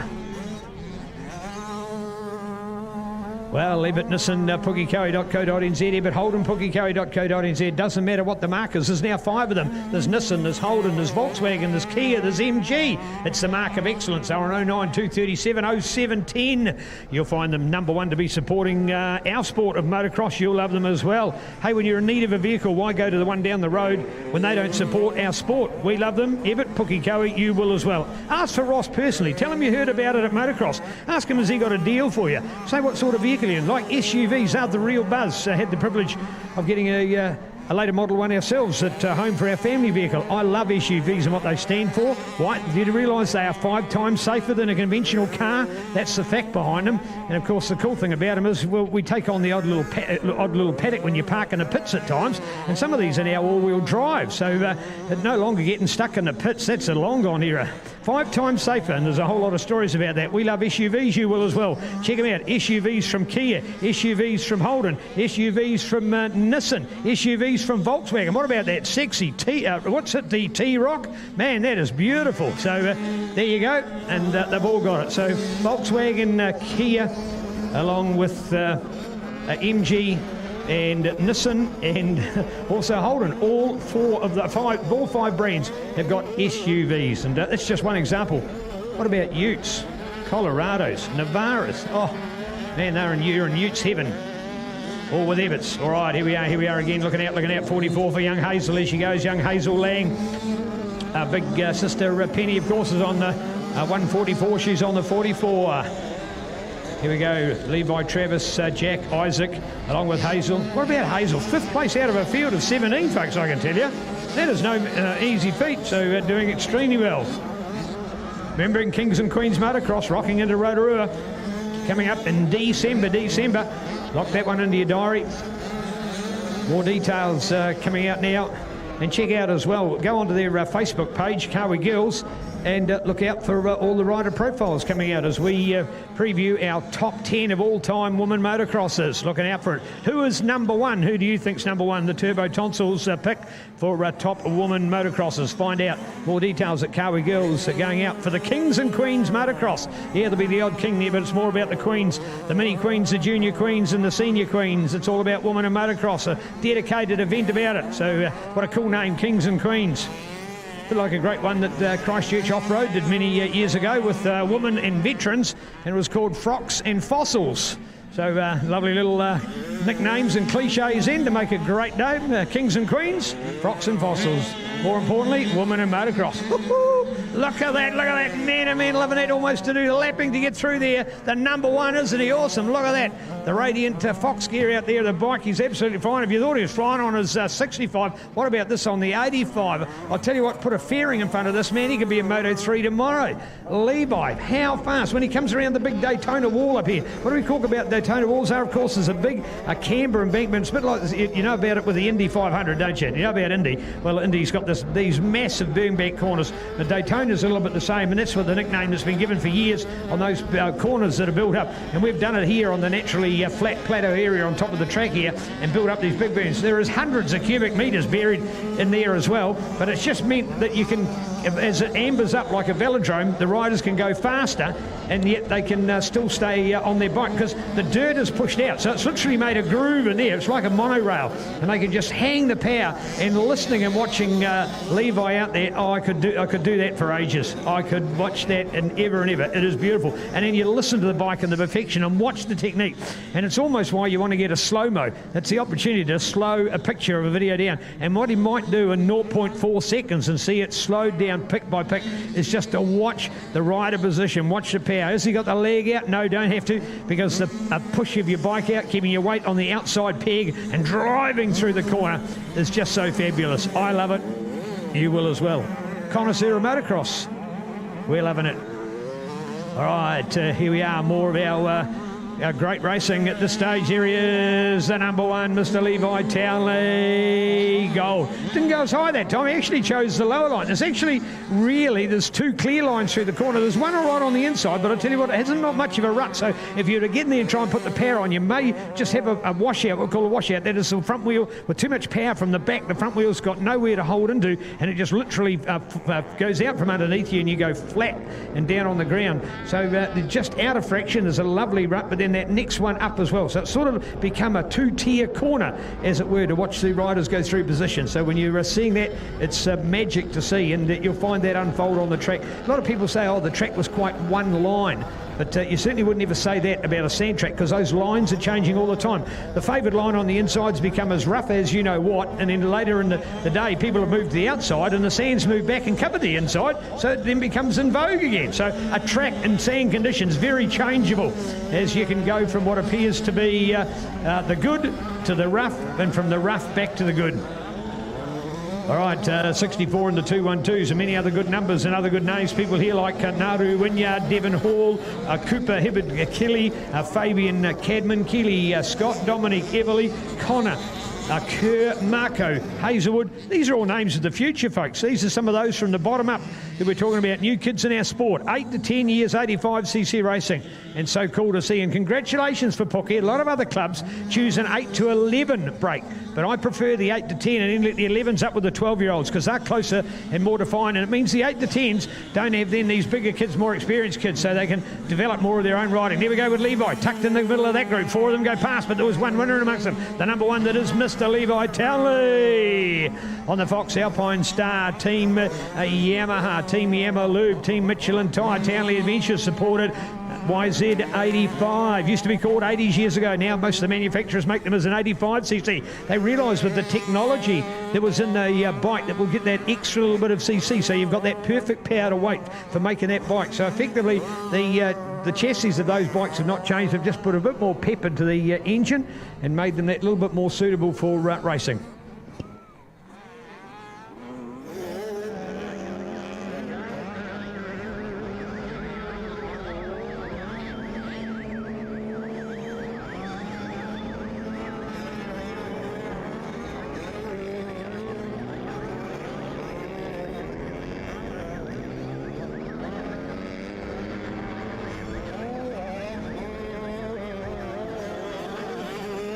Here we go again, 37, there's the green machine. Now the little Kawasaki on board as well. Here's 11 to go past. More riders. There's Ryder Murray, remembering Ryder, of course, one of those doing 65. In fact, as I glimpse over there, is he? See, now potentially you can do your 65 bike in the 85 class. It is up to 85. So he might be actually riding the same bike, but just stepping up to get more competition. So you've potentially got 3 wheel sizes with these bikes. Of course, the bigger the better. No substitute for that. What we're talking about is a little 65. Then you go to a standard 85 before you then go to a big wheel 85. So there's bigger wheels. Now what that means is that you just get, the sand track's a good example, you get over the rougher conditions better. So you've got 3 wheel sizes being used here for these riders. Effectively, to sum them up, you've got a sort of like a 10 to 12 and a 14. Not quite exactly as that, but you get the rough idea. It makes a big difference to the way the bikes. And when you look at it on the track, you think, oh, that one's different to that one. Well, one thing about them is that their engine size could be absolutely identical. All right, 808 to go past. So there we have it. That is Fabian Cadman. Now, Fabian, he's pimped his bike a lot of black plastics on that one, so it's sort of looking a little bit underneath the radar. First person I ever saw do that, the great Kingsley Thompson. So on Facebook, Kingsley, birthday during the week. Happy birthday. One of our legends of the sport, former champion, and had a very good and successful stint as a New Zealand rally car driver as well, and damn good at that. A lot of our junior motocross have been damn good at something else they've taken on. All right, just up on the Daytona over there.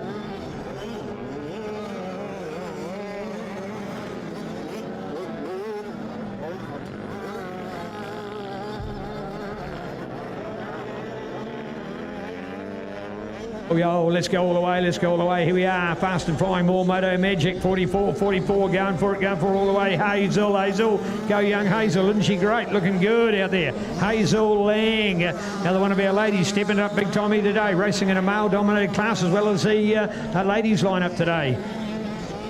Potentially doing better in this group than she may have with the ladies class. Why? Because she's up against 250s, 85s and 125s and up against older girls, whereas at least in this one she's up against riders of a similar age. Generally over the years we've found that guys have proved to be better than the ladies, and that's only by the hormonal difference. In all politeness, it's nothing. It's like rugby players or any other major sport that you undertake. There's a lot of strength and superior fitness to be shown.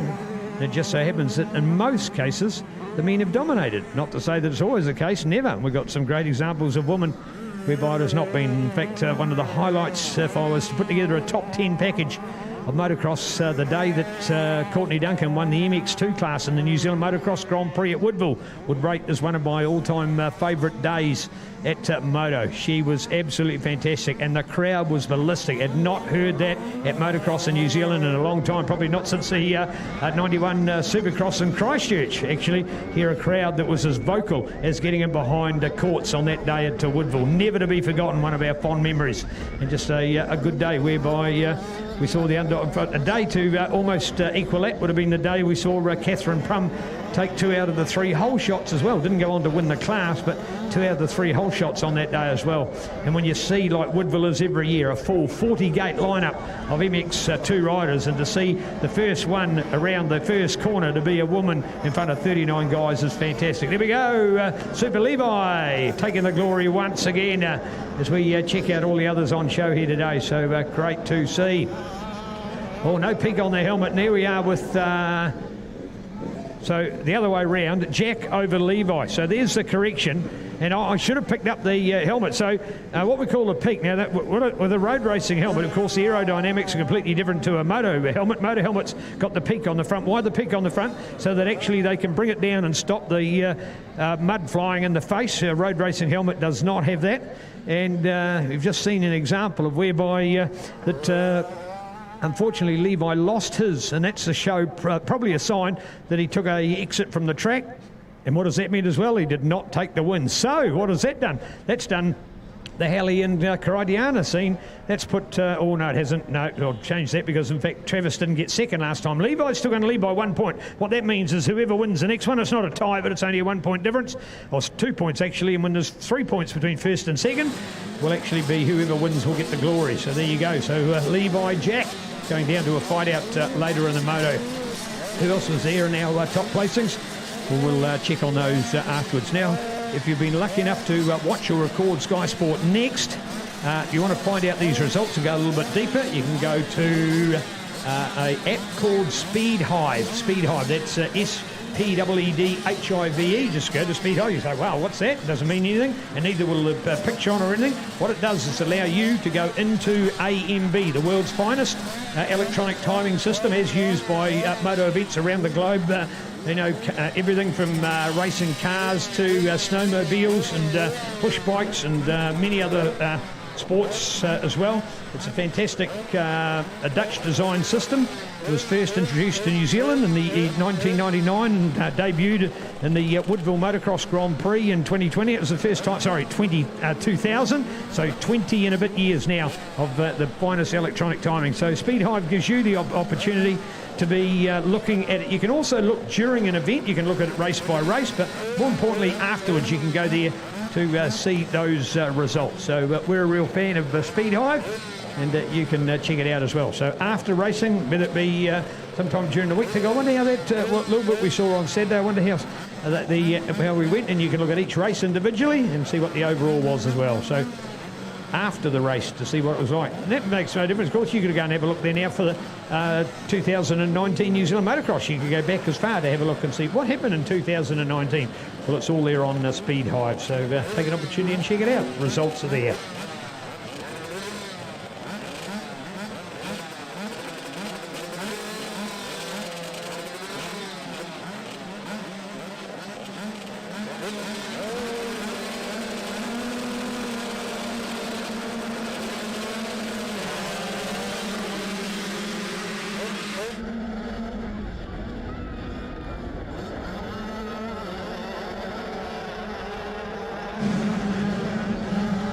Yo, all the way, 11 to 12s, we've got them fired up, 85, our favourite 85cc class. This is good. Look at the swarm, almost 30 riders out there going for it at the moment. Second race for them, people like Carson Mackey, Reed Gordon, Jaden McKenzie, Boston Scott, Cooper Smith, out there, younger brother of Reuben Smith, along with Lockie McLaren, Harrison Finlay, Soren Storgerson, Quinn Hall and Jed Ottaway, Seth Ironmonger. Seth only in 11th place. Now, we know he's a quality rider, so that gives you an idea of the challenge that he found in that last moto. So we'll be keen to look out for them in this one. Can he do better? Can he close the points down? Can Carson Mackey do it again? Reed Gordon got the whole shot last time. Can he capitalise on another good start? What about Boston Scott making a name for him? And Cooper Smith?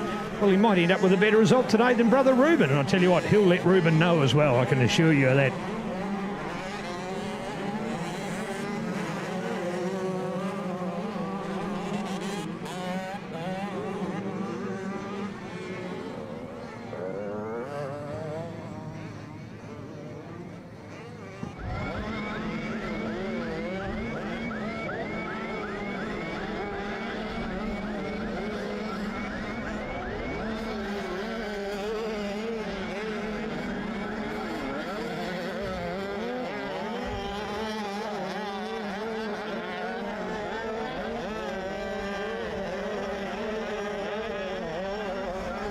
Well, just 2 races ago, we watched the incredible Hunter Scott just catching up here with Cuzzy James, who'll be riding tomorrow in our MX2. Honda's chosen MX2 rider. I think that was a great choice. I was the first one to congratulate manager Lance on that choice yesterday. We've seen James, we watched him end up with 3 NZ and MX2 this year. We know him as a rider, we know him as a person, and I think that's a combination. You want a good rider and you want a good person. That's what makes a team, man. And man, he has certainly got that in droves. So well done, James. Congratulations on your choice, but also looking forward to those results. That 3 on the bike will look pretty snaz, I reckon. So look out for 121 for Coops and number 3 for James. They'll be hot shot Honda riders here tomorrow for great racing for our North Island Senior Day in conjunction with Ebbett Pukekohe, the home of Holden, Nissan, Volkswagen, Kia and MG. 5 magnificent marks under 1 quality mark of excellence, only at Ebbett's.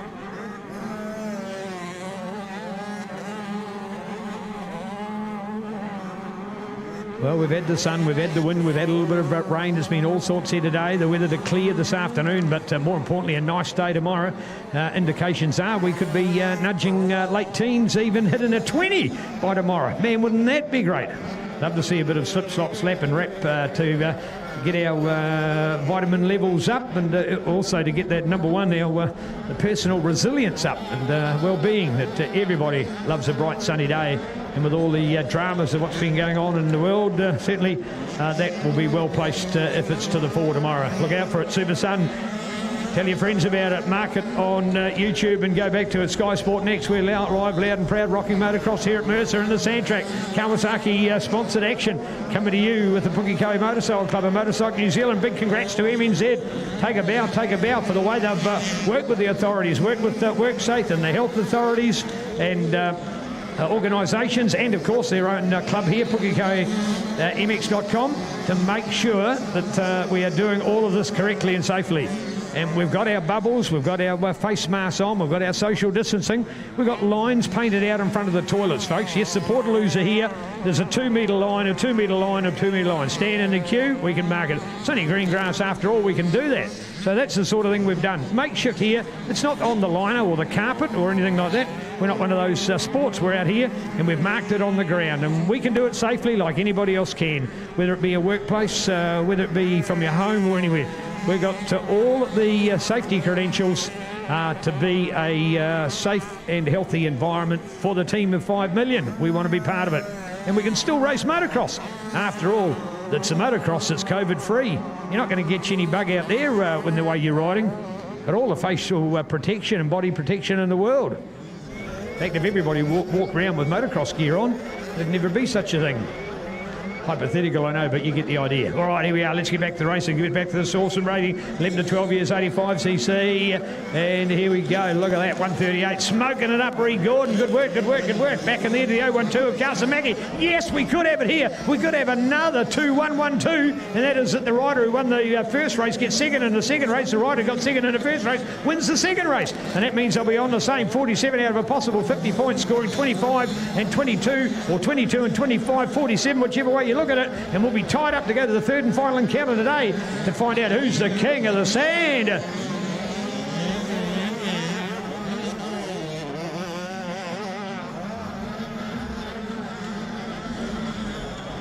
Yeah, 127, looking for a long way to go around there as well. And I'll tell you what, it is a long way. That is Logan Smith, got a 12th last time. Keen to look out for young Karadiana. Hopefully she's doing the double whack. We've seen how well she's gone in the women's moto, having a win in the second today. There's 144. There's Big Penny. Oh, there's Penny. And the 381, I think it was. Lockie McLaren back in there as well. 110 to go past. More names and numbers that we're adding to this list. That is Chase Ketty. Good on you, Chase. Nice to see Chase Ketty. I think Chase is out of Pocono, if my memory serves me correct. So, local man just up the road. And Pocono, is that not the fastest growing town in New Zealand? Is there some rules or statistics out of that for the last, probably has it only been about, 8 years maybe? 6 or 8? Man, oh man, from almost nothing. The best thing, of course, was the highway got moved. So with a highway going through the town, it just stifles it and clambers it, and nobody else can get there, and everybody else says, well, all you want to do is get through the place. But, well, we moved the road. That's probably 20 years ago. And here's this little tiny pocket underneath the Bombay Hill, and some flat land around there to build some houses. And what better place to build than you would find. Misses some of the extremities of the Auckland region by weather and location. But I'll tell you what, comes up with a cool little environment as well. For people that are into the veggie industry, well, it wouldn't be much closer to the epicentre, would there? Great to see. Little Pocono, the home of the pig, and many other names it's had over the years. All right, 71, 141, checking out the 11 to go past this time. More in there, there's young Jed Ottaway. I talked about Seth Imamga not making the top 10 before. Jed was only a 10th himself. If you would ask me to preview the field, I'd have both of them inside my top 5. So good proof that these other riders are going better and faster and stronger for their riding here today. So good work, good work. So the Reid Gordon, Carson Mackie show here at the moment. Reid Gordon, well, he showed a lot of promise, in fact, as a mini motocrosser, and then went a little flat as he first started juniors. Now, that's quite often the case. There was nothing wrong with that. But now he's starting to come back like he was in his late in his mini racing to be as strong as he was in junior racing. And that's the old scenario again, we talked about it. Are you the little guy in the big pond or the big guy in the little pond? And he's exactly that at the moment. He's got it all sorted out, and he's once again become the man of the moment. So good to watch. And he is flying as well and looking solid and looking strong on the bike. So 138 is his number, a nonchalant number. No, it's not 1 or 9 or 3 or any of those little index numbers that make it look so prosperous. 138. And Arias coming around the outside. Look at the graphics of that. But I tell you what, look at his bike as well, matching his gear. He's black with white with black trim for his bike, but his gear is the opposite. It's black with white trim. Looks spectacular out there. Tell you what, the All Blacks would be jealous of a uniform like that for sure. So riding gear to the max at the moment for Reid Gordon, looking pretty smart out there. Fired up his Husqvarna and got it set to fly. 138 with Carson Mackie in the battle as well. There's the 013, little back at the moment, little back. Last time it was only 2.4. I think this time it might be closer to about an 8 or 10 second buffer. So good work, good work. 333 going all the way, going hard as well. 3 to look through there. Back here, 71, another one of our numbers that we can pick up there. Harrison Finlay, good work from Harrison. He's another Husky pilot. Nice to see him back in action. Finished in 7th place from moto number 1. Won't be too far away from that in this race as well. A 3:29.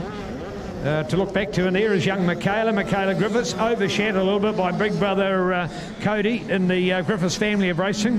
But I tell you what, bring on the kings and queens at Rotorua for the young lady from Taupo. Put her in her age group and put her in a class amongst fellow riders of similar age and bike size, and she'll be at the smarter end of the field, I can assure you. So look out for another great lady enjoying the sport of moto. Just because big brother likes it and she wants to go racing, she can as well. Michaela Griffiths, just another lady loving motocross.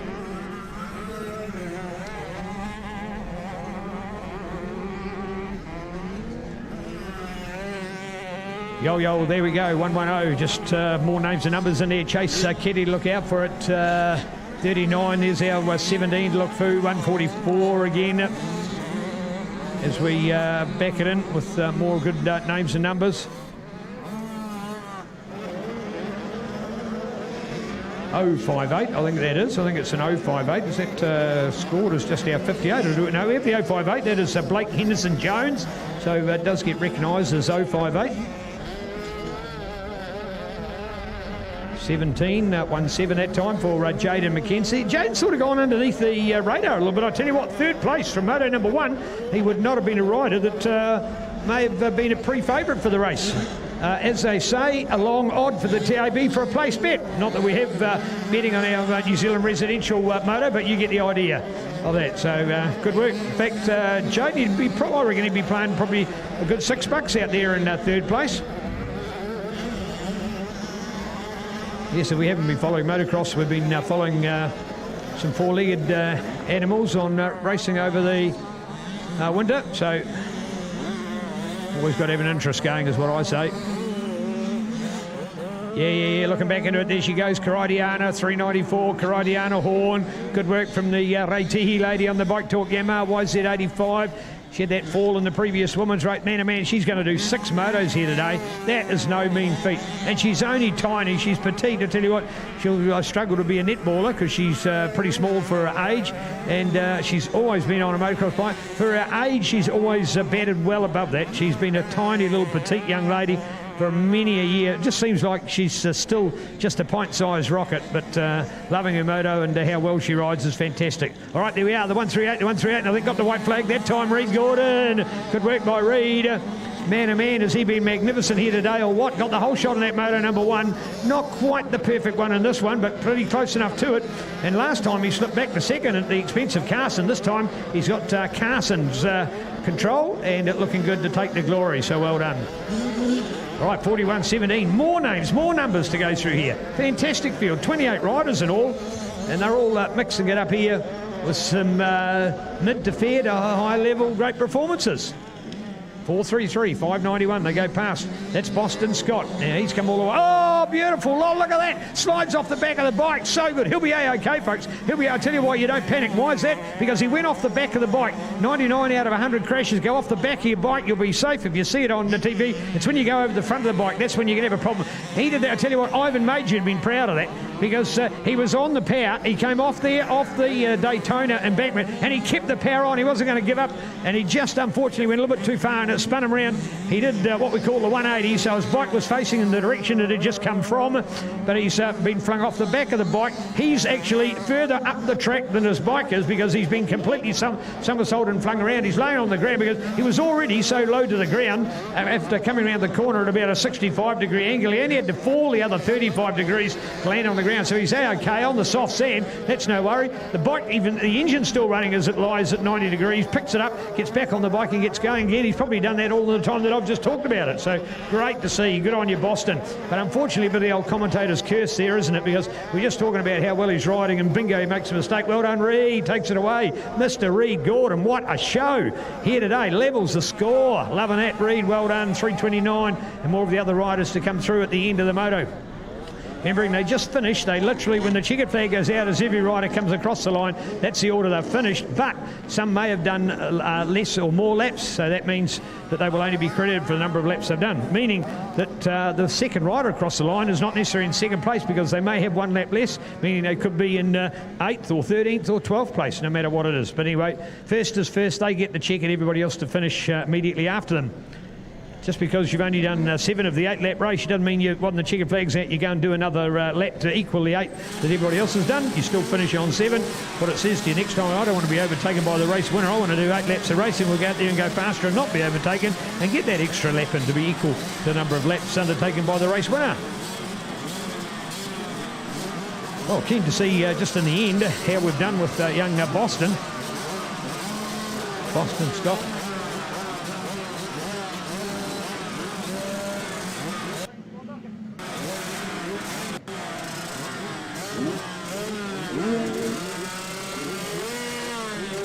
Well, unlike the end of round number 1 where we had a break, folks, we've got no break. We're into it round number 3 now. So we've done 1, we've done 2. Here we are with round number 3.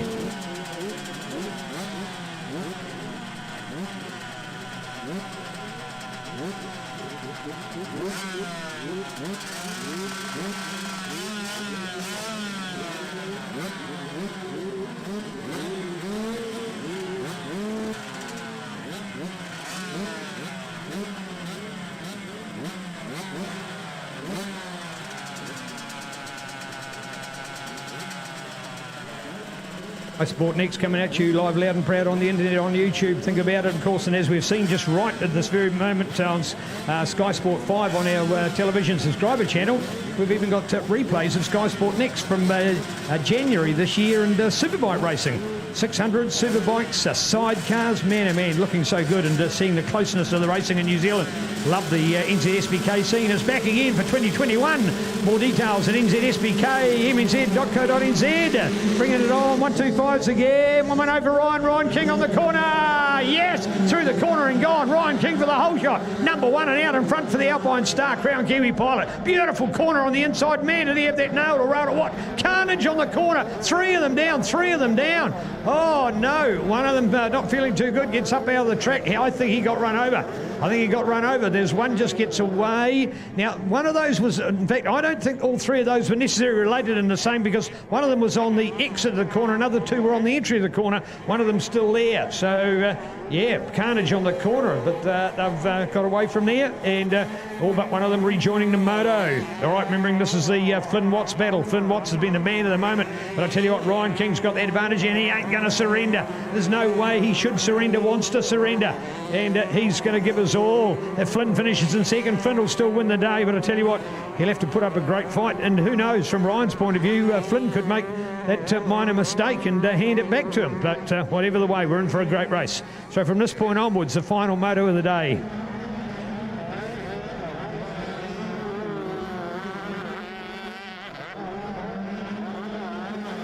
Absolute machine, folks. What I'm talking about is the Pukekohe Motorcycle Club. They are an absolute machine here. Everybody knows their job, does their job so well. There's the flag marshals, there's the clerk of the course, there's the track marshal, there's the track manager, there's the starters, there's the admin that goes on behind the scenes. Lots of work going on. The club knows it. They're all in radio contact with each other. They know, if there's any incident on the track, just what needs to happen.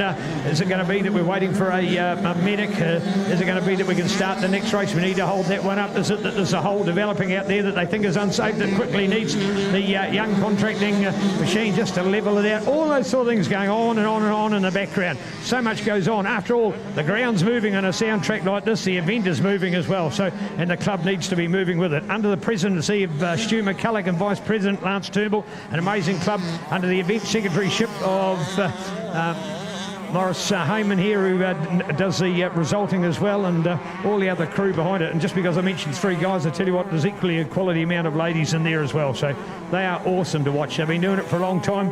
They're prized, they're precise. They've run many great events, junior, senior, nationals. They know how to run motocross. Pukekohe Motorcycle Club, founded back in 1972, and still putting on quality events as they have done. Coming up 50 years young. Well, there's our man who'd fallen off, so he's now last. But I tell you what, that's more importantly, he's going to get up and finish. Here we are looking back to our race leader. Will it be Flynn? Will it be Ryan? Could it be Jared? Remembering we turned the whole field upside down. We lost a few of them last time. And here we go. Look at that. 22 all the way. 22. Flynn Watts. How good, how good. Flynn Watts smoking him out there. Flynn Watts, he's already pulled out 1001, 1002, 1003. About a 4 and a bit second buffer over Ryan King. Ryan looked to have it smoked and stoked in that early part of the moto. But Flynn's got him back, and Flynn's got the first place. So Flynn Watts in flying good form. Tell you what, looking pretty good to retain his Bell Helmets Moto Sprint crown at Taupo for Labour Weekend Friday, Hawke's Bay anniversary holiday. A lot of Bay people, of course, come over to Taupo for a great 4-day weekend. Well, I hope you can join them, because what a great place it is to be. 3 days of Moto, Friday, Saturday and Sunday at Taupo, the home of MX in New Zealand. And one of those events, the Bell Helmets Moto Sprints on Friday afternoon. What's a Moto Sprint? It's taken off, it's going to the first corner, directly, effectively what I call the barrel racing, as we used to describe it in my motorcycling days back in the 70s, and go up to the 44-gallon drum and turn around and come back in. We just don't have a 44-gallon drum there anymore. So it's effectively up and back. So it's the ability to get off the start, to get down the straight as fast as possible, to brake and get round the corner and come back as well to the point where you've just started. So great. Moto Sprint. They are super good. Why? Because that unique advantage of getting a start. They are so crucial. They are, it's microsecond, millisecond racing to get that intricate start, and then to get the braking, get the power back on and get around the corner, because you're literally, it's not just any ordinary hairpin, it's 1 point you're getting around and coming back in. So you've got to spin it on a dime, under brakes and the power back on again. Fantastic to see. So Flynn was our winner last year. Did it on an 85, I must say, as well. Up against the 125s and 250s. That's the uniqueness. You want a straight, was about probably, I don't know, we're going to say 80 metres, wouldn't be 100, about an 80 metre straight, and well, maybe an inch towards 100. But anyway, it was enough that the little lightweight bike got off the line, and then his secret was on the 85cc bike was getting around the corner. Around that sharp hairpin at the other end, he could do it way better than the 250s or 125s did. And he just threw away all of your pre-race talks about, it had to be a 125 or a 250. He did it with immaculates, and let's hope he's going to have another go at doing it again. Flynn Watts, superstar of Bell Helmets Moto Sprints, Taupo, rocking Labour Weekend on Friday. Goal 233 coming at you. More great racing this time. Cody Shepherd out there. Good work from Cody. 808 in here for Regan Lynham as well. Looking back there, 292, and Seth Evans as well on the Yamaha. Kawasaki this time of the 05 of Roman Carley. We've been talking about young Noah Utanuku, but his brother Josiah, and he's been a little further back in his class compared to where Noah has been in his. So maybe Noah's going to do a little bit of coaching for Josiah. Here we are back to our 22 in our race lead, Mr. Flynn Watts. All magnificence to reign out there. Yo, 110 and Ryan King. Good work for Ryan. Second place. 137 the next rider to go past, but in fact, unfortunately, is our fallen rider from the earlier moto, Josiah Udanuku, from the earlier part of this race. So he's in fact in that terrible, the worst four-letter word there is, last. Yo, all the way, 134, keeping it up there, keeping it honest. Jack Laird, the best non-KTM in the lineup for the MR rider.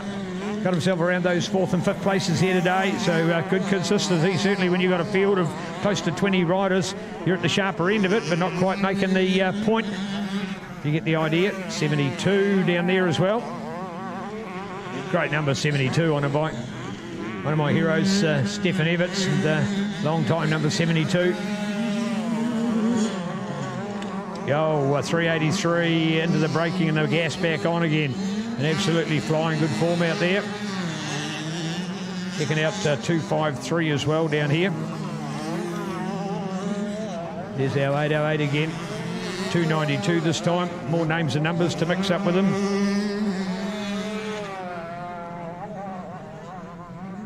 Well, Cody and Ruben and Sam, unfortunately, 3 riders that didn't finish the last one, and none of them look to have started this one as well. But a man who's been immaculate today, Flynn Watts.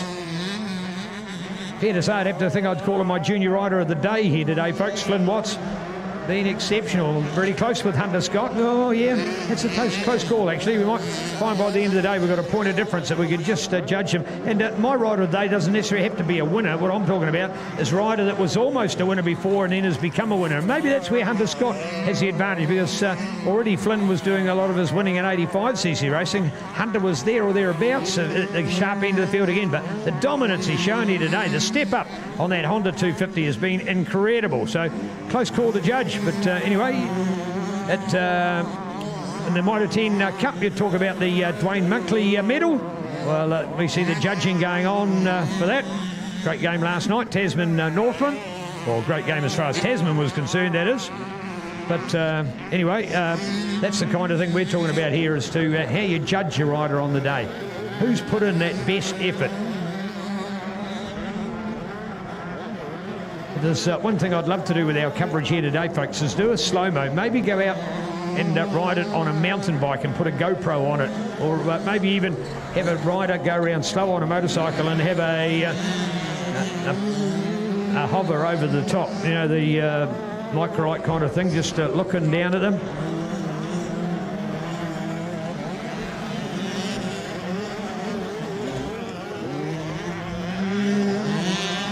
Just to get an idea of watch them going up and down and across and around it, just to see that there's no way this is a motorway. Might be right next to the #1 motorway of the country. Mind you, I'm a little bit on the trucky side at the moment. Certainly the #1 motorway of the country is not exactly your class but a highway like it used to be. Man, oh man, I was coming up just out of Taupo yesterday, and man, oh man, did my vehicle catch a hole on the side of the road. And I can tell you what, I'm definitely in need of a wheel alignment, and that's just one pothole. I think you're in need of a wheel alignment about every month at the moment. I'm travelling around about, I suppose at this time of year, getting close to doing around 1,000 Ks a week. So certainly want to have the opportunity to you know, get your vehicle in top maintenance. Not that you should do when you're on tar seal, but our roads have certainly deteriorated. That is a fact. I couldn't believe coming up through here in the Waikato Expressway yesterday, there was one section of it, probably over here at about 100 metres, and there was 5 patch sealing jobs on that one section alone. So even what is effectively a brand new road is getting bashed and smashed. And when you've got as many vehicles, as heavier vehicles, as longer vehicles, as many wheels going round as this highway is, you can't blame the highway. All right, 7:46 and loving watching this racing. There he is, getting right around the outside. Might have made the move, going up on the inside. Reece Johnston, good on you, Reece. Loving that. Yeah, he's made a move. He's got one there. Looking good all the way. 2:33.808. We're hooking it up in fine style here. Well, we certainly have had what we call an attrition rate here today, folks, and I'm talking about Cody, Ruben, Sam and Jared. 4 of arguably our top 6 riders of the day, and they are not featuring here at the end of the day. And that's why, to be a moto winner, it's all about consistency. You can be the fastest, you can be first, but you've got to do it 3 times. Oh, there's Jared, my apologies. So Jared is back, but he hasn't quite been that dominant rider that he was earlier on. And hey, when you're riding a double class like he's doing here today, please do not in any way denying him the excellence he deserves or downplaying his riding, but man, it's tough.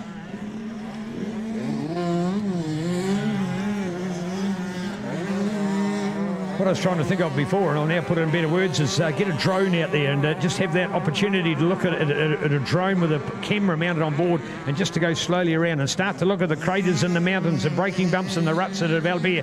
And if you'd done that earlier in the day and then mapped it out again here later in the day, just how much it's changed over the day.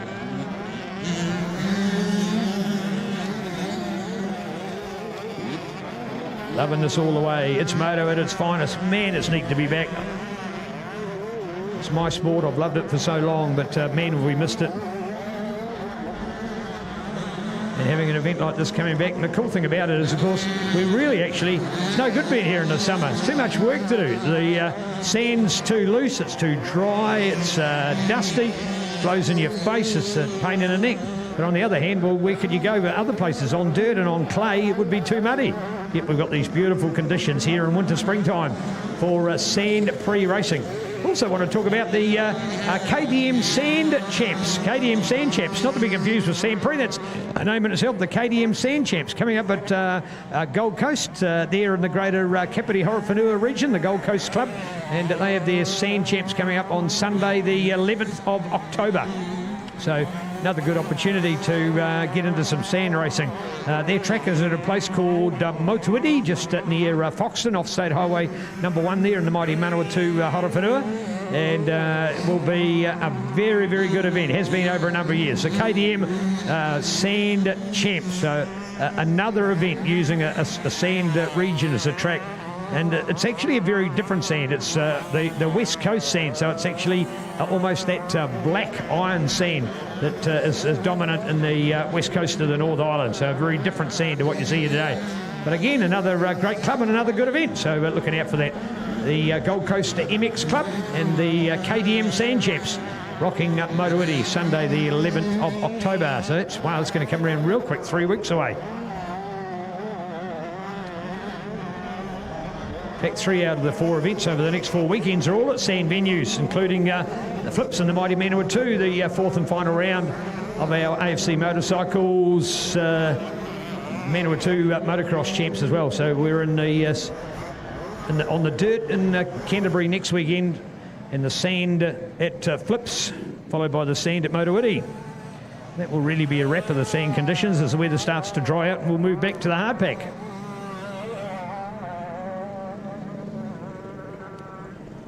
Well, the riders now stop at the end here and have their transponders removed, because that's the conclusion of racing. This is the first race of that final round now. Keen just to do a quick wrap on that for us. And it was Watts, King, Hannon, Laird, Maisie, Holmes, Parks and Bowers. There you go.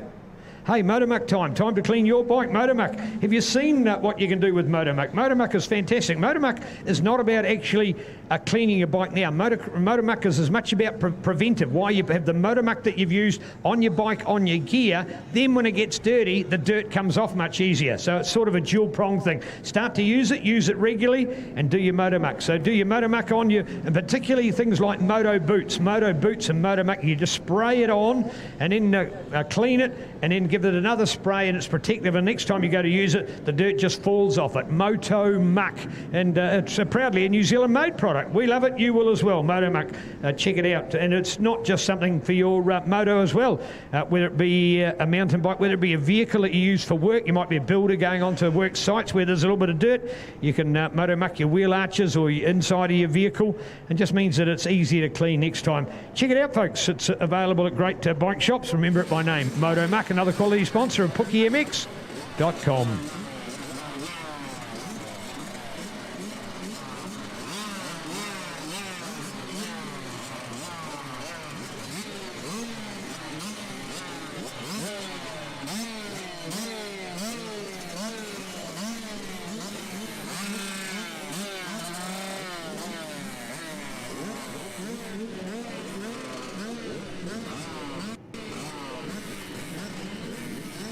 Well, those little 65s, look at them behind the gate. I tell you what, if they get caught up in the independent backward falling start gate, they'd jam up underneath the mudguard, because the little wheel would go right in underneath. Of course, the same rut that they're sitting in has just been made by a bigger bike, and away they go. So looking out for it, they get away to a start, the 65s. Oh, there we go. Is it Jack and Levi? Jack and Levi, there we go. It's 2 for 1. And is it now 1 for 2? They're side by side as they go through there. Similar gear, similar bikes, and it's the numbers on the back to tell a story. 2 and 1. Number 2 NZ, number 1 NZ, Jack Ellingham, Levi Townley. When they come back into view, who's it going to be? Well, there's the 2 lines as chosen. Let's get a Sky Sport Next update on that part of the track. And keen to watch them out in front. Should be the update. Is it going to be 1 from 2? Just looked like we had that opportunity to see them that way, 1 from 2, but we'll get a better look when they come around this time. And looking out for that. Yes, I think it is. We hear the siren going, so there's been a little hiccup on the track, and they're away this time, so it is 1 from 2. And keen to look out. I'll tell you what, Jack found an excellent part of the track to avoid the roughness and went on the outside of the pegs. Not a major issue, I would say personally, but some people rate it. There we go, 1, 2. There they are into view, so it's already the Levi advantage, Levi over Jack. And if you think that those two had drawn apart a little bit, wait till you see the gap back to third place, because these two are dominant with a capital D. I can tell you it's smoking good racing to watch out there.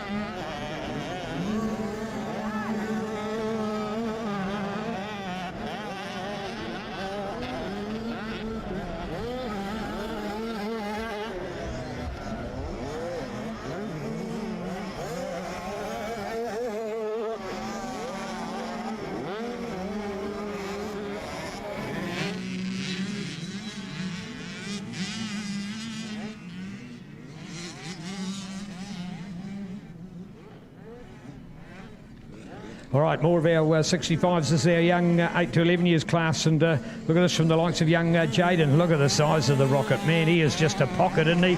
Man, he's nearly too small for a 65. But here's another example. If he went down to the mini track today, he could be one of the big kids down in that little pond, but he comes up to the big pond here and says, hey, I want to be one of the little guys. I want to learn. I want to have some fun. I want to go fast. I want to learn the sport and get better at it. Well done. Hey, folks, talked about Team Paris here a little bit earlier today. First moto, Hannah beating Liam, only just the last one. Hannah 5th and Liam 9th. So we've got Hannah in front of Liam on both occasions. But great to see these kids. Man, this is a fabulous family going a long way in our sport. Look out for the Whangarei family Parises, because every time I've seen them just turning results into top places.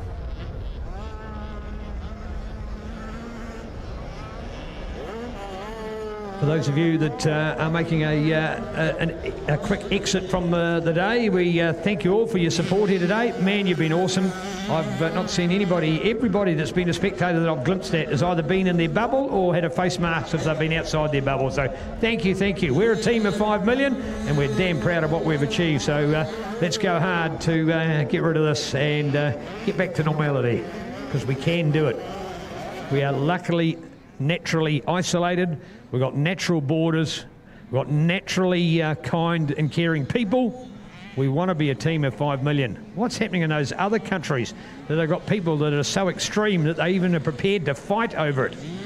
Can't believe that. Yeah, we know we don't like it. Yeah, we don't want to be in that position. But we've got to do something about it. And it's nothing about politics either, folks, because every government would have had a go at trying to get rid of it. Everybody's on the same page there.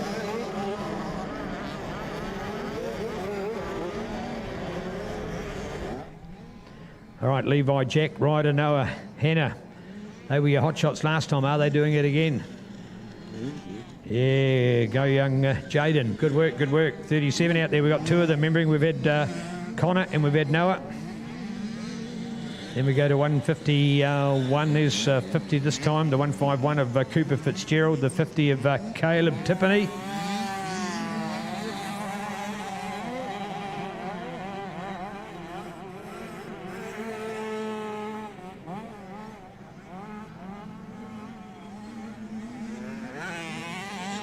Yo, back to Levi. There he goes, Mr. Levi Townley. Awesome form by Levi. Has that inside line again, just listening to that bike, knowing it's right on performance there at this stage. Good work, good work. Right, that's first. Here's second coming this time, the number 2 of Jack Ellingham. Might add the whole shot early. He too just nailing and railing that berm, looking so precise through there. First place, he's gone. Second place, he's gone. Third, waiting. Don't hold your breath or you'll die. That's a huge gap. That's massive. That is telling us why these guys are number 1 and 2. And they're not just in front of this field, they're smashing the competition here today. The 2 best in the country beyond belief. And let's hope they can still be pint size enough to do it again in February next year. Remembering more details, Tauranga Motorcycle Club, NZ Junior Champs Waitangi weekend. First weekend in February, holiday weekend. I think from memory it's Monday-ized as well. From memory, it's Monday-ized. That is, I think the Waitangi Day falls on the weekend. And therefore we get a Monday holiday out of it. All right, here's number 11, another one of those to come past. That's Ryder Murray's had a very consistent day today. Might be about 5th or 6th in this moto, but he got 3rd last time. I think he did top 4 in the previous race, so he's got a chance of being 3rd overall. He probably won't quite like where he is at the moment if he wants to end up in that 3rd place. He's got people like Noah and Hannah to fight it out there. We'll be keen to see where Hannah's lying. She may be as good as in the top 4 on this moto. We'll get a better opportunity to look on this next lap. Well, the weather here today, it's been everything, folks. It's been calm, it's been a bit blustery, it's been wet, it's been dry. They said this afternoon the weather would clear for a great day tomorrow. Every forecast tells us a good day tomorrow, but it hasn't quite cleared here yet. And after all, at pre-daylight saving time, because this time next week will be our last day of no daylight saving. Man, am I excited about that. Love daylight saving for 6 months and 2 weeks. As compared to 5 months and 2 weeks of no daylight saving. Yo, there we go. 2 through the corner. Yeah. Look at that, and the way he's up on his legs as well, off the seat. So good, down the corner, last bit. Drop the cheeks down, drive the butt through the corner, and get on there at the other side. In fact, if you had the force literally driving through there, yes, I know it's a little bit, shall we say, personal the way I describe it, but that's exactly what I'm trying to describe. The way he literally bangs down on the seat, it helps to drive the bike through the corner, because he just went down in that last split second as he drove in through the berm. Fantastic to watch. Literally, just don't sit down, but thump yourself down on the seat, and just as you're turning, it helps to drive through. What a neat art. If you ever want to catch up with people that do kart sport as well, they'll tell you about what you got to do when you get your butt up off the seat and then get down on your seat as well. All right, there we go, 77. Oh, just tried to do, he's got problem here with his visor. Oh, and that's what happened, because he took one hand off his handlebar and then unfortunately got his front wheel off the berm and crashes.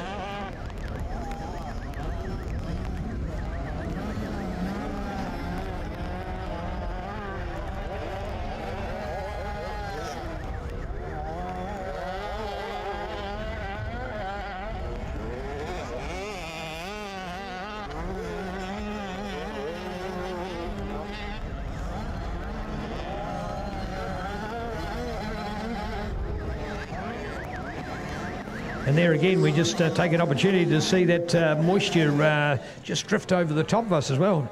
It's one of those things you don't certainly need raincoat and leggings. A light jacket's good enough. You don't get wet, but just frustrating enough to say, come on, we've had enough of it, let's give us some sunshine. Almost been a day of wanting to see a few rainbows. That would brighten the day. All right, here we are, back to our racing, two and there. Out there and doing it again, Mr. Jack Ellingham, looking good.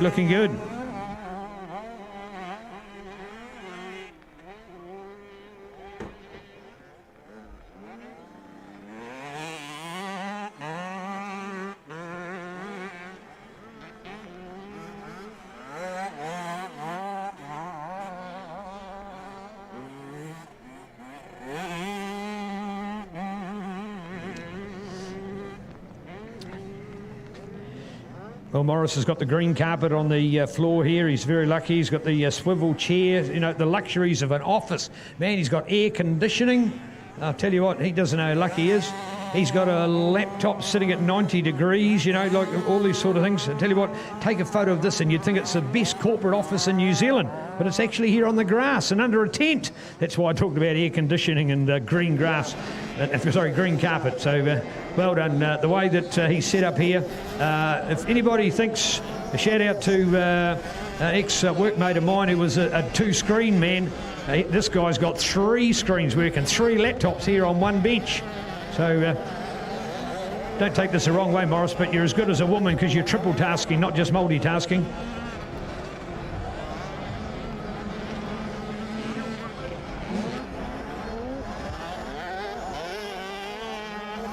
Hey, we've been talking today, folks, about roll-offs and the important part they play now, the ability to roll the film around. There's a rider that the roll-offs actually completely malfunction, and it's literally floating him around on the track, and it's like a streamer hanging out the back. He's just stopped the trackside, and Dad's quickly jumped over and just ripped the thing off because it would have been a distraction.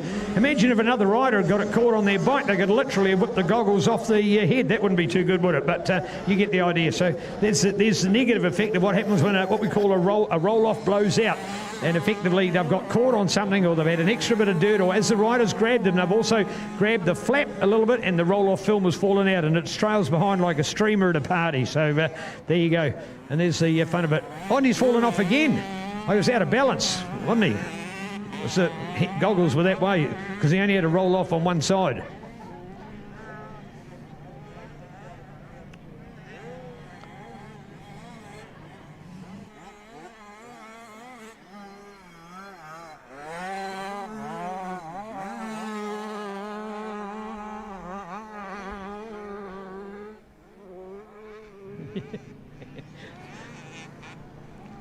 All right, a big 18-second plus advantage for Super Levi, doing it all in style here today. White flag, he's looking good. He smoked it up out here. Here we go, looking for more. There's the little number 8, isn't she amazing? Hannah all the way. Hannah Paris, look at that, and nailed into the groove there.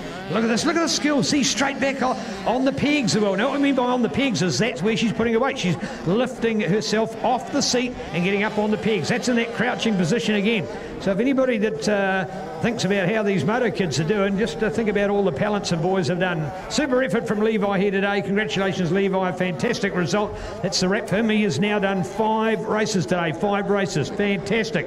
So well done. Great performance in there. So Levi's done 5. He's got 1 to go. Again with his 85. 2 bikes, 65 and 85, pulling on the double and pulling on the wins. There's Super Jack. There he is, Mr. Jack Ellingham, smoking it out there again. No, he's not good enough to beat Levi, but I tell you what, he's thrashing the rest in our field. Here we go on the little HLR Husky with the 128 out there of Tyler Morgan. Good ride from Tyler today.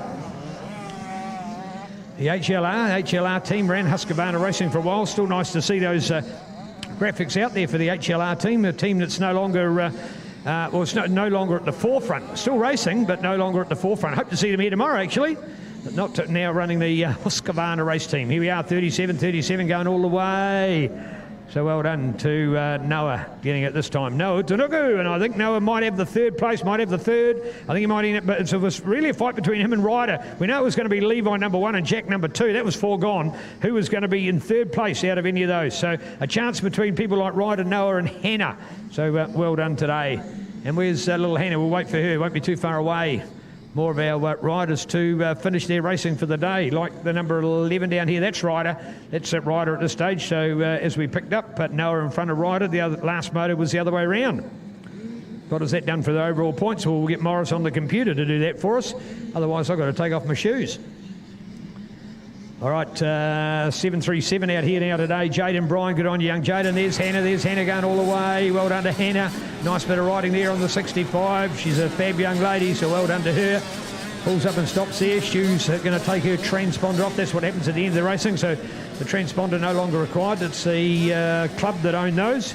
So Hannah gets herself her transponder removed. And the club will have them charged overnight and reallocated for our senior riders tomorrow. Transponder, about the size of a little bit bigger than a matchbox, actually. A bit bigger than a matchbox. Wrong analogy to use, but about the size of a cigarette box. Not that anybody should be buying cigarettes anymore, but you get the idea.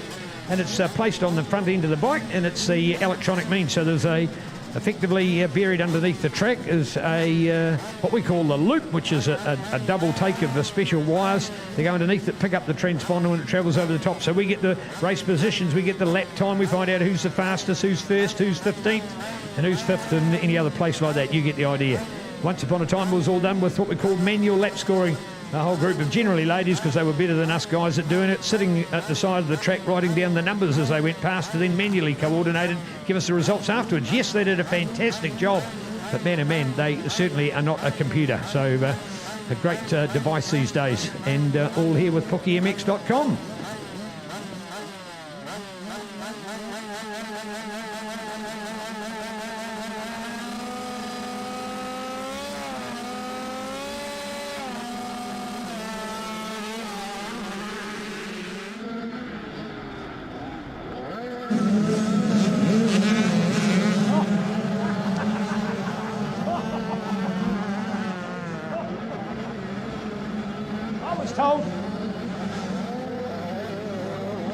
Already the message has come through, somebody's heard it out there, and it's already come back.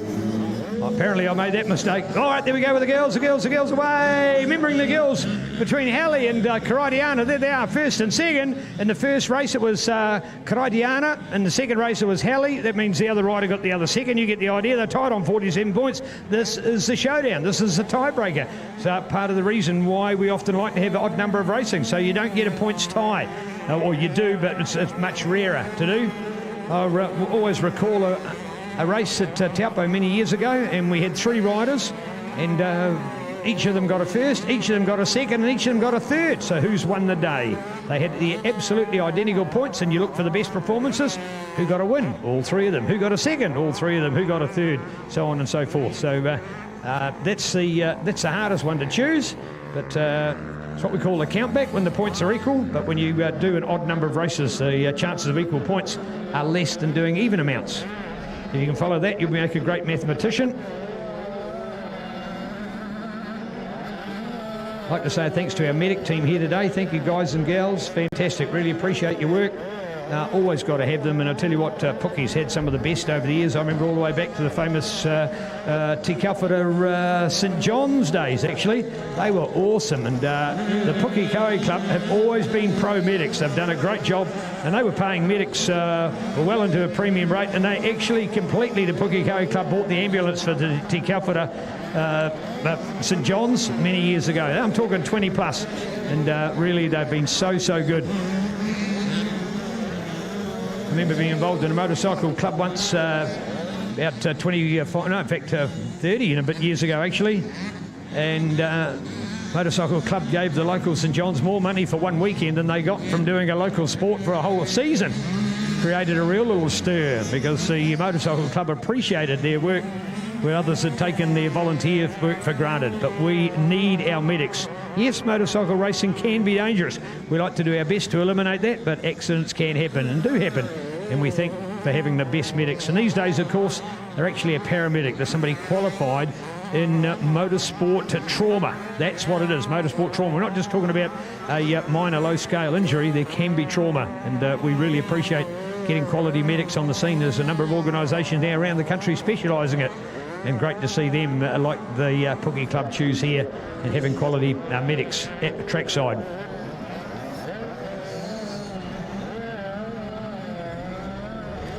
All right, back to this double class. Remembering it's our women's class, the fight between Hallie and Karaitiana, and it's our 85cc class. remembering between Jared and Lachlan and Curtis. What do we have? We didn't have Ruben start the last one. So, all right, here we are, 999 all the way back to 72. The same two are at it again, the Jared and Lachlan show. Jared handed Lachlan Bourne. Jared looking to come away with the victory. Just scraped into the top three in Moto 1, but because two of the others weren't there, he's completely watched Curtis all the way. Go Curtis, third place. Should be on the podium for the day as well. Curtis, good work. I think they're going to be your top three for the day. Checking out here again, 385 to go past. Looking out for our women's battle. Here's the 32 this time. Cameron Colcord. There we are with 54 and flying that time. Ryan Kennedy. Go to 328 as well. Mitchell Scott, along with 177 now. And Cody Scott. Checking out 100, the Hundy all the way. James Griffin, 18. Oh, there's Karadiana on the inside. She's in the lead, folks. She's in the lead. Karadiana's there. There she goes. Here's Helly. Helly's behind her. And there's two other riders around him. Helly's going to get past one of them. So Karadiana has now got another rider between herself and Helly. So Karadiana is going to lead the women's lineup. She's done it a little earlier than she might have earlier on. So here we go. Remembering last time she was in front and then the mistake made. The rider in front of her went down. Bang. She went down as well. Chain reaction, or a domino effect as they call it. So here she is now with a chance to come back. Can she win the day? She's only half the size of Karadiana on a bike that's only 1/3 of the CC displacement. So she's fighting against the odds. It's a David and Goliath show up there, or a Karadiana and Goliath show. So the fight is on. Karadiana and Helly. Great to see Penny, Sophie, Thalia, Maya, Emmy and Riley, the other ladies in our field today. But it's the men in the 13 to 16, and it's still Jared Hannon and Lachlan Bourne going for it. Listen to that for Lachlan. Good work to watch. Always well presented on the track, Lachlan. Do like that. Good gear, good bike. Yeah, you know, just want to be first class. Gives you that confidence to go well as well. You know, when you're looking that good, you're going to be riding that good. It's as easy as that. There's the 939 of Curtis Gooch. Well, luckily he's got a lovely mother, because if he was based on his father, he wouldn't be any good. But let's not go there, might get in trouble.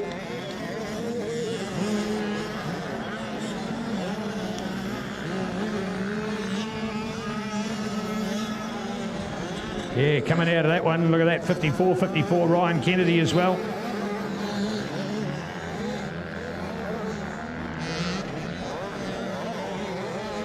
$328 for Mitchell Scott, the 177 now of Cody Scott. $394 for Karadiana. You can hear Helly coming. She's the only four-stroke in the field. It's the bigger 250. Here's the 144 up there for Penny. Penny Lang, good work from Penny. Penny should end up with a third place here today. Not far behind Helly. That will be such a good measure for her, won't it? You can see her lining it up out there. Now here's Penny. That gives you an idea of the development she's come along. She was a later starter than Karadiana in junior motocross, although starting out about the same time from a mini motocross point of view. Karadiana's been on the big track. And here's Penny developing her riding, so going so well. Her younger sister Hazel rides out there as well. And these ladies are in the creme de la creme of our sport, and great to see. Tiny, pocket-sized riders. They're racing great moto. Well, there we are, back to the Jared and Lachlan show. They're still your 1-2 in the lineup as well. Looking out for Curtis. Keep your eyes on the green machine. Here he comes round the Daytona. Just listening to it, pinning it. Oh, I love that. He's got the power to pull a little bit of a wheelie. That's such a buzz, in fact, when your power's going that well.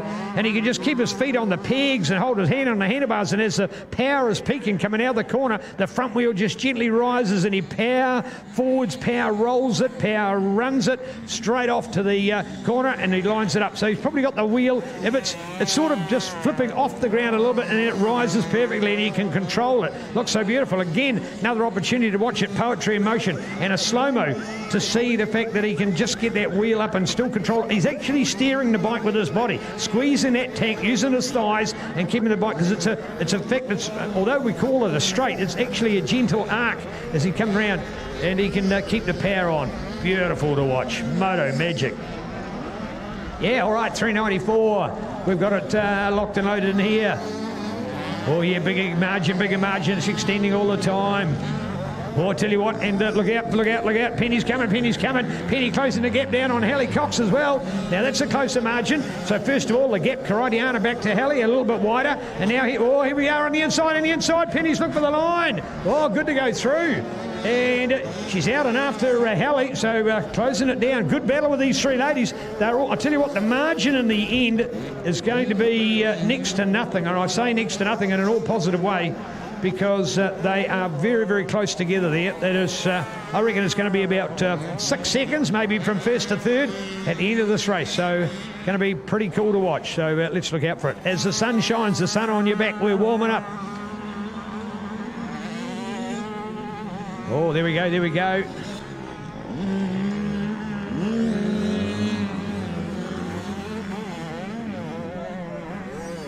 Lachlan out there, Lachlan out there. It's a Lachlan-born show. Here we are, 128 over there. That's Thalia Hellison. Well, speaking about the Hellison family, looking forward to their North Harbour Mini Club hosting us for the New Zealand Mini Motocross Championships, rocking here into North Harbour, Kaukopapa, of course the Coastal Highway north of Auckland out of Helensville, and that event on October 31st, November 1st. 54 going all the way. Ryan Kennedy. So there we are, there's Karadiana again. Should be, Hallie should be in the picture. Yes, she is perfectly. So there's Karadiana just going over into that corner. Here's the 95 now of Hallie. Oh, there it is. Penny's right behind. Does Hallie realise that? I bet you she does. And if she can't see, well, she won't probably be able to hear it because her four strokes making a bit more noise than Penny's little YZ is. But the margin, well, it is halved, absolutely halved, because there's our comparison from the last lap. Going down the Fly Raceway Bridgestone tyres straight there, and the margin is halved compared to a lap ago. So watch out with at least 2 laps to run. We've got a real chance here for a change there. And maybe Penny, maybe can get up. Well, could that be Hallie doing a 1, 2 and a 3 today? A first, second and a third. Good bike fights are in for. Oh, 939, Curtis is up. What's going on there? Good work. Is he going to stay there? Wow, 939, I'm pretty sure he's up there. Lovely bit of call. Oh, down he goes. Lachlan down. Lachlan-born, the washout. Front wheel washout, characteristic. Going right high on the berm, keeping the power on. And of course, the front wheel, when you're pushing so much of the power from your back, you've got to have your front wheel in a rut. He just lets it get high on the berm. There's no substantial dirt because it's only a sand track, and it just literally blows out. If you saw it in slow motion, the front wheel just goes bang through the dirt, and he's gone. Front wheel down. So bad luck there for Lachlan-born, man. He's got some work to do. So bad luck now. That's going to be a good boost for Curtis. Will help his overall points. I think that'll probably secure him to be in third place for the weekend. Great work for Curtis. Should be on the podium for the Ebbett Pukekohe Sand Prix here at the Kawasaki Sand Track for the man on the Kawasaki race bike. Woo! 394, there's Karadiana going past. Now, when she's right here on the fly sign, Hallie should be coming around the corner. She is. There's Hallie. And here we go, white flag out there. There's Jared to go. He goes past. Here's Penny. No closer. There's your race leader. Going down the Fly Bridgestone straight at the moment. So there's Jared. There's a white flag. So those girls are just a lap behind the race leader. So Penny, you've got 1 lap to do it. Now, the interesting feature is I think Karadiana is going to get that extra lap in. I don't see her being lapped by Jared, so she'll actually do a lap. Now, there's one significant point about that second and third in the ladies' class will finish before first. Think about that as an analogy. So there you go. Second is going to finish before first. How does that work out? Well, because the race leader is between first and second in that woman's class. And that means that Karadiana, there's a risk factor in that. For example, I'll just say something stupid, runs out of petrol in the final lap, she doesn't finish, so she's finished after the race runner-up. Yet she was the winner, but she's not. You get that? All right, 72 might add the fall, but he's there. And Curtis hopefully was in that group, although I just missed him. So the 999 of Jared Hannon looking good to win the day. Jared Hannon used to be on the 199. Now his number is all the 9s, the 999. And he's looking good to claim the glory. And Jared, well, if on my pre-race picks I only had him in third place, and please you prove me wrong, Jared. Great effort coming up here and looking good to be in third place. The sun is shining here at Mercer, folks. The cloud is disappearing The cumulus has come in, the blue is there. What a beautiful day in paradise. Here we are, checkered flag time. Yes, well done, Jared, good one. And Karadiana, now Karadiana, was she in front or behind? In fact, she has actually just been pipped there, so that's the win. And there we go. So good effort in there. And the rest of them, there's, whoa, so close. Penny. Oh, I think Hallie just got it. So anyway, I think Penny will end up with the third. Wouldn't have made any difference, I don't believe, to the overall anyway. So provisional, we only call them provisional. In other words, we'll let the computer and the officials confirm it. Our provisional placings for our 13 to 1685 today: Jared Hannon, Lachlan Bourne, Curtis Gooch. And for the women's class, Karadiana Horn, Hallie Cox and Penny Lang. Good on you, ladies and guys. Love that racing. Hope you're enjoying it out there as well on the worldwide sport that is Sky Sport Next, coming to you on YouTube. Completely different, of course, to your conventional Sky TV subscription network, but people are able to watch this free of charge anywhere in the world at no cost. Sky Sport Next, next generation. It's on that interweb thing, you know it, as they used to talk about in the ads. Coming up, more Mighty Junior Racing.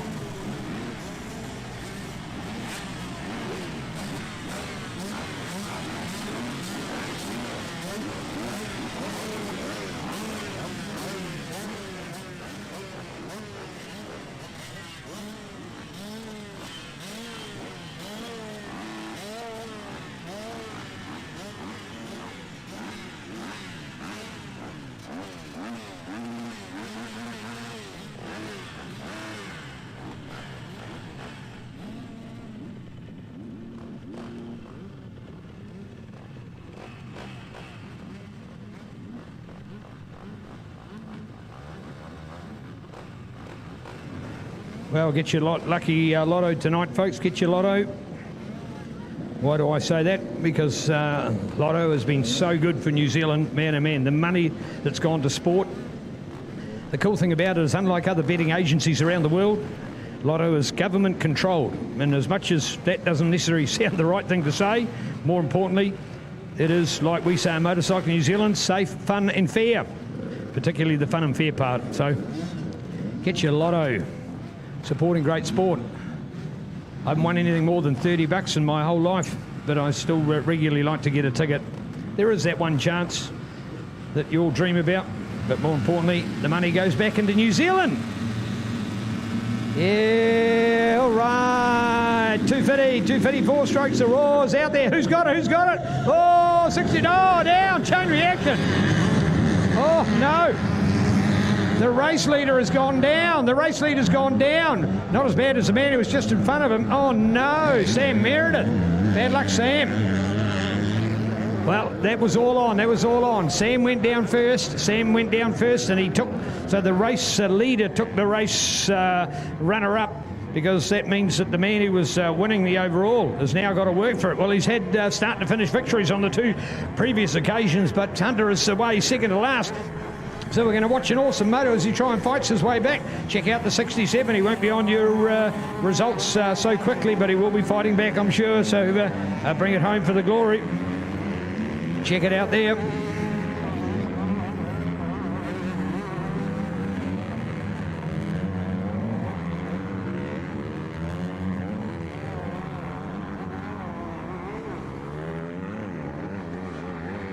Well, the race leader's down through the swamp section, heading towards the mini track, making that nice right-handed berm turn, bashing it off there at the moment. 51 ahead of 144. Remember, of course, we mixed our 2 groups together. The 151 we've got out there, and the 144. So the 144, certainly that of Tyler. And clean to care to look out for our race leader, 151. Missed that. Was that Jacob? Might have been Jacob, I think. But we'll get a better opportunity to update. Yes, in fact, it is the 51 of Jacob Bourne. So there we go. Up to fight him out. Keen to look at our race control at the moment.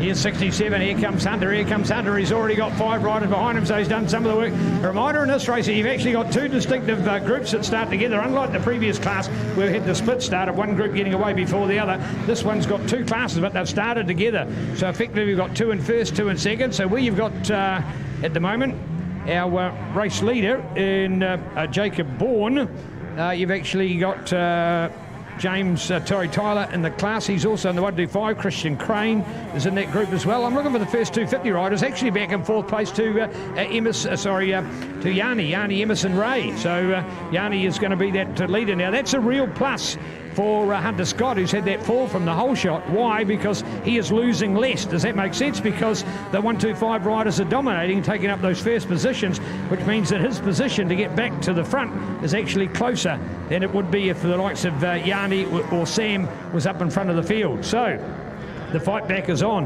How far was Hunter Scott back? How much ground's he going to make? Could be a good story to sell. Away second to last. He'd already gone past at least 5 of them, so he's moving up the pack. Where's he going to be when they come around for the second time? And we're going to try and look amongst the just the 250 to see where he is. Has he cracked the top 3, or is it back to about 5th place? Here we go. Let's look out for them. The 125s are buzzing, and that should be the 144. It is Tyler Brown. Go back to Jacob Bourne. 1, 2, 3. There's Emerson. There's Emerson on the 4-stroke. There's only one 4-stroke in that top 4. Listen for them. And there's 67 Hunter. Yes, third place. He's cracked it. 3rd place already. Oh, Hunter Scott.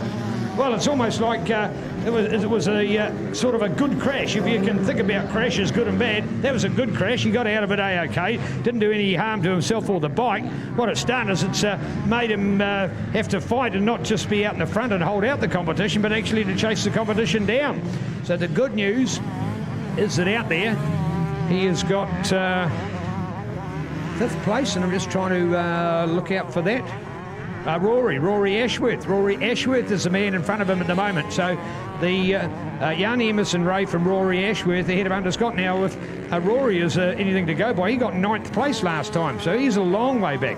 That 250 field today, well, it's certainly disintegrated. There's been a few named riders up in there, and they've smashed and crashed their way out of it, and that's left to Hunter to be the dominant force. And after being second to last, to get away off the whole shot, bang, here he is already in 3rd place after just 2 laps. Can he get Rory this time? Yes, you betcha. Can he get Yanni? Well, we're about to find out. Do you think he could? Oh, it's hard to tell, I think.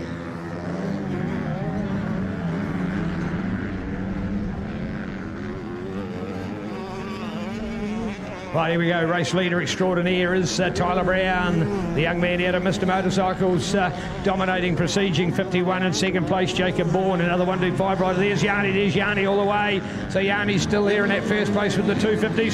125s behind right James. There's Hunter, he's got second place.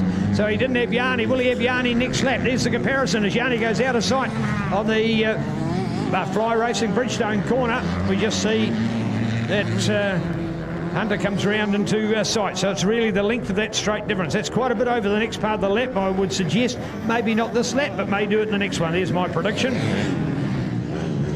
All right, 254 strokes up against 125s. That's the way they're all racing in this one.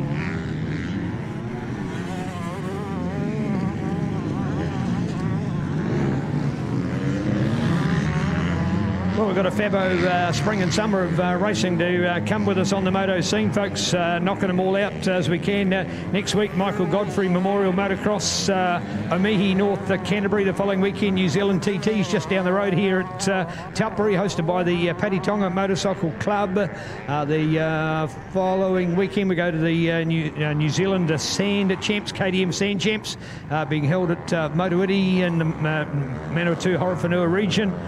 We jump out 2 weeks after that to Labour Weekend at Taupo. MX Fest is going to rock. Battle of the Clubs, along with also Moto Sprints, Motocross, Mini, Junior and Senior, and Speedcross coming at you. Mega 3 days of racing. We're huge. Bigger than Ben Hur, as we might like to say. So that's a cracker. We'll go the following weekend, 31st of October, 1st November, New Zealand Mini Champs, North Harbour. Just north here of Auckland, of course. The following weekend, all the way down to Gore in beautiful Southland, and the New Zealand Vets and a Women's. I'll go about that far for now. I think we've got a few other... Kings and Queens. Let's talk about Kings and Queens. The great women's motocross event coming up in Rotorua in December as well. And we'll go into next year and find the format of our motocross nationals. So still all to be announced. We've got... I think we've got, in my story I hear, we've got 5 clubs vying for 3 events. We've got dates. for all the events, just haven't got yet where we're going to be for those events. So they rock through in January, February and March. So looking out for New Zealand Motocross next year, Fox Motocross Nationals, and it'll be of course on Sky Sport Next. So same continuation of what you've witnessed here. So thoroughly looking forward to that.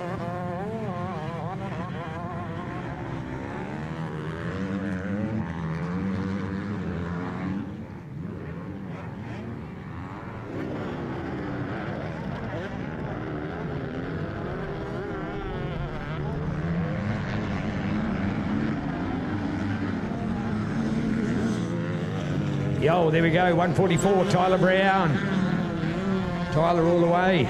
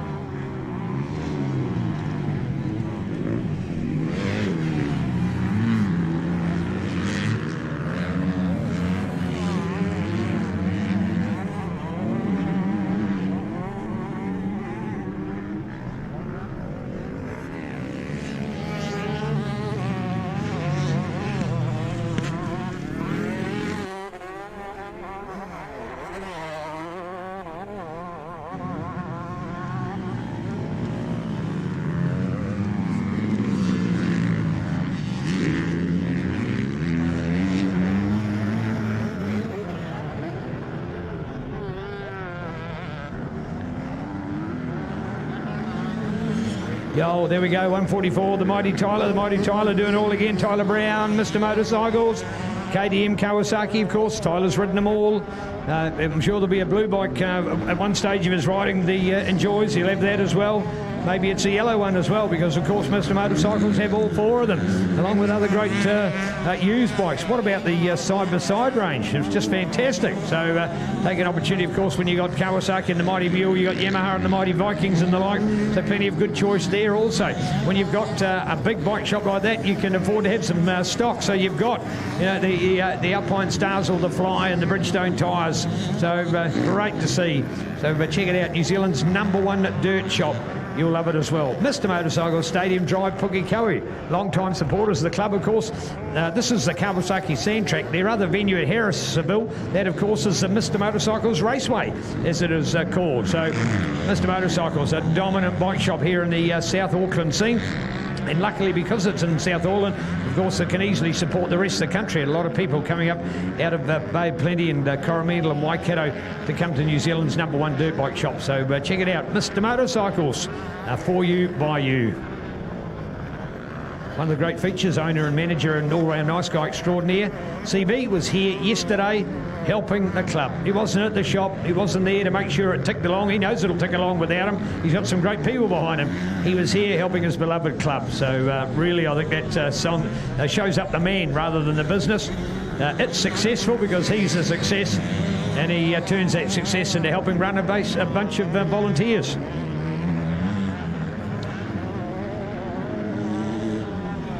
Here we are, 67. There he goes all the way for Hunter. Look at that, looking good too. 67 for Hunter. No, he won't be winning the overall moto, but he's going to win his 250 again. So he's going to go 111 all the way. After the drama of the first race, of course, he didn't take it all, but he has at least claimed his class.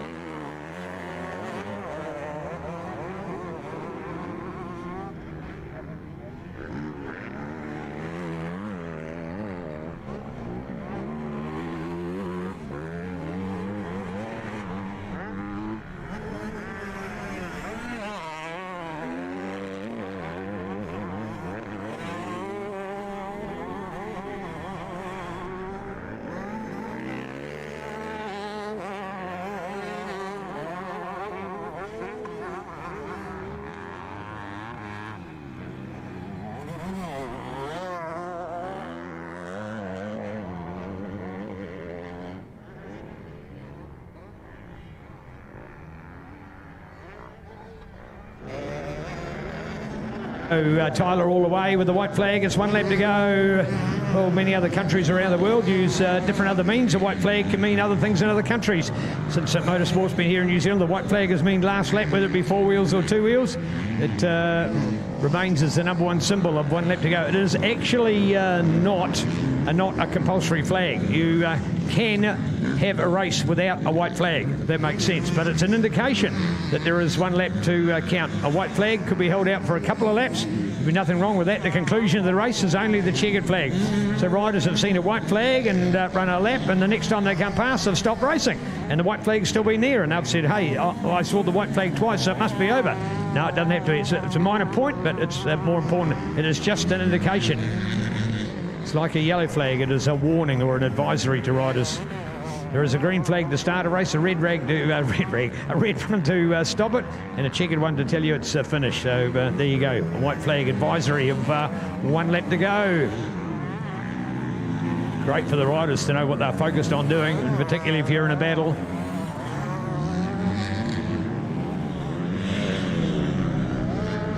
Yeah, 85 all the way. Hardy, congrats. Remembering this one has been the class where they've been combined. First time we've seen a 125 winner has been the 250 of Hunter Scott. There's been the dominant rider for the earlier 2 races. But after his crash on the whole shot corner from the start of the race, he's slipped further back in the field, but he's still won his class for 3 out of 3. Well done, Tyler. Tyler can pick up the victory. Great result there, 144. Tyler Brown, great work. And, of course, has an awesome lineup of motorcycle apparel to look the smartest man on the racetrack as well. And why wouldn't you? When you come from the sharpest bike shop in the land. And as well, performing on his KTM SX as well. So great to see. Fly racewear. It's what he's used for so long. It is his mantra, and tell you what, that fly gear looking pretty classy. Fly Racing 2021, of course. Fly Racing gear is out now. 2021 launch. We're literally still got 3 months to go of 2020, but the new 21 look is out there, and that's fly gear looking pretty damn rad to me.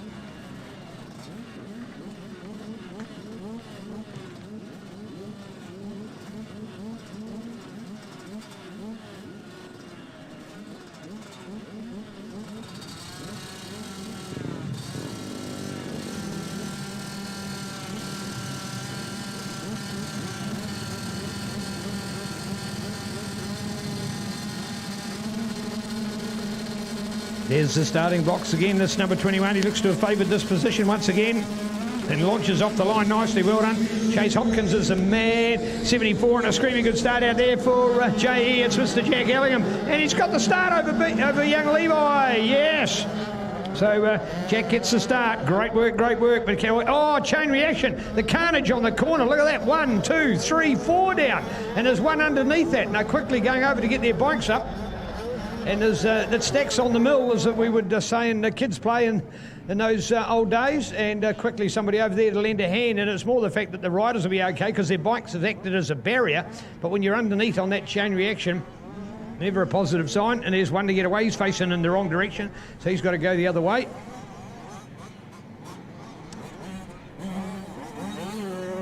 Medics are super quick and on their way. because the rider has moved so much to then get off the side of the track. I don't think they're seriously injured, but it's just that initial shock of the incident. All right, here we go, 1 by 2. We've got Jacks. Well, that's their numbers, of course. Their numbers on the back of their shirts represent their 65 numbers, and of course they're on their bikes 1 and 2. But when they come back to being on their 85, they haven't yet been number 1 in New Zealand or number 2 in New Zealand. So they've got different covered numbers, 26 and 74 respectively. And but they still have got their awesome Fox shirts on, being that they're numbers 1 and 2 out there with their same riding gear. So I love that fact. So don't take the number 1 away.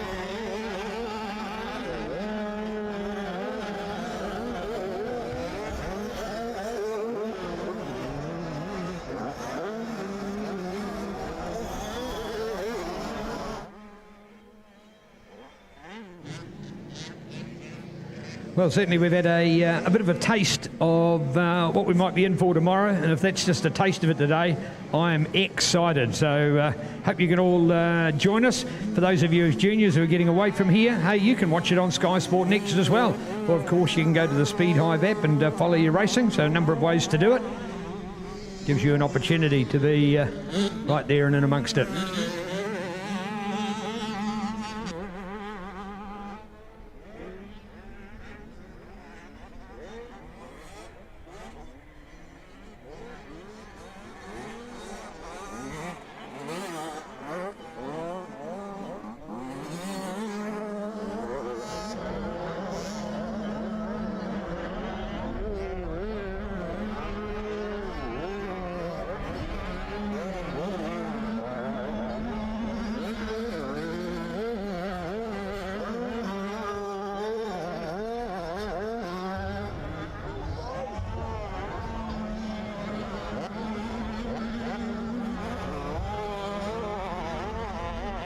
Going all the way, 26.74, there they are, 1 from 2. They were the other way around earlier. It was the 2 by 1, you're remembering, for young Jack getting the advantage over Levi. They've gone back the other way and all on for it this time. The 199 going Travis Taylor. Good work from Travis. Nice to see a Kawasaki in the field. They're not as dominant as they used to be in 85cc racing. Take nothing away from the bike. One of the best starting bikes you could ever ask to own, and ask any father that's maintained one. Great machine from a mechanical point of view. And ask Tyler Brown, he started his racing off and has done so very well on one as well. 72, going all the way up there for Devon Hall. 44 up there for Hazel. Go Hazel. Good girl. 21 in here now. Looking out for the other 21. We've got 2 of them as well, Chase and Cooper.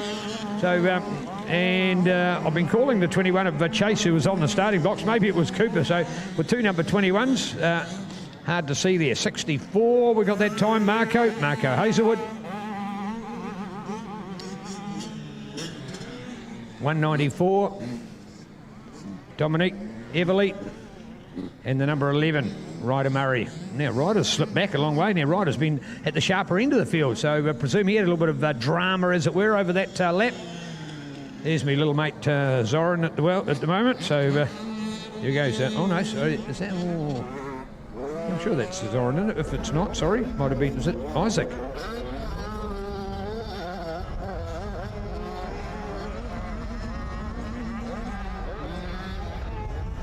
All right, yeah, 291, looking for a place to get right around on the outside. Here's young Keely Scott.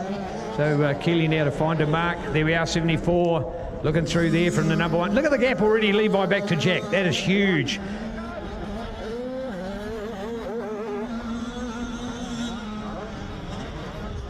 We were talking before about performances of the day and coming up with performances, thinking of whether it was Flynn Watts or thinking it was Hunter, or perhaps he had Levi into that as well. But got to be honest, in coming here, that was exactly our expectations. You were thinking of how they would do. So it's more to me that sort of thrill factor or surprise package, or just how well they've ridden. How's their mental approach been today?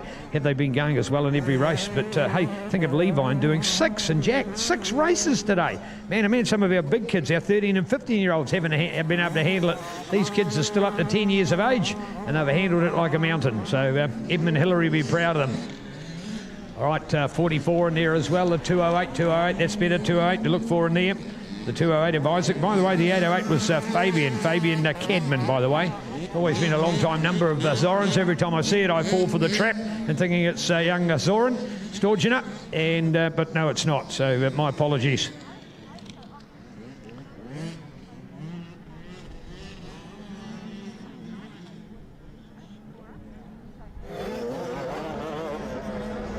It's always interesting. By default, my old race number was 372, and one event I went to, it only did number 72 to make it easier to lap score, and covered over the 3, and then seemed to like the number 72, of which my son then followed and used the same number, and then long-time hero and Stephen Evans, of course, was using the number 72 as well by complete coincidence. So numbers always play a part in your life. Great to have people.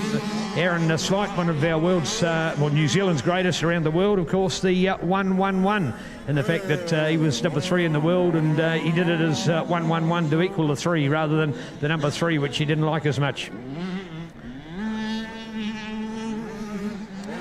All right, there we go. That's that man again, Travis Taylor. What a good day Travis has had as well. I like that fact. Remembering 8 to 10 years racing, folks, these guys have got so much of their lives in front of them from a racing point of view, from a life point of view, that is, for what they do in motocross is just outstanding. You know, these are your everyday kids at school, but there's no way their fellow schoolmates could do what these guys are doing on a motocross track. Yeah, they might be able to do the same on a rugby field or netball or with anything else, but motocross is something special, and the way these kids can ride a motorcycle is unbelievable. Something that at this age, I don't think at our boomers' age that we ever thought of it, because there was just no motorcycles around that kids could race. Yeah, there was the odd small bike that kids could ride, but not to race like these kids. It is just a fantastic evolution of the sport, and one that we love and admire so much. So well done, kids. I think it's fantastic.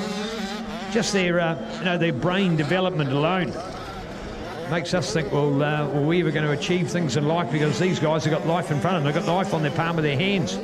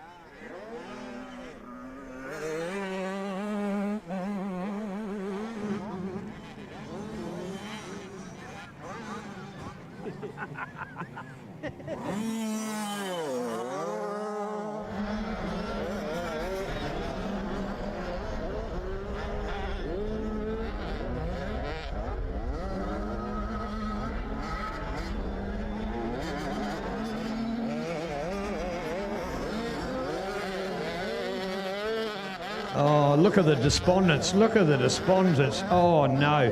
Bad luck, guys. Bad luck. They pushed the bike back. Hopefully it was still a good moto. Sad bad luck indeed. This is young Dominic here at the moment, so bad luck, Dominic. But there it is. All right. Oh, bit of a sad story. The bike gets pushed home. Don't worry, folks. It happens in motorsport all the time. It's happened in Bathurst on the last lap. Thinking about Bathurst this year, the crowd has got to be only about, only a tenth or something of what it normally is. Man, oh man, there's going to be some people that won't be happy missing out on tickets to Down Under's ultimate race. So, man, it's going to be plagued. I'm sure there'll be some politics and drama to be resolved as well. Literally up on that mountain, I tell you what, you couldn't do too much social distancing. because that's one big social party. That's the other stories we've heard of it. One of the greatest reliefs that we have on what happens with COVID is what we hear and see about what happens in other countries. And we ain't been too bad, have we? Be honest. All right, let's get back to the racing. It is Levi, Jack and Travis. Remembering going back to the last race, Jack in front of Levi. Levi had the peak missing off his helmet, you may recall. So in this race, we're all tied up. So whoever wins takes the overall for this one. Jack and Levi win in a second each, 47 out of a possible 50 points out of 75. Who's going to get 72? Who's going to get 69? So we're about to find out. All right, here we are. There's the 808 to go past. I'll get it right this time. Fabian. Fabian Cadman, good on you, Fabian. Good work, good work. And there he is out there now. So Fabian to have that next placing. The 808 for Soren's old number. Well, it's now Fabian, so we've got to get used to that. Shout out to our minis. We've had our PA system going down the minis, but unfortunately we haven't accommodated any of the racing because I can't be in two tracks at once. But importantly, we've done it from a COVID point of view of keeping everybody informed and safe about what's going on. But I will say I'm looking forward to Mini Motocross, and we'll be here in the Greater Auckland region for the New Zealand Mini Champs coming up on the 31st of October, 1st of November, weekend after Labour weekend, New Zealand Mini Champs. Go Levi, go Levi. Great result. So Levi wins it. Levi wins the day with a win-second win ratio to claim the glory. Well done. And Jack will get the second on a second win-second ratio to be 3 points behind him. So there you go. 72 versus 69. If I've done my maths right, doesn't matter. Computer's way more accurate and intelligent than we are. There we go. Kids all the way, kids all the way. Good way 32, but more importantly, the 199. Travis, you've had a great day. So well done to Travis Taylor. Love that. Green helmet, green numbers on the back. Do you like those? That gear? It's sort of got the skeleton look to it. Looks cool. And he's been well prepared. Love his numbers. Immaculate bike. Great rider as well. So enjoying every bit of that here today. 199 for Travis. Travis Taylor wrapping another good result.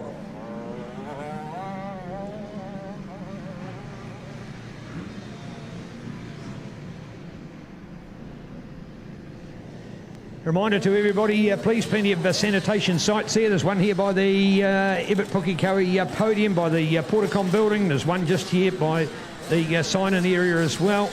So also available by our food outlets. Please sanitise, and remembering, wear your mask.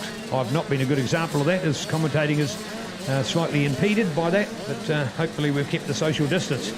Nobody wants to come near me anyway.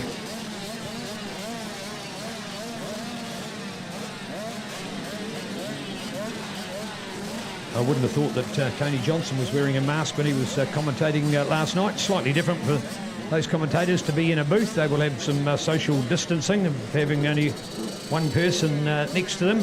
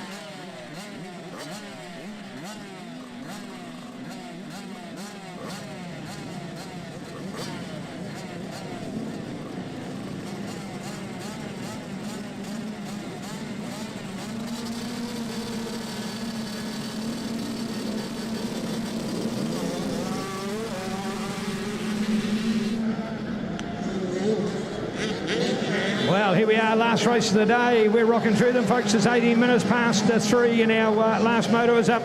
Still to come on your Sky Sport Next coverage will be our podium. So prize giving at the end of the day. There'll be a little bit of a break, obviously, after this.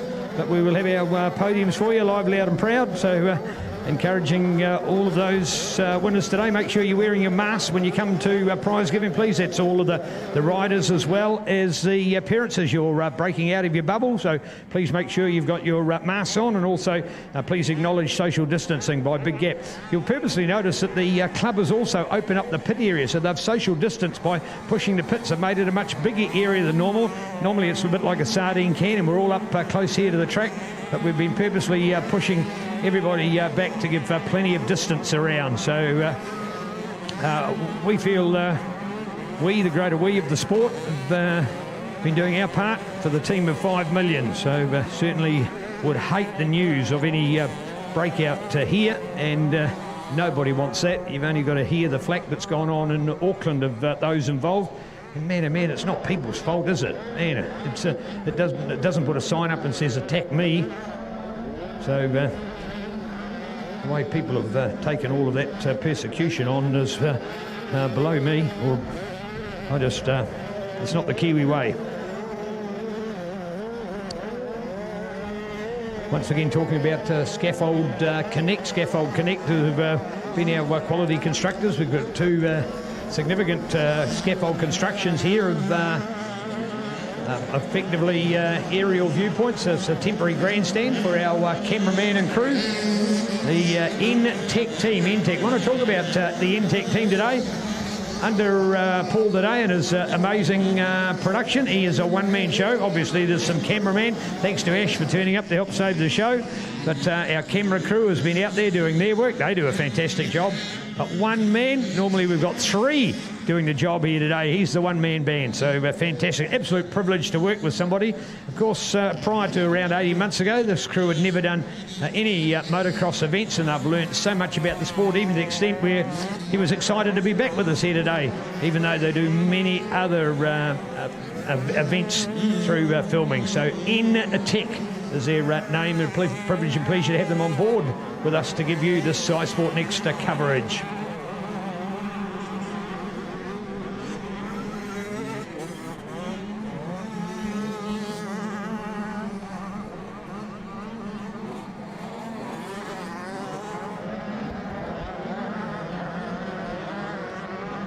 Well, the Ward Demolition start line is empty. Why? Because every race that was going to start has already started, and all but one have finished, and that's the one we're on here now, the final race. So looking at our time, 20 past 3, and still with prize giving to conclude, probably finish at around about 4 to 4:30. So I hope you can stay with us. All right, 138, look at them. Reedy, he's been smoking them here today. Good effort again. So Carson and Reed, they've gone a 1-1. Oh, sorry, a 1-2, my apologies. They've gone a 1-2 again.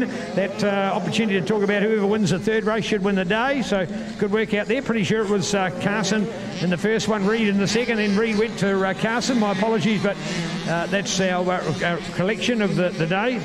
If it's inaccurate, luckily we're only human and we've got a computer to save it. There we go, the Carson and Reed show today. Jaden, Boston, Scott. We were talking about Boston last time. The commentator's curse and he went down.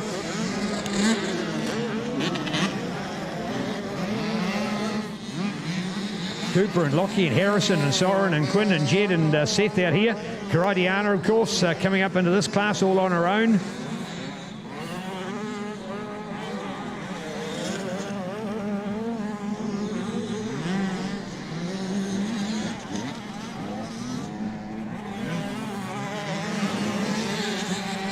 White number 90 down here, very nicely presented husky, and the man is Kaysen Fairbrother. Kaysen, a new one for me to call. Always like seeing new kids in our sport. And I tell you what, he was lucky to avoid the clash. It was not his fault. The other rider, he was just overtaken, veered completely off course and took his path. They must have come within a millimetre of collision there. So lucky escape, good rider. There's Tyler Fitzgerald. So take young Kaysen today. He'd finish 26 out of 28 in the first race. So somebody's got to be back there, but I tell you what, doing a little bit better this time. All right, there we are, back with Reedy. Here he goes, Mr. Reed Gordon, the man out of Taupo, in fine flowing form at this stage. Looking back here now to 5:01, looking to 17 for that second place. Jaden McKenzie. Was that I didn't know, pick up whether that was Carson. I don't think it was Carson behind him, was it? Might get a better idea this time. Oh, 608 for Soren. Soren, there he goes. Soren Storginer. There's Soren. That's better. 608. Now we've got it. There he is, straight into it. That's the Soren we know. Seen him win in many a top mini motocross event. He's stepped up big time to junior racing now. And great to see. And there, in fact, there's Carson. There's Carson. He's quite a way back. Whoa, well, I wonder whether my comment may not be the same, although, of course, Reedy will be up there. Hopefully the other two good placings for Carson will hold him in good stead. Maybe it's Jaden. Won't be Boston. Don't think it'll be Cooper. You know, I think even though he's Carson's back a little way in this moto, it might be about 5th or 6th place, I still think he's got enough points to hold the second overall. But again, the computer doing a lot better than us with our gloves and socks off. Right, 058. More riders that we can acknowledge on our racetrack. That is Blake Henderson-Jones. 17 out there, another one of those to count. 144. Also to look for young Penny.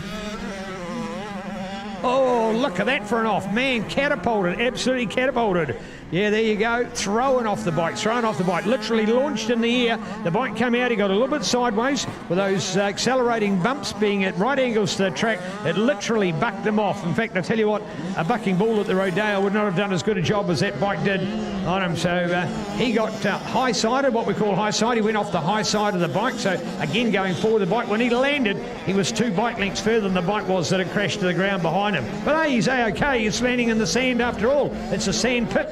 And he's A-OK, and so is the bike. Wow, but what a launch, what a launch. It was a little bit of the tank slapper concept. A tank slapper is whereby you go too far one way, and then to correct it, it takes you back the opposite, but it does it at twice the acceleration. So you go literally with the back wheel going one way to the right or the left, whichever way it is, and then back the other way to then high side you off the handlebars. So that's exactly the case for that rider. Wicked to see. And another slow-mo of what you can witness for some of the incidents that happen here on a racetrack. 394 for young Tridiana, one of our 2 ladies out in the field. The other one is with young Penny. And we look for her with interest, 11 to 12 years racing. I see we had Thalia was in this race, but as entered, I'm not sure whether she's actually out on this moto.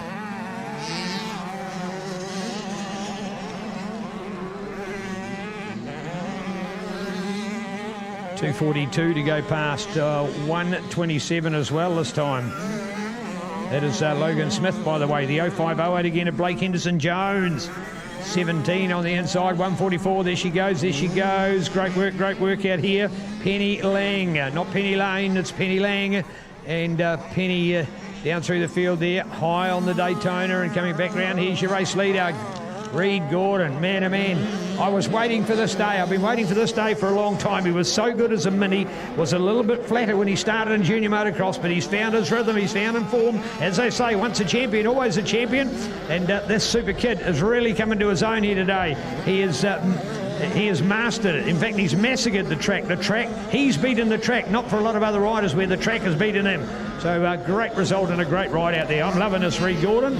Well done to young Reed. Very nice man as well. He'll often come up and talk to us and say hi. And for a young kid looking at older people, I think that's an impressive sign for a young man. So that's why I call them young men rather than just kids. Good work, Reedy. I'm loving this. Reed Gordon, folks. Now, we'll certainly be looking forward to MX Fest at Labour Weekend at Taupo, because that local Taupo man on his home track, Digger McEwen Park, the home of the Taupo Motorcycle Club at taupomcc.co.nz, will be in fine flying form, I'm sure. So looking forward to seeing him at Digger McEwen. Just counting them down. What are we now? 5 weeks away. Labour Weekend, 5 weeks away.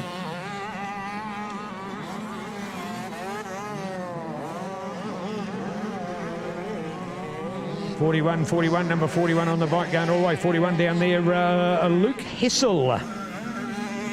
Name and number we haven't called too much of today. 110, Chase Keddy. 127.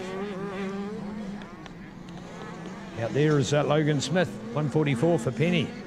Oh, another nice wheelie for Reedy. Reedy, good work, Reed Gordon. Yeehaw, smoking it out there. Loving that work. I tell you why, he is much fitter than he was in the past. Now, there was a young guy. Now, please take this in the positive way it's meant. He was a kid that is growing, and all kids, you know, all peas grow differently in the pod, don't they? And there was a kid that certainly at one stage had really outgrown himself. He got very big very quickly, and I didn't, you know, the body wasn't quite in sync with what it was doing, if I can politely make it sound like that. And now, obviously, he's got that body to be in sync. It's strong, because the spurts that they go through aren't necessarily a match to what their mind is doing as well. So it's all got to be in sync. And he's gone from a high to a lesser high, back to a high again. I love that, so well done. I hope you can understand the right content of which we're trying to put that in, because effectively, everybody's not perfect for their whole life. Just ask our world champion, Shane King. I'll tell you about the time he was beaten. Didn't happen often, but he could be beaten, and that's the same for what I'm talking about for Reedy. There's times when he has been beaten as well, and he's just turned all of that around to once again doing the beating and doing it with such excellence. And man, he's just so good on the bike. I think we might have a white flag for him this next time. I just get the idea. Might be coming up to him. Here we are, 240, 241 on the inside. Here we are, 110, looking for 127 out wide here. Yeah, there we go, prediction correct. And it is the white flag, and another wheelie. That's another Curtis Gooch movement coming on there. Loving it. When you get on the outside, you just put that power on. You've got your body weight back, giving your bike maximum traction. You haven't got a corner coming up, so you don't need to be forward on your bike. And you've got so much power you're playing with it. The front wheel just drifts in the air, and you go along so beautifully. Love that art. And you're controlling your bike. You're still steering the bike, turning the bike with your body on a slight leaning it through. It's such an art. It's beautiful to watch.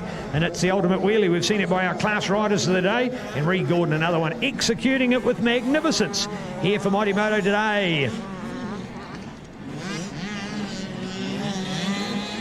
381 for Lockie McLaren. Good work by Lockie up there.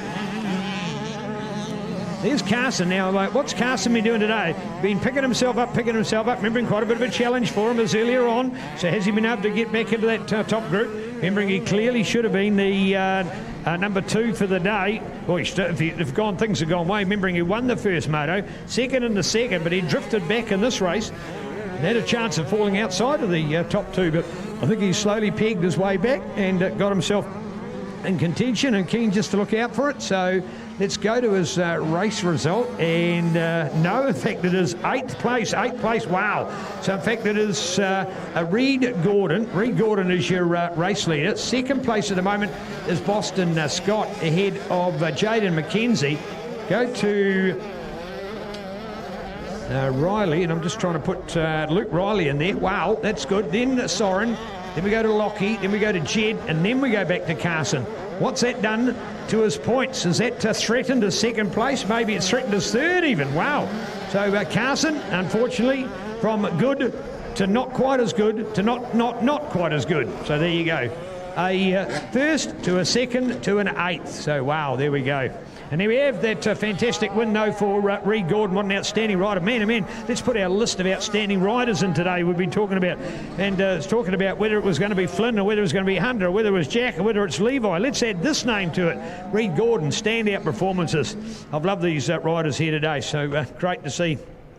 And that, by the way, folks, is an absolute wrap of our day. But we've still got our prize giving.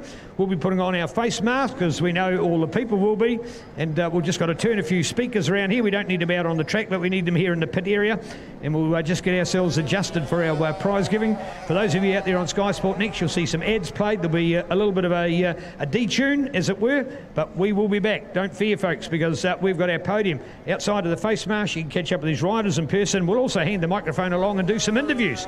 So thoroughly looking forward to our prize giving coming up shortly. So stay with us, everybody. We are not over yet. We will acknowledge our champions. Some lovely trophies here. Man, first class trophies here today. They're Perspex about sort of your if you know what A3 paper is and then you know what an A5 looks like, well, it seems about an A4 size, if that makes sense. So very nice indeed, and then the placings on them, it's all in the Ebbett Pukekohe Sand Prix graphics. So you got to love that. My thanks today go to Pookie MX, MNZ and to NTech. They've been our key players of making today happen. Thank you guys and girls, love your work. PMCC, Pukekohe Motorcycle Club, and pleased to acknowledge our fantastic sponsors. And there's a big list of them, like Mr. Motorcycles, Young Contractors, Fox, FMF, Alpine Star, 100%, iPone, 100% Motorcycle Lubricants, Bridgestone, Pirelli, Fox, Ebbett Pukekohe, Bellray, Fly, Oakley, and NZRC, New Zealand Renovation Company. So taking a break, folks, and we'll be back. Don't go away, prize giving still to come. Near new Holdens at used car prices. Huge savings, low kilometres, plus great finance deals. Exclusive to Ebbett Holden.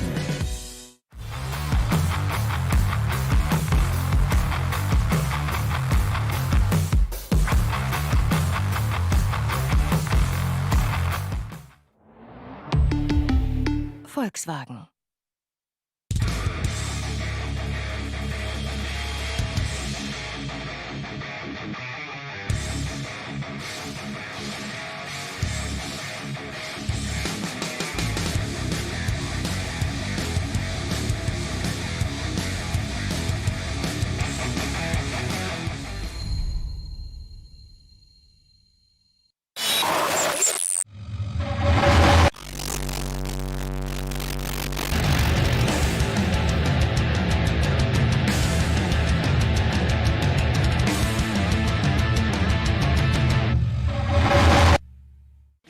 So I'll do warm up in 8 on the regular stuff, and then and then brake, and then 3 7-lappers, and then brake, and then 20.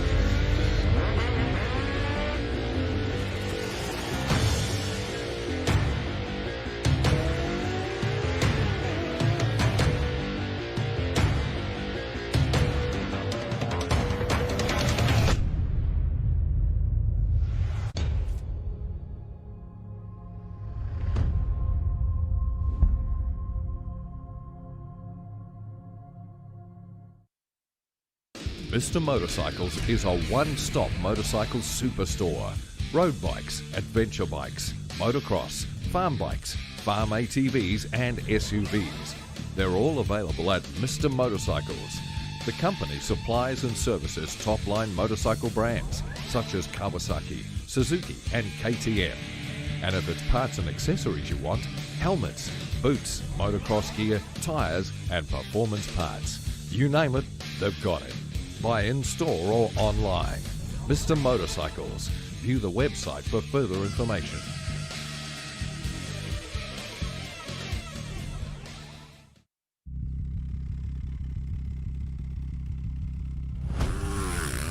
It's why I do start. It's why I go racing. It's just being in that zone of no thinking, no emotion, just adrenaline and really hard work, and only a racer can understand this.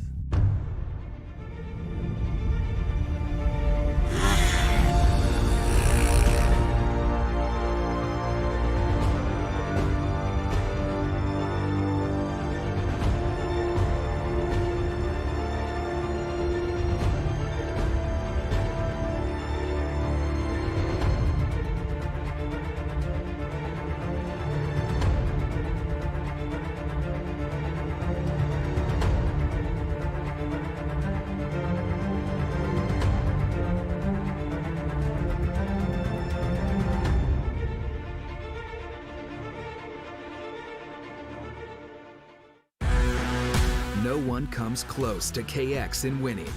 Only KX has more Supercross and Motocross race wins. And only KX has more championships than any other manufacturer. 4 straight overall wins.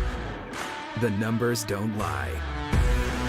Introducing the new Kawasaki KX450 and all new KX250 motorcycles, the bike that builds champions.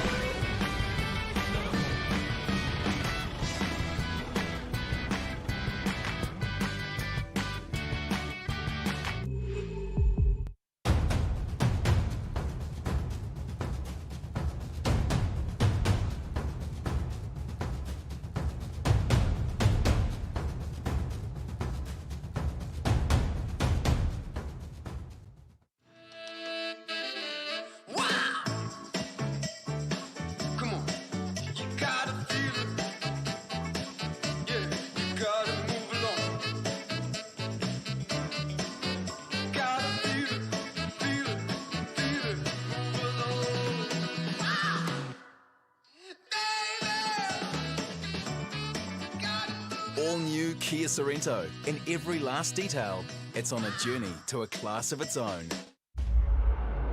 There's nothing like race time. Something that's super undescribable. Nothing gives me that same adrenaline rush. It's all or nothing. Your heart starts beating faster. A lot of nerves. For me, I still get nervous. You know, the adrenaline. You feel focused. Everything else goes away. You're in the moment. I think that's the feeling that we live for. One goal, one vision.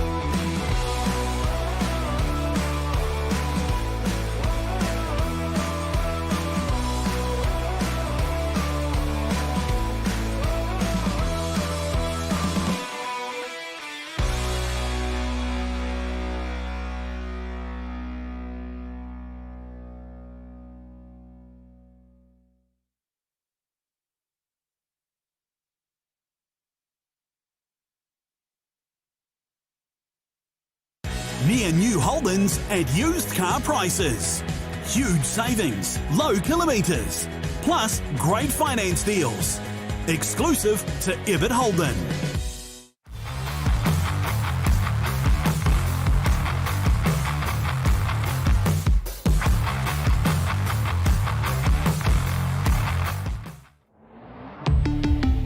Volkswagen.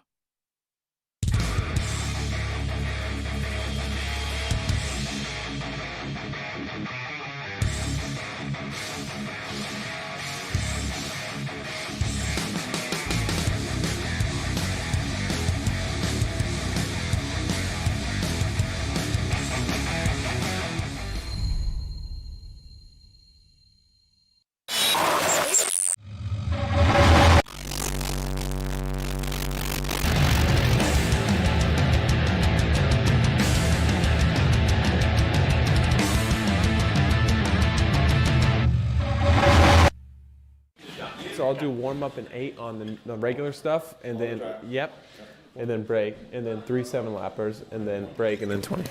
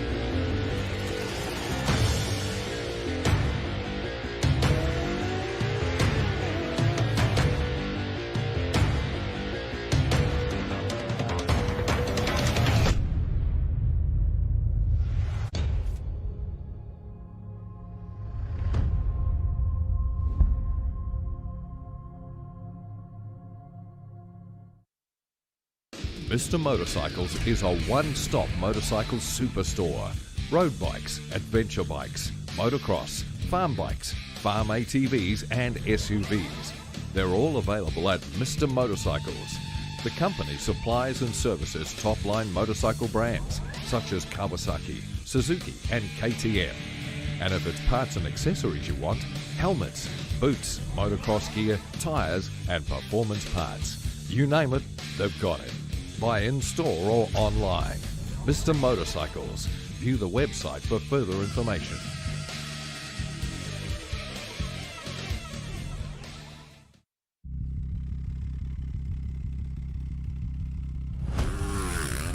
It's why I do start. It's why I go racing. It's just being in that zone of no thinking, no emotion, just adrenaline and really hard work, and only a racer can understand this.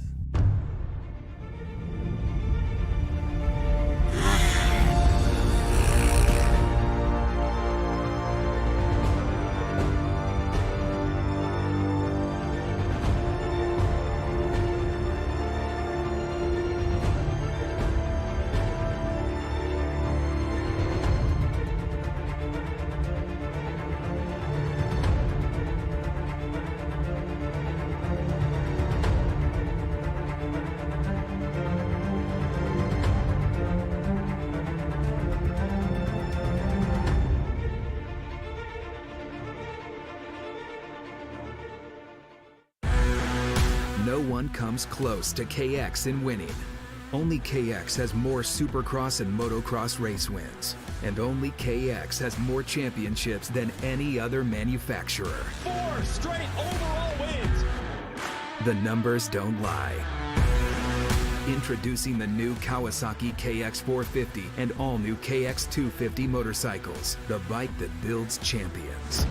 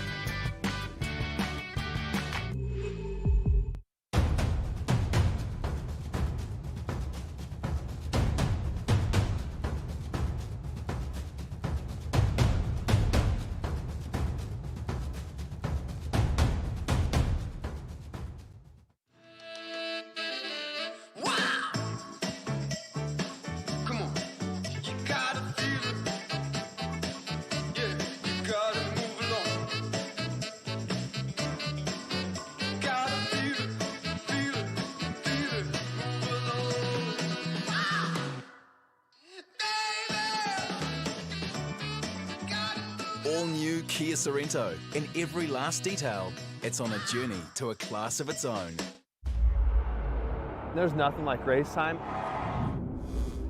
Something that's super undescribable. Nothing gives me that same adrenaline rush. It's all or nothing. Your heart starts beating faster. A lot of nerves. For me, I still get nervous. The adrenaline. You feel focused. Everything else goes away. You're in the moment. I think that's the feeling that we live for. One goal, one vision.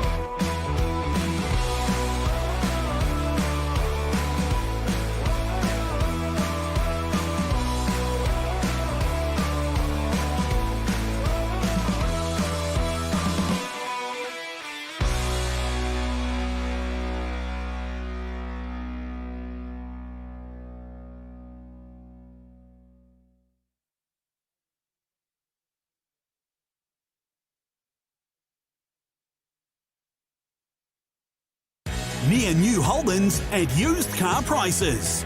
Huge savings, low kilometres, plus great finance deals. Exclusive to Ebbett Holden.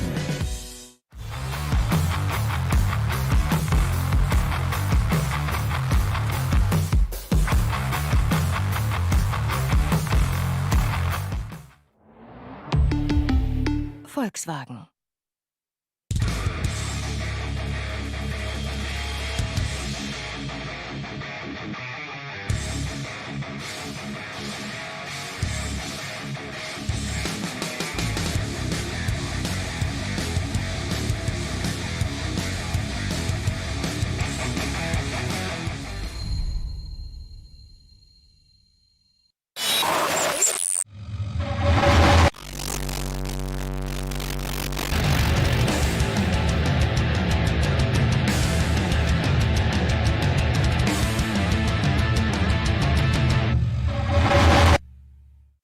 So I'll do warm up in 8 on the regular stuff, and then and then brake, and then 3 7-lappers, and then brake, and then 20.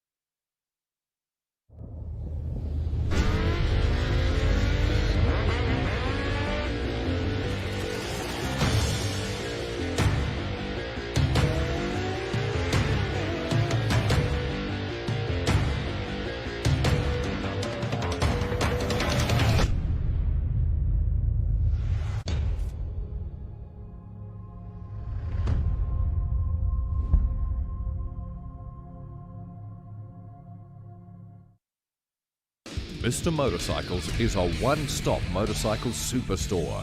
Road bikes, adventure bikes, motocross, farm bikes, farm ATVs and SUVs. They're all available at Mr. Motorcycles. The company supplies and services top-line motorcycle brands such as Kawasaki, Suzuki and KTM. And if it's parts and accessories you want, helmets, boots, motocross gear, tyres and performance parts. You name it, they've got it. Buy in-store or online. Mr. Motorcycles. View the website for further information.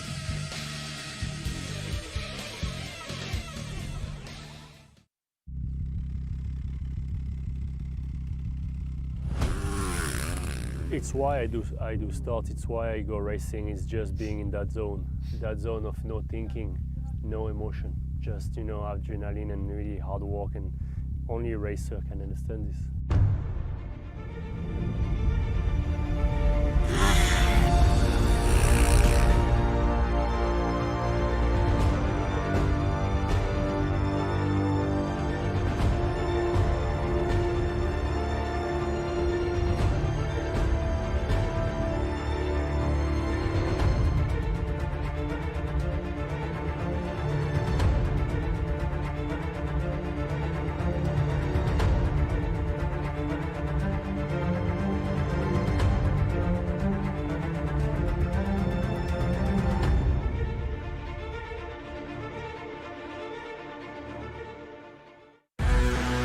No one comes close to KX in winning. Only KX has more Supercross and Motocross race wins. And only KX has more championships than any other manufacturer. 4 straight overall wins. The numbers don't lie. Introducing the new Kawasaki KX450 and all new KX250 motorcycles, the bike that builds champions.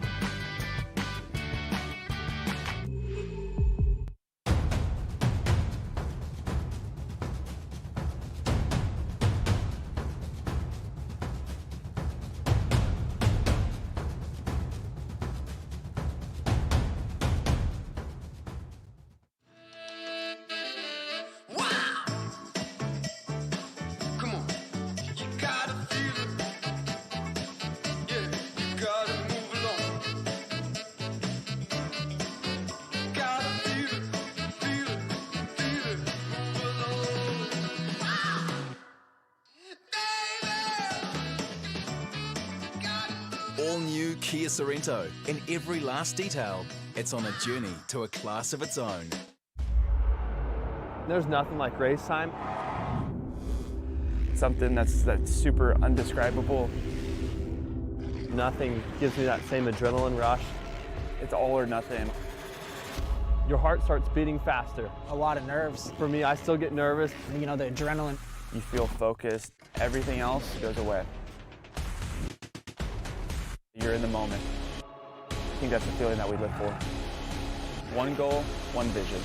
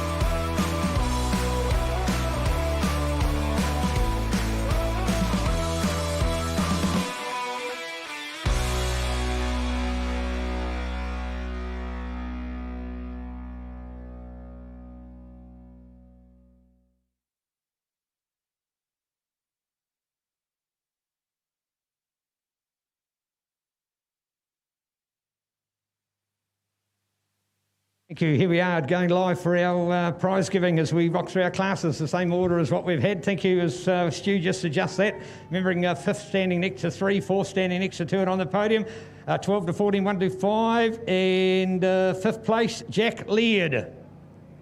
Please be as prompt as possible when you come up. If you're not here to claim it, we'll move straight on. 4th place, Luke Maisie. People that obviously don't want their trophies today. 3rd place, Jared Hannon. And 2nd, Ryan King. And 1st, Flynn Watts.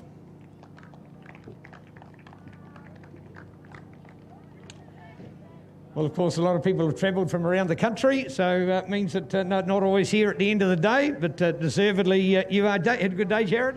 Yep. I'd like to thank everyone for racing with me. My sponsors, Mr. Motorcycles and White's Power Sports. Neil for the great commentating and everyone for making the track great. Thank you, Jared. Good work. There we go. So, oh, we got one. Oh, these guys are a bit late. Come on, guys. What one were you? What's your name? Luke Maisie. Luke Maisie.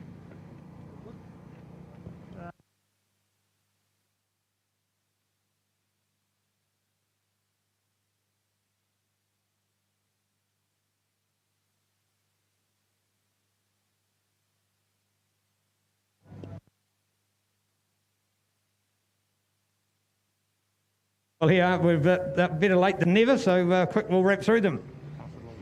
I'd like to thank Mum and Dad for bringing me, Yamaha 1 grade, McKinsey Contracting. And Dad. Oh. I'd like to thank Mum and Dad for bringing me, my sponsors, Alpine Star, Crown Kiwi, and and Max Gear, and the club for putting on a great event. I'd like to thank my mum and dad for bringing me here and the club for putting on a great event.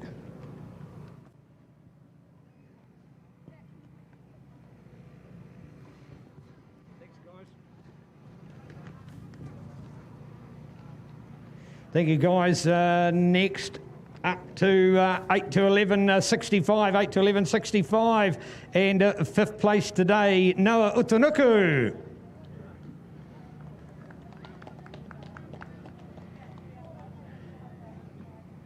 And 4th place, Hannah Paris.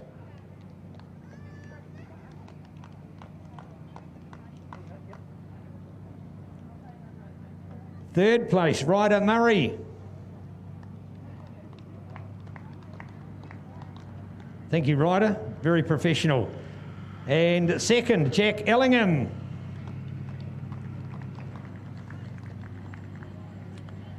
And 1st, Levi Townley.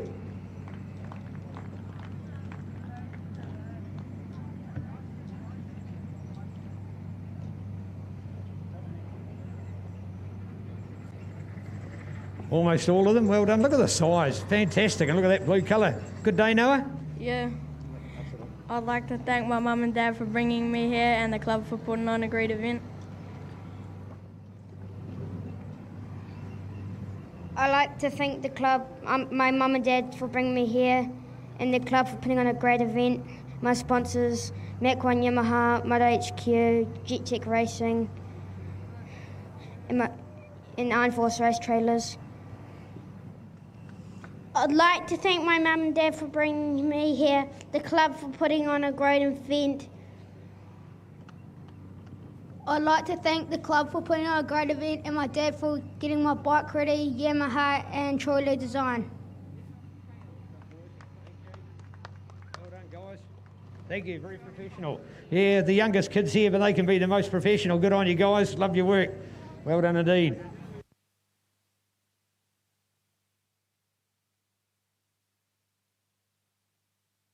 Up is our junior women's class. Starting in at fifth place, we have Thalia Hallison.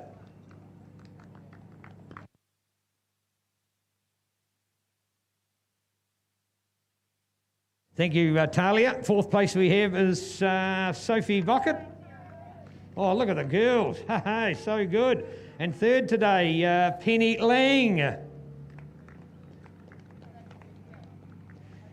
And that awesome battle, but second place is Hallie Cox.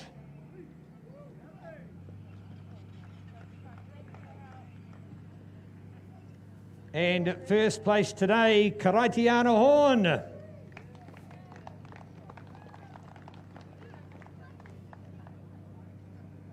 Oh, cool girls. We've got all of them here. First time. Well done. Look at this magic, eh? Well done. We'll take the microphone along. Well done. I'd like to thank my mum and dad for bringing me here and the club for putting on a great event.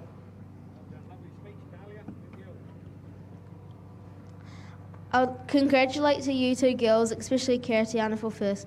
Today was my day and I learnt lots from it. And I would like to thank my sponsors, Yamaha New Zealand, Craig Stevens, Forbes and Davies, X-Brand, 454, Thor, Latte Lady, Dr. Trim, Unforeseen, Crown Kiwi, Ithaca and Mad Dog, and all the ones that are connected to them. I'd like to thank my mum and dad for bringing me here, all my sponsors and the club for putting a great day. I'd like to thank my mum for bringing me here and my sponsors, Blue Crew, Motoland, Cox Forestry and Scott Coaching. I would like to thank my mum and dad for bringing me here and the club for putting on a great event.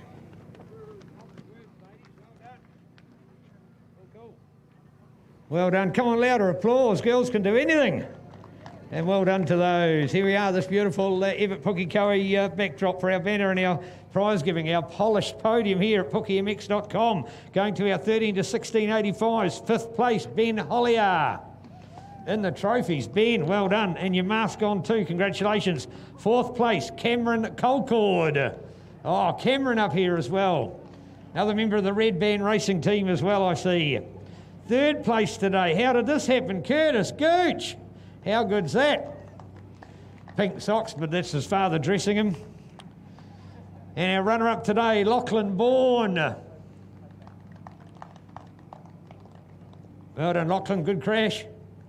He's all right, that's the main thing. And today's winner, Jared Hannon. Well done, Jared, back again. Yes, indeed, familiar with the name. He's third in one class, but he wins this one as well. So cool guys, and good to see them all here. And another professional podium. And thank you guys with your masks on. Well done. I'd like to thank my sponsors, Nahilo Concepts, Crown Kiwi, Alpine Stars and Triple Eight Training.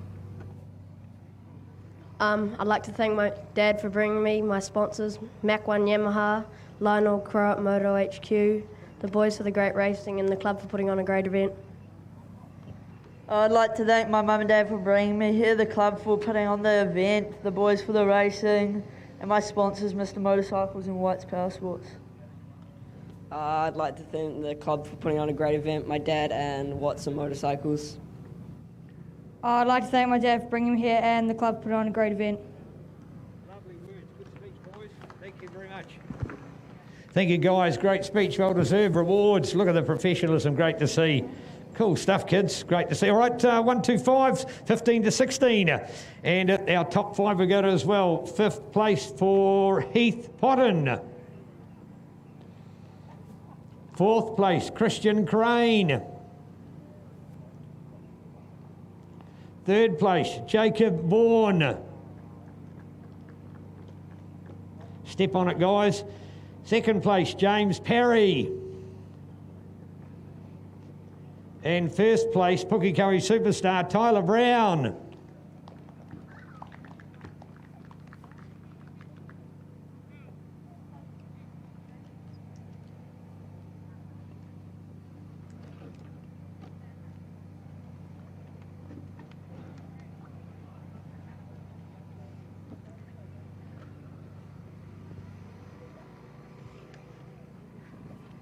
I'd like to thank Mum for bringing me here and the club for putting on a great event.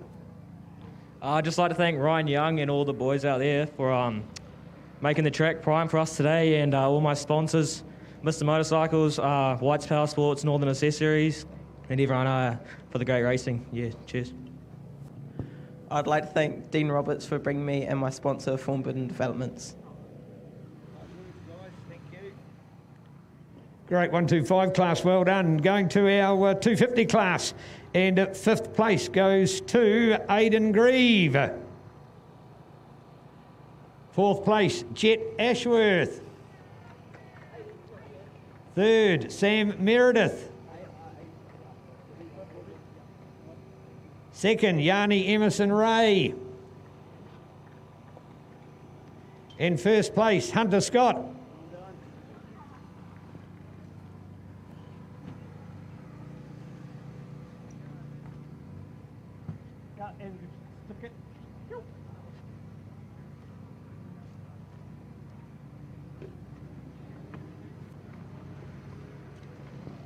I'd like to thank Mum and Dad for bringing me here, the boys for the good racing, the club for putting on a mean event, and Neil for the commentary.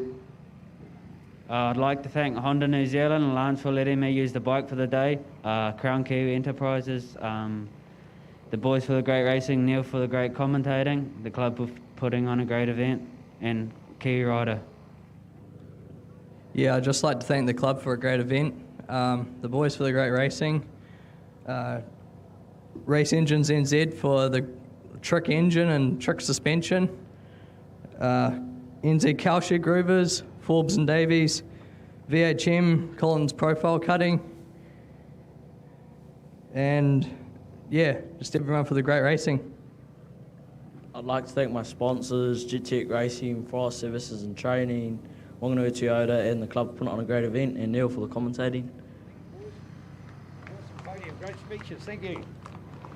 Love it, and the confidence shown for these young men to get up on a podium and have some words to say.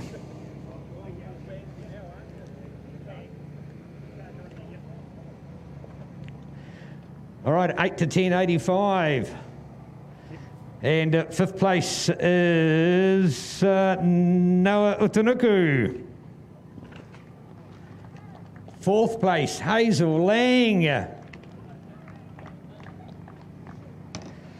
3rd, Travis Taylor. 2nd, Jack Ellingham. And 1st, Levi Townley.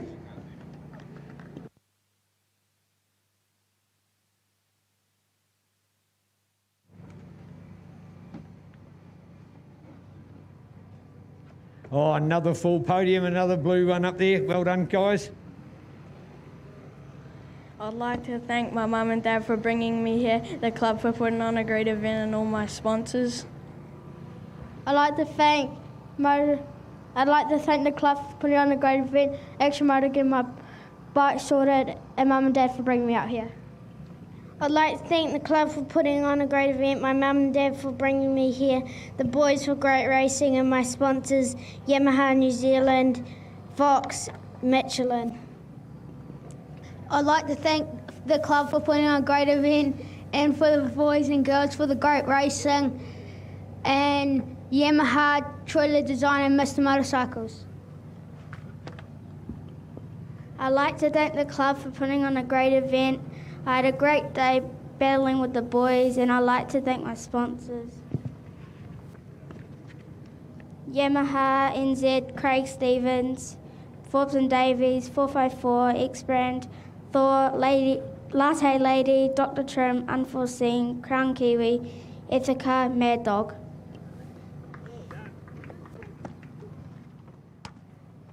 Special thank you to Jack for saying the guys and the girls for your good racing. Thank you, Jack. That's very polite and thoroughly professional. Well done. Speech of the day from that young man. So good on you, mate. Nice to say. Final class, 11 to 12.85s. Fifth place is Cooper Smith. How did that one happen? Hey, must have been his factory mechanic, was it? And fourth place today, Boston Scott. Good on you, Cooper. Good day. Well done. And yes, he did slip one back in the end. Third place, Carson Mackey.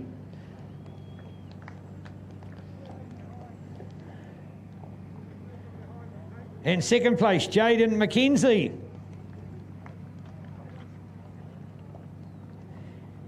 And first today, what an outstanding day, Reed Gordon.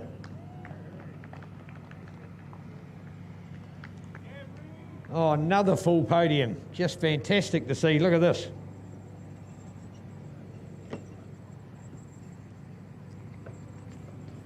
Well done, guys.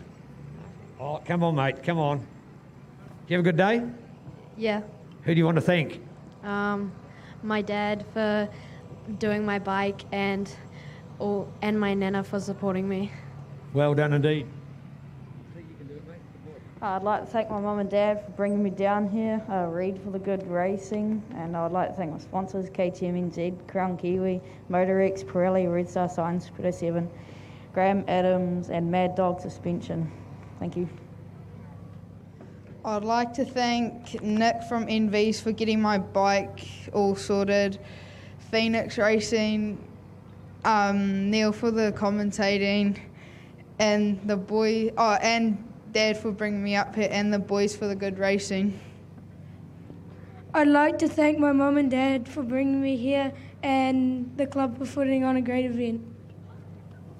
I'd like to thank my sponsors, Alpine Star 100%, Carter Coaching, Hustle Supermoto, Ithaca, and Luke McGrath Design.